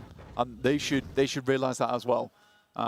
Even if they do go home in this tournament, there's always future tournaments. For a team that has been chasing for the longest time, yeah, I think for Alpha 7, you can have an off day. Yeah, that's true. And in that final decision, it brings me back to thinking about what are Foot going to do, right? Because they have so many options. Will they stumble? Will they falter? Or will they be decisive and take the correct action to move forward into this circle? A lot of teams actually pushing down the western road pretty quickly towards La Guerra, so could potentially have some pretty noisy neighbors soon enough on the northern side. Loops, 30 points. Not that far out. We're looking at a 20-point game, which would secure them happily towards that top 4. But it could be lower than that. It could easily be lower than that with how scrappy these engagements have come through, how hard some of these teams are fighting. I mean, God, Foot in that last game from 14th to 5th now. It's an incredible performance. You just can't really count a lot of these teams out to have those massive games. For 4Thrives, they're living life to the maximum. 51 points now, no doubt in my mind that these guys are not going through. They can be forward thinking. But there is so much opportunity here, Blank, to sort of pick and choose who you might want to fight in the finals. When you're talking about teams towards the top, so certainly for Team Flash and very likely for 4Thrives, they could take one of these rosters out. Maybe they want 7-2-1 to get in towards those finals. Maybe they want GOAT Team to be against them in the finals. They'd much prefer it to a Foot or to a Wolves or a Loops beneath them. Could potentially be an opportunity to control the enemy that you face. Change things around that way. It could be pretty nasty stuff, but that's easier said than done, I think. I think it's safe to say. Foot do have a central position, but a lot of players starting to move into the area. An opener for Enigma Galaxy, and that is over to our bubble team. 7-2-1 have lost a player early again. I'm gonna be real. I think 7-2-1's been fairly lucky in quite a few of their games. Yeah. I think that they've put up a tremendous performance from where they came to where they are now.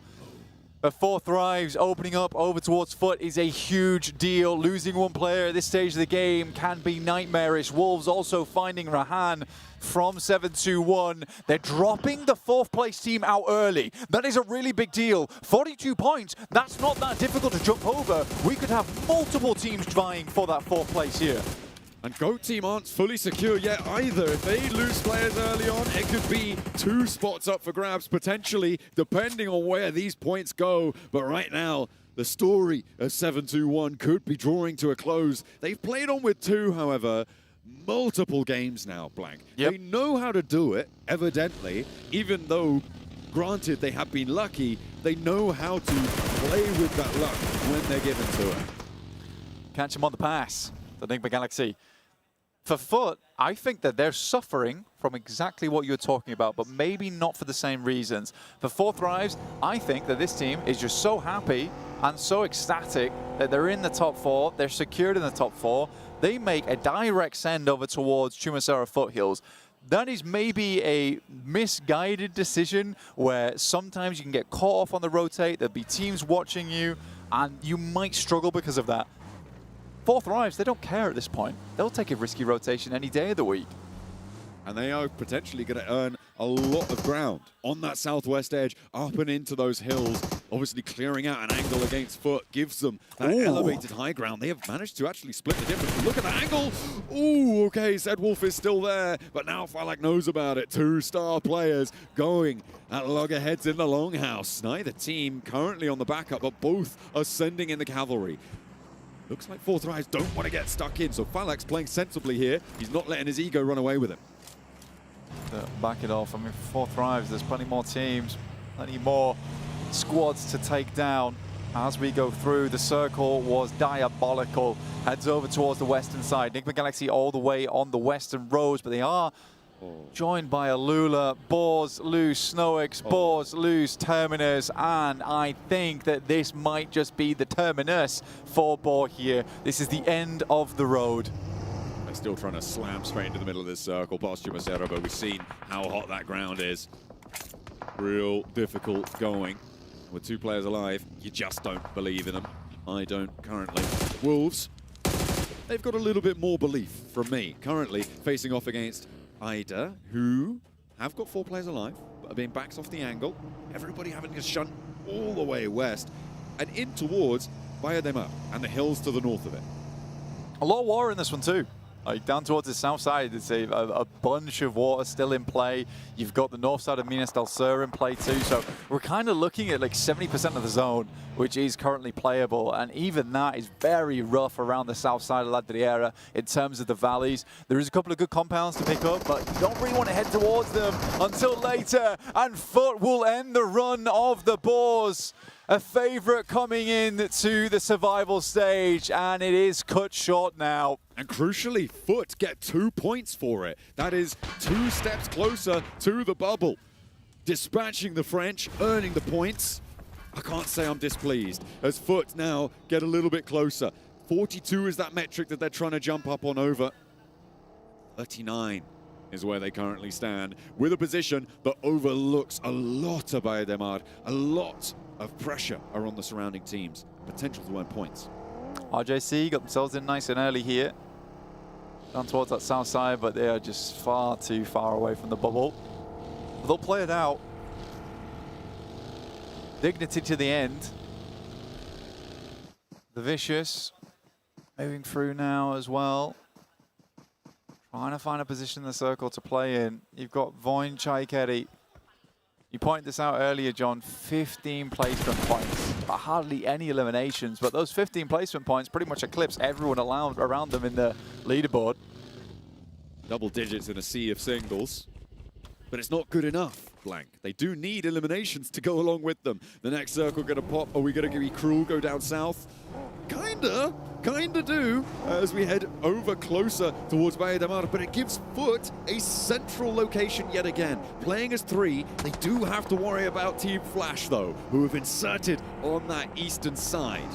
An incredible amount of squads moving around this location, peppering themselves inwards. 7-2-1 are spotted on the sidelines, but it's Flash finding a shot over towards Kane to start things off, and Foot suffering more and more here. Can they get the res off? T24 finds Voin Chaikeri. Kane is down. 2 players for Foot. It might be too little too late at this point. Foot on the precipice of stepping all the way up, might have fallen on the final step. Zedwolf wants to keep it together though. Loops charge in with 4. A 1v4 hold might be able to do it, but Zedwolf falls, and now Foot are on 1 player alive. Loops have 3 elims to their name. They do have an outside chance, remember, of pushing all the way up, but with Foot on 1 player now, it may not be enough. They are 2 points behind. I think it's impossible. I think it's so hard. I think with the way that 7-2-1 is extremely good at stealth gameplay. Falak will fly on by, a drive-by. And this really is the victory lap now for Thrives. An incredible performance from this team. Fans will be pleased around the world to see them get in. Knocks them for 6 on a double spray down backseat swapperoo. Falak stunting on him. R8 now under pressure from Wolves. Wolves looking to chase that boundary as well, remember. That opening knock looks good. R8 do have 4 players, but with 1 knock, they've only got 3 sightlines. The backline will be able to suppress the full push, and Amori may be able to get up yet. Elementrix under pressure from nades, but backs off into the building. More lobbed his way, but that lands on the teammate. Marth not happy about that one. No, that's rough. That's unfortunate. Not what you want to see from R8, but again, R8 on 11 points. Their run is just too far, and they'll tire long before they get there. Right, backing down the hill. For the Wolves, a little bit more possibility for them. 33 points now.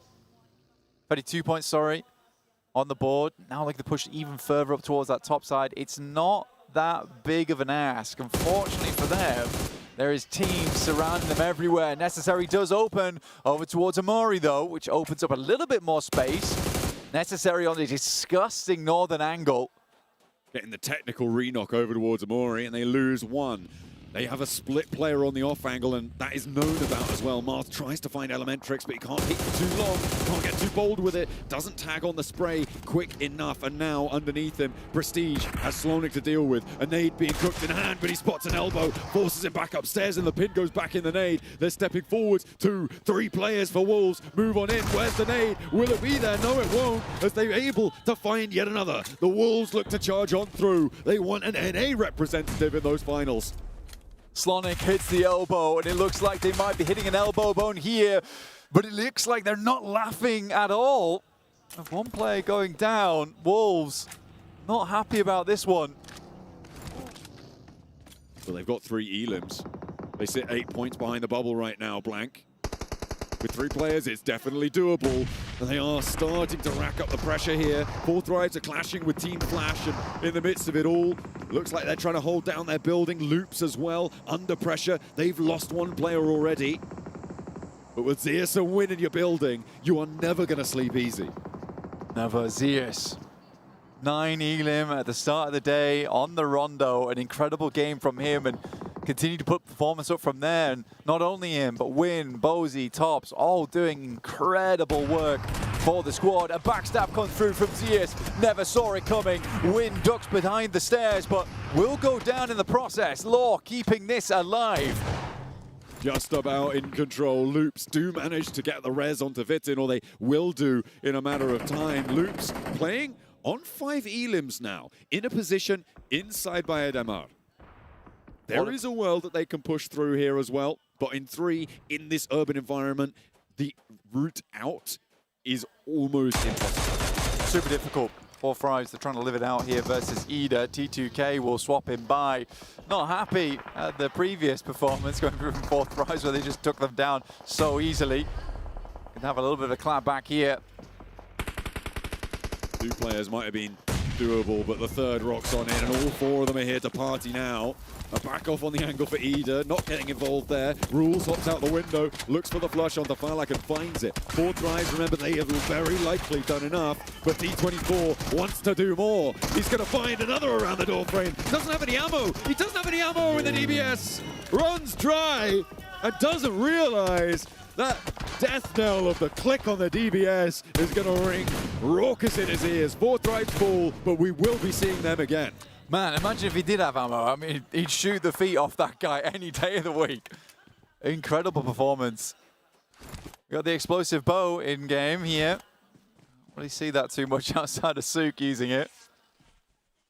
Out of his speciality, but nice to see it still utilized. Waiting for the next circle to pop here. Does he go down towards Vaidemar? Or do these teams need to think about leaving?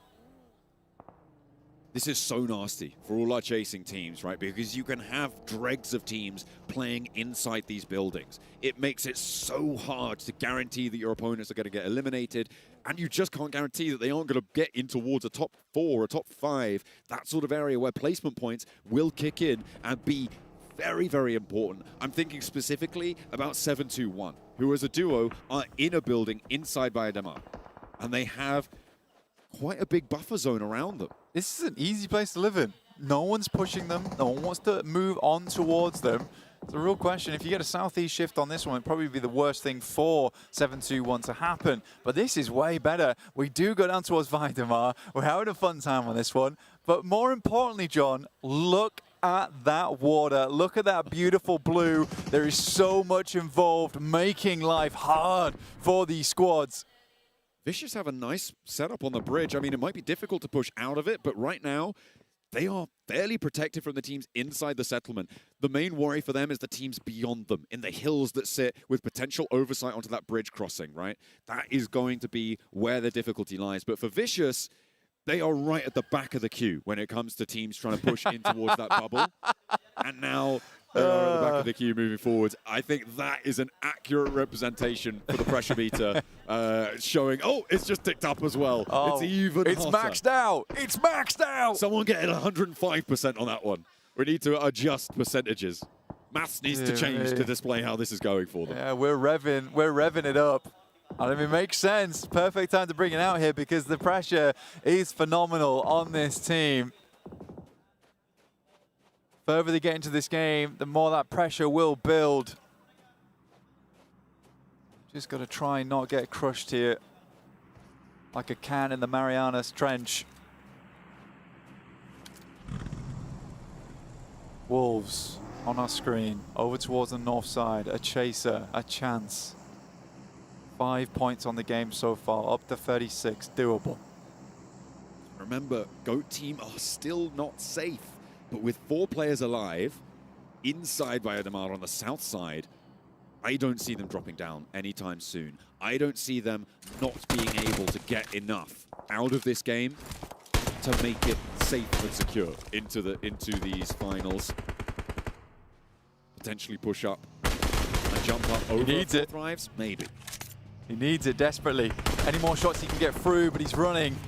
With some pretty poor utility, some pretty poor weaponry as well. Swain locks out the nade. There's damage happening throughout the window. It's a good nade. Looks for the double. Emre doesn't go down though. There's one more, but all the flushes are getting stolen away. Swain at least able to confirm one. Swain now in a 1 versus 1 when it looked like he might just get crashed and evaporated. Foot add a point to their tally as well, Blank. If they could find those. Oh, did the flush get stolen? I think it might have done. Yeah. Oh, that's nasty. They would have been 1 point, but they'll take survival over the point at this stage. They'll take anything they can get. Jumping up will be so important. And Swain out the door has another nade. Can the muscles do it? Emre, look at a lift heavy for Ida right now.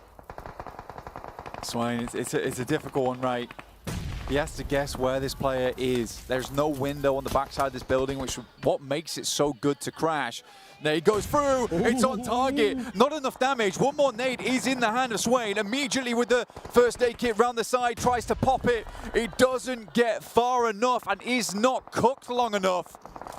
He's so desperate for these points. In the meantime, 7-2-1 pick up one for their own. A moving goalpost, and the two players on the east still in the circle. T2K potentially to push through them, but who else is going to go that way? Wolves, maybe, but they've just lost Slonic. They are very, very low on that forward position. I don't think that the Wolves are going to be able to make this one forwards. 7-2-1. I mean, you said it before. They have been lucky time and time again here, Blank, and with two players so early on, they are just keeping their heads down, and everybody else around them not doing a thing about it. Again, extraordinary a team for 7-2-1. Relatively unknown as a squad. To get into a top 4 would be a crazy result for them. But we do have to say that this is not what wins you championships, right? The way they're playing right now will not get them a first place later on. Might get them a 16th, though. But it is impressive. It is impressive nonetheless. I would agree. There's another knock, though, that they're able to find. There's potential for them to jump up past Goat if they can find a couple more stragglers around the way, some waylaid wastrels to pick up points towards. Malik, plenty of ammo. Nice healthy armor. The helmet not looking so hot, though. Federer, ooh. Able to just about duck back behind the cover. Yeah, the level 1 helmet really not helping him here. Any headshot that comes through over towards him is devastating. And it's just about on the barest amount of HP before it breaks. T2K need to make their way through Bose. Bozy is still alive on the south side from Flash. Could get involved if he wants to. We're down to RJC. Goat looking to secure their position in the top 4 right now. Very, very central. Loops also on for the run of their lives. Loops, a team that we thought would make it through in their group, but fell very short. Alola, they've been in the top 4, they've tasted victory, but they crash into the building, and Swain's there. Emre's there as well. This could be troublesome. He steps up, he's going to get a point here. Ida may be able to snaffle that away. No, I think that goes over to Enigma Galaxy, and Swain's still alive on the top 4. The Turkish split duo, the bounce on the nade, takes Emre down, and no way! But he's out! Oh, he did so much damage, but Alula able to weather it, and Foot cannot go the distance. They are denied entry. I think it's a whiff nade. I think it's a whiff nade that gets thrown, bounces back onto the stairs and takes him down. They had no way of knowing unless he was still cooking it, pulled the pin on it for the player on the outside, and then just quickly flicks over. Alula, though, 39 points. I can't believe that it is between 7-2-1 and Alula chasing down 4th. I mean, you've also got Loops, and you've also got Vicious, Blank. Vicious, who were our most outside of outside prospects. 4 players alive on this super high ground bridge now. Everybody's starting to get cramped in down towards these buildings, and they can start to unravel the hold that the hillsides have had on them for the longest time.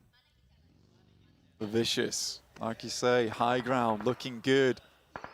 Opponents bare in front of them. Enigma Galaxy still up as 4-2. Everyone make their final attempt at victory. The circle centers up over towards it. The bridge in play, the Vicious in control. Can they get the points? Can they brutalize the competition? Point, I just don't know. I don't think you can get super high elim games from this match though, Blank, because it's so straggler heavy. teams are going to take chunks out of each other and drag the player count in this lobby down. GOAT are going to take one. They've already managed to get 5, and Blank, they're up to 50 points now. They are very, very secure, but they do want to go further if they can. 51, 52, 53. That's when you're going to start to wipe the sweat off your brow and feel it not getting replaced by more. Like I said, John, they just don't have the vision right now. They just do not have the vision, and it's so crucial for them to grab that. 7-2-1 looking over towards Alula. Masku yet again takes more damage. Icy trying to find Ado as he makes his insane cross. But they do need to get rid of Nigma Galaxy, because then they will be the one Western team to take shots towards everyone on this Eastern side. Alula outside the circle. They have to drop the smoke train and keep this train chugging at this point. But where did Nigma Galaxy go from here, right? They are really penned in. They can stay here for the time being, and it may be profitable to do so indeed. But from here, they can't get across because the Vicious will line them up and knock them down, send them left for dead, and they might just have to wrap around after Alula make this move, which they are desperately trying to go for. Last player alive. 7-2-1. And they move on in. 7-2-1, you're right, they are still alive, and they are racking up another point from the Eastern side. The Vicious, okay, they've taken more hurt than I thought they would. And Nigma Galaxy, okay, they can get over the top of this one. Good shots over towards Doran. Really just about getting those bullets through. Nigma Galaxy still on us 3. 7-2-1 starting to make their cross. Malik gets himself to the truck. A nade goes through. Doesn't tag him on. They think he's on the right-hand side. He's not. They know he's there now. Another nade in the right place, and it's all done and dusted. We'll lock in our final bubble position for our teams to aim he's for. barely in! He's so close to the blue zone. You must be joking me at this point. There it goes. So they are on 45. That is a locked-in 45-point bubble for Alula to chase, for Loops to chase, for maybe Vicious to try their best to go for, but they've just lost Doran. For Loops, it's a chicken dinner. They're done. They just need to get the 10-pointer here, but they are on the outside edge. The blue is starting to push them. GOAT are down towards their south side. RJC on their west. Fearless still this member of T2K who could cause a big problem for them in the future. Lord keeps hitting nasty shots. They've got such minimal count on ammo. It is looking real bare on the cupboards for Nigma Galaxy. They have managed to get all their players back up and alive though, and already a lot of damage done towards the Vicious. They've taken a player out already. Doran fell before, and more is pouring through. These are high-value rounds that he's sending down range, but they are paying out dividends. Icy starting to get chunked through. Redox not able to survive for too much longer. Lord able to layer it on down. I think that's a weapon swap coming through for Ralph to swap back over to the UMP. The ammo just wasn't there for them, but they are doing so much to punish the Vicious. In the meantime, T2K fall, and GOAT team get another point, and crucially deny that point to the teams looking to chase. The Vicious desperately bandaging, licking their wounds on the other side of this bridge, but more shots come through from Lord. He might have no ammo, but he has the accuracy to boot. I see the last player alive for Vicious. They're trying to stick this res, desperate to get their players back up in an action. But where do they move? I thought Nigma Galaxy were penned in, but no. They've turned the tables, and now Lord's starting to creep up on the girders there. And Koa gets spotted from the side angle that has been on this flank for so long. A thorn in their side that just gets gangrenous for Vicious at the top. Icy still trying to keep it together. And the nades, oh the nades. It is nasty. It is a brutal way to finish things. They might go long, and he steps out, burning beneath his feet. And the Vicious fall. The Vicious down. Their run ends. Not bad. 9th place. They try to get further, but Nigma Galaxy now dominating in the lobby, looking to push this further, but there's not many eliminations left. For Loops, they just need to close out the game. From the eastern side.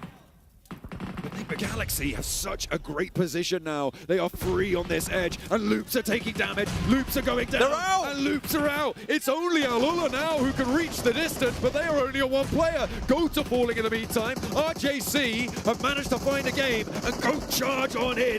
Can Alula survive up and into second place? That might do it for them. Blank, Alula have a chance to topple the top spots. and take this one home. It depends how messy it gets, though. And Enigma Galaxy still have all 4 players alive. Enigma Galaxy were flying in to try and assist on this one. They knew they needed the points. They knew they needed a bit more action on this game. They've only got 7 elims though, and I don't think there's enough remaining for them. Enigma Galaxy play a blinder at the end, but it is just surely not enough. GOAT team now with 3 players alive, but the need to seal the deal. Enigma Galaxy may not quite make that margin. I think Alula went down just in time, and I think that 7-2-1 have stayed in that 4th spot, but it is so close. It is really unknowable at this point in time until we head over towards the desk. But honestly, for 7-2-1, what a survival play from them. We felt like they would be going out in this last game, but they just lived this one through. They saw it to the end, and they made it happen. Are they in that top 4? We'll just have to find out. A spectre that haunted the lobby right until the last 7-2-1. Still young spits, but you call me young. Don't run trap, but I run up the check. Run, do it real big, gotta one up the next. Point to the sky with the one up, I'm blessed. I'm young, rich and black, so you know I'm a threat.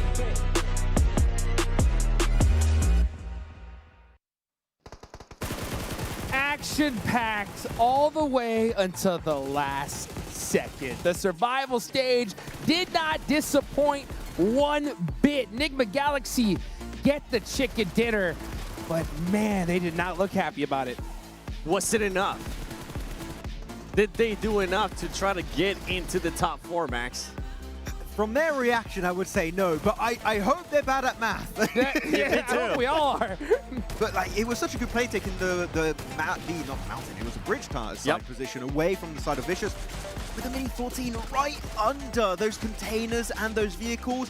And Vicious still had smokes, and I was surprised they didn't try and use it earlier to keep themselves alive, Series 7. And I think that, unfortunately, the lack of smokes usage mainly is what caused Vicious to go out and just miss out on a top 4 spot. And going back for Enigma Galaxy, I think one of the things that hurts them in their group stage might end up hurting them here in this final match, and that is that they were a bit too passive.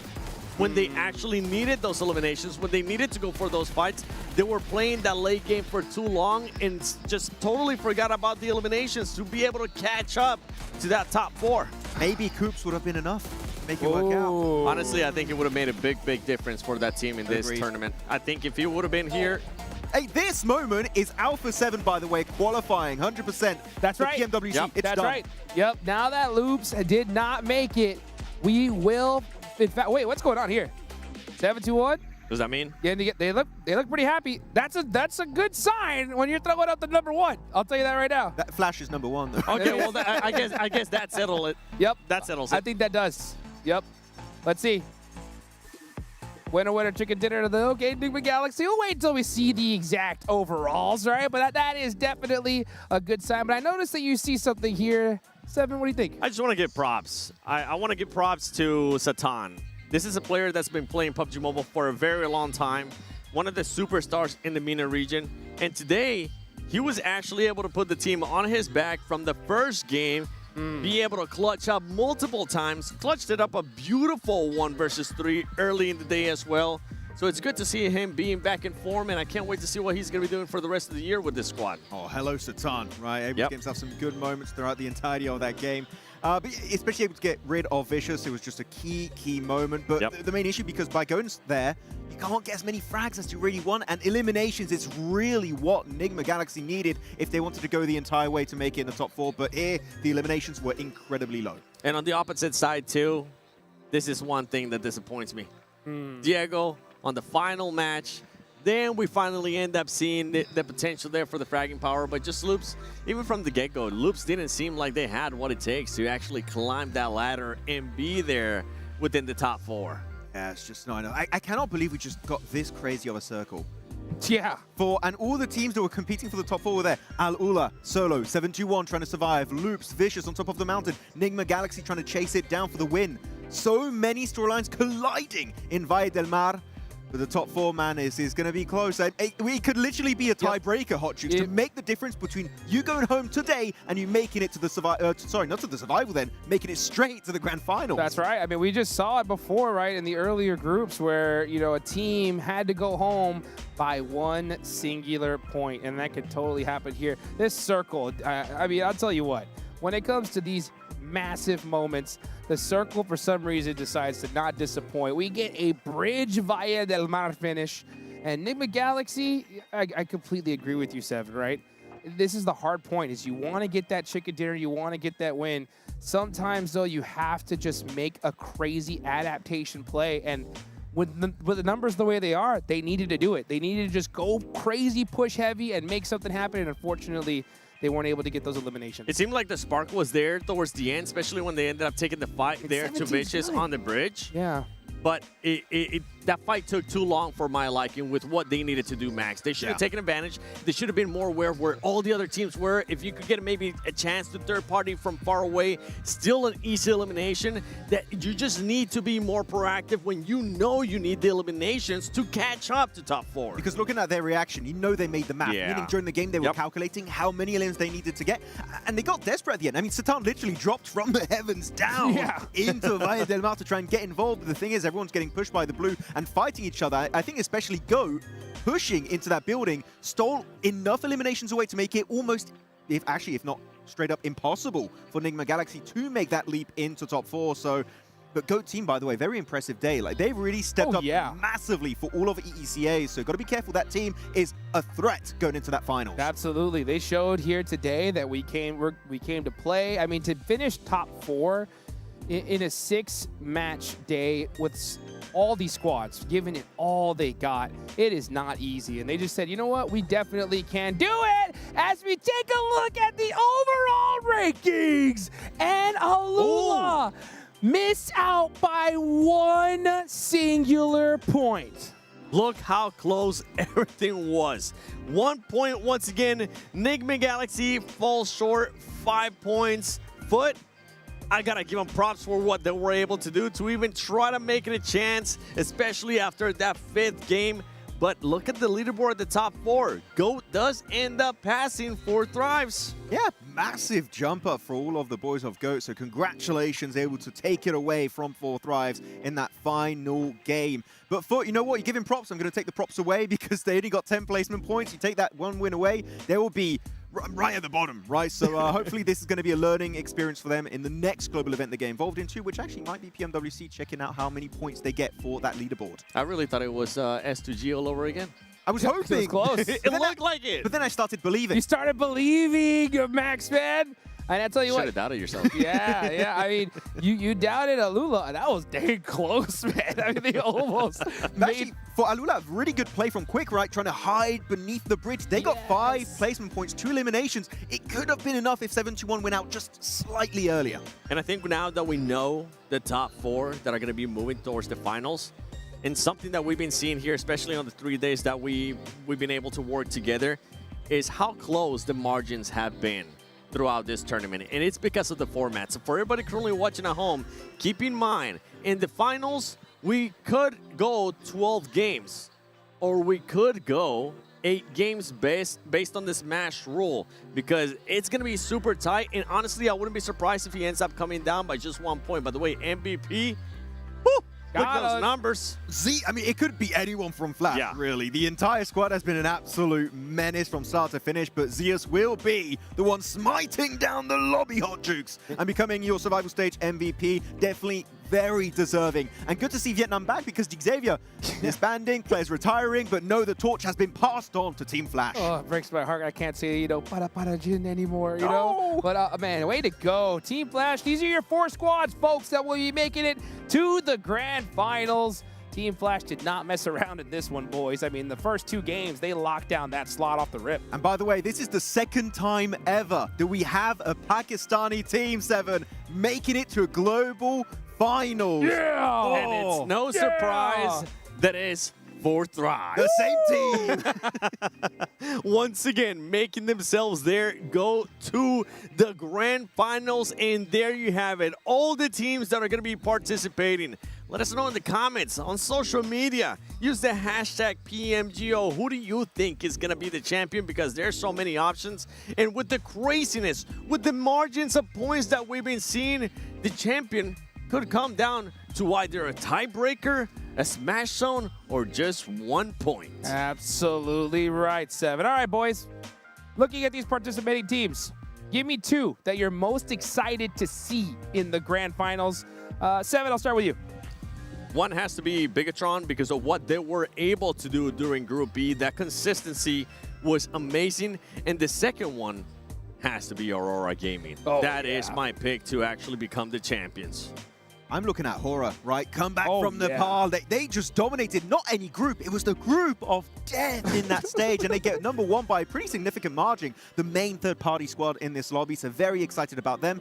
And I would say Ulf. Sure, they didn't show their true potential, in my opinion, but I feel like that ceiling is incredibly high. And if they get back to that, their old days, not that old, that long ago, but PMGC 2025 style, Ulf could be a contender for that #1 position. Absolutely right. There's a smash ruling that is going to be taking effect into those grand finals. So remember, at the end of the first day, it is going to set what that threshold will be, right? Plus 10 points. Yes, yes. So whatever that point is, we go 10 points more once that threshold is met, and the next chicken dinner will be able to smash, and that is the tournament over. So you know how we said Rondo really important for this tournament format.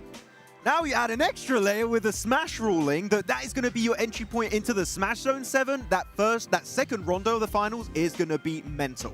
How big is the gap going to be, honestly, or how tight is it going to be? Because for what we've been seeing so far, it could be multiple teams getting into the Smash Zone on that first rondo, and then we could end up closing it out in 8 games. That would be absolutely insane to watch. And we've seen so many different teams already, use that smash point ruling in their own respective leagues. As far as the teams I really want to see, I wasn't here personally for the last time, right, in Indonesia. I want to see the hometown squads go nuts. Panda really impressed me. BTR go like that. I want to hear that crowd just roar for these squads. So I'm super excited to see them make it happen. You just mentioned something that we really haven't had to deal with during these 3 days, the first 3 days, is the crowd. Yes. It's the atmosphere that's going to be set here, because last time we were lucky to be here. There was drums. There was people screaming. You could feel the vibration from the crowd, and I know if we can feel it, those players can definitely feel it. But you know what? That last time we were in Indonesia, Ultra Ego were playing very badly.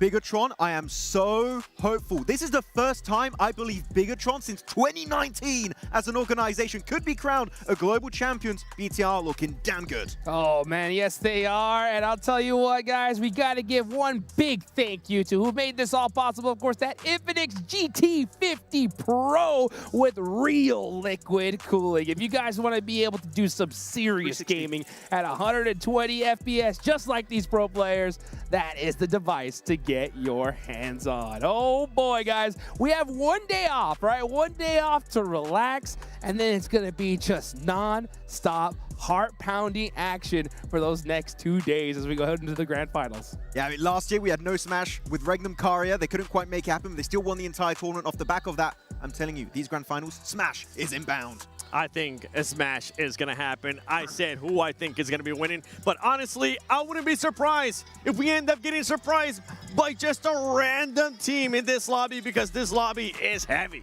Well, we're going to have to wait and see, guys. It's coming up right around the corner. Mark your calendars. Tell everybody, and we will see you in the grand finals here in Jakarta, Indonesia.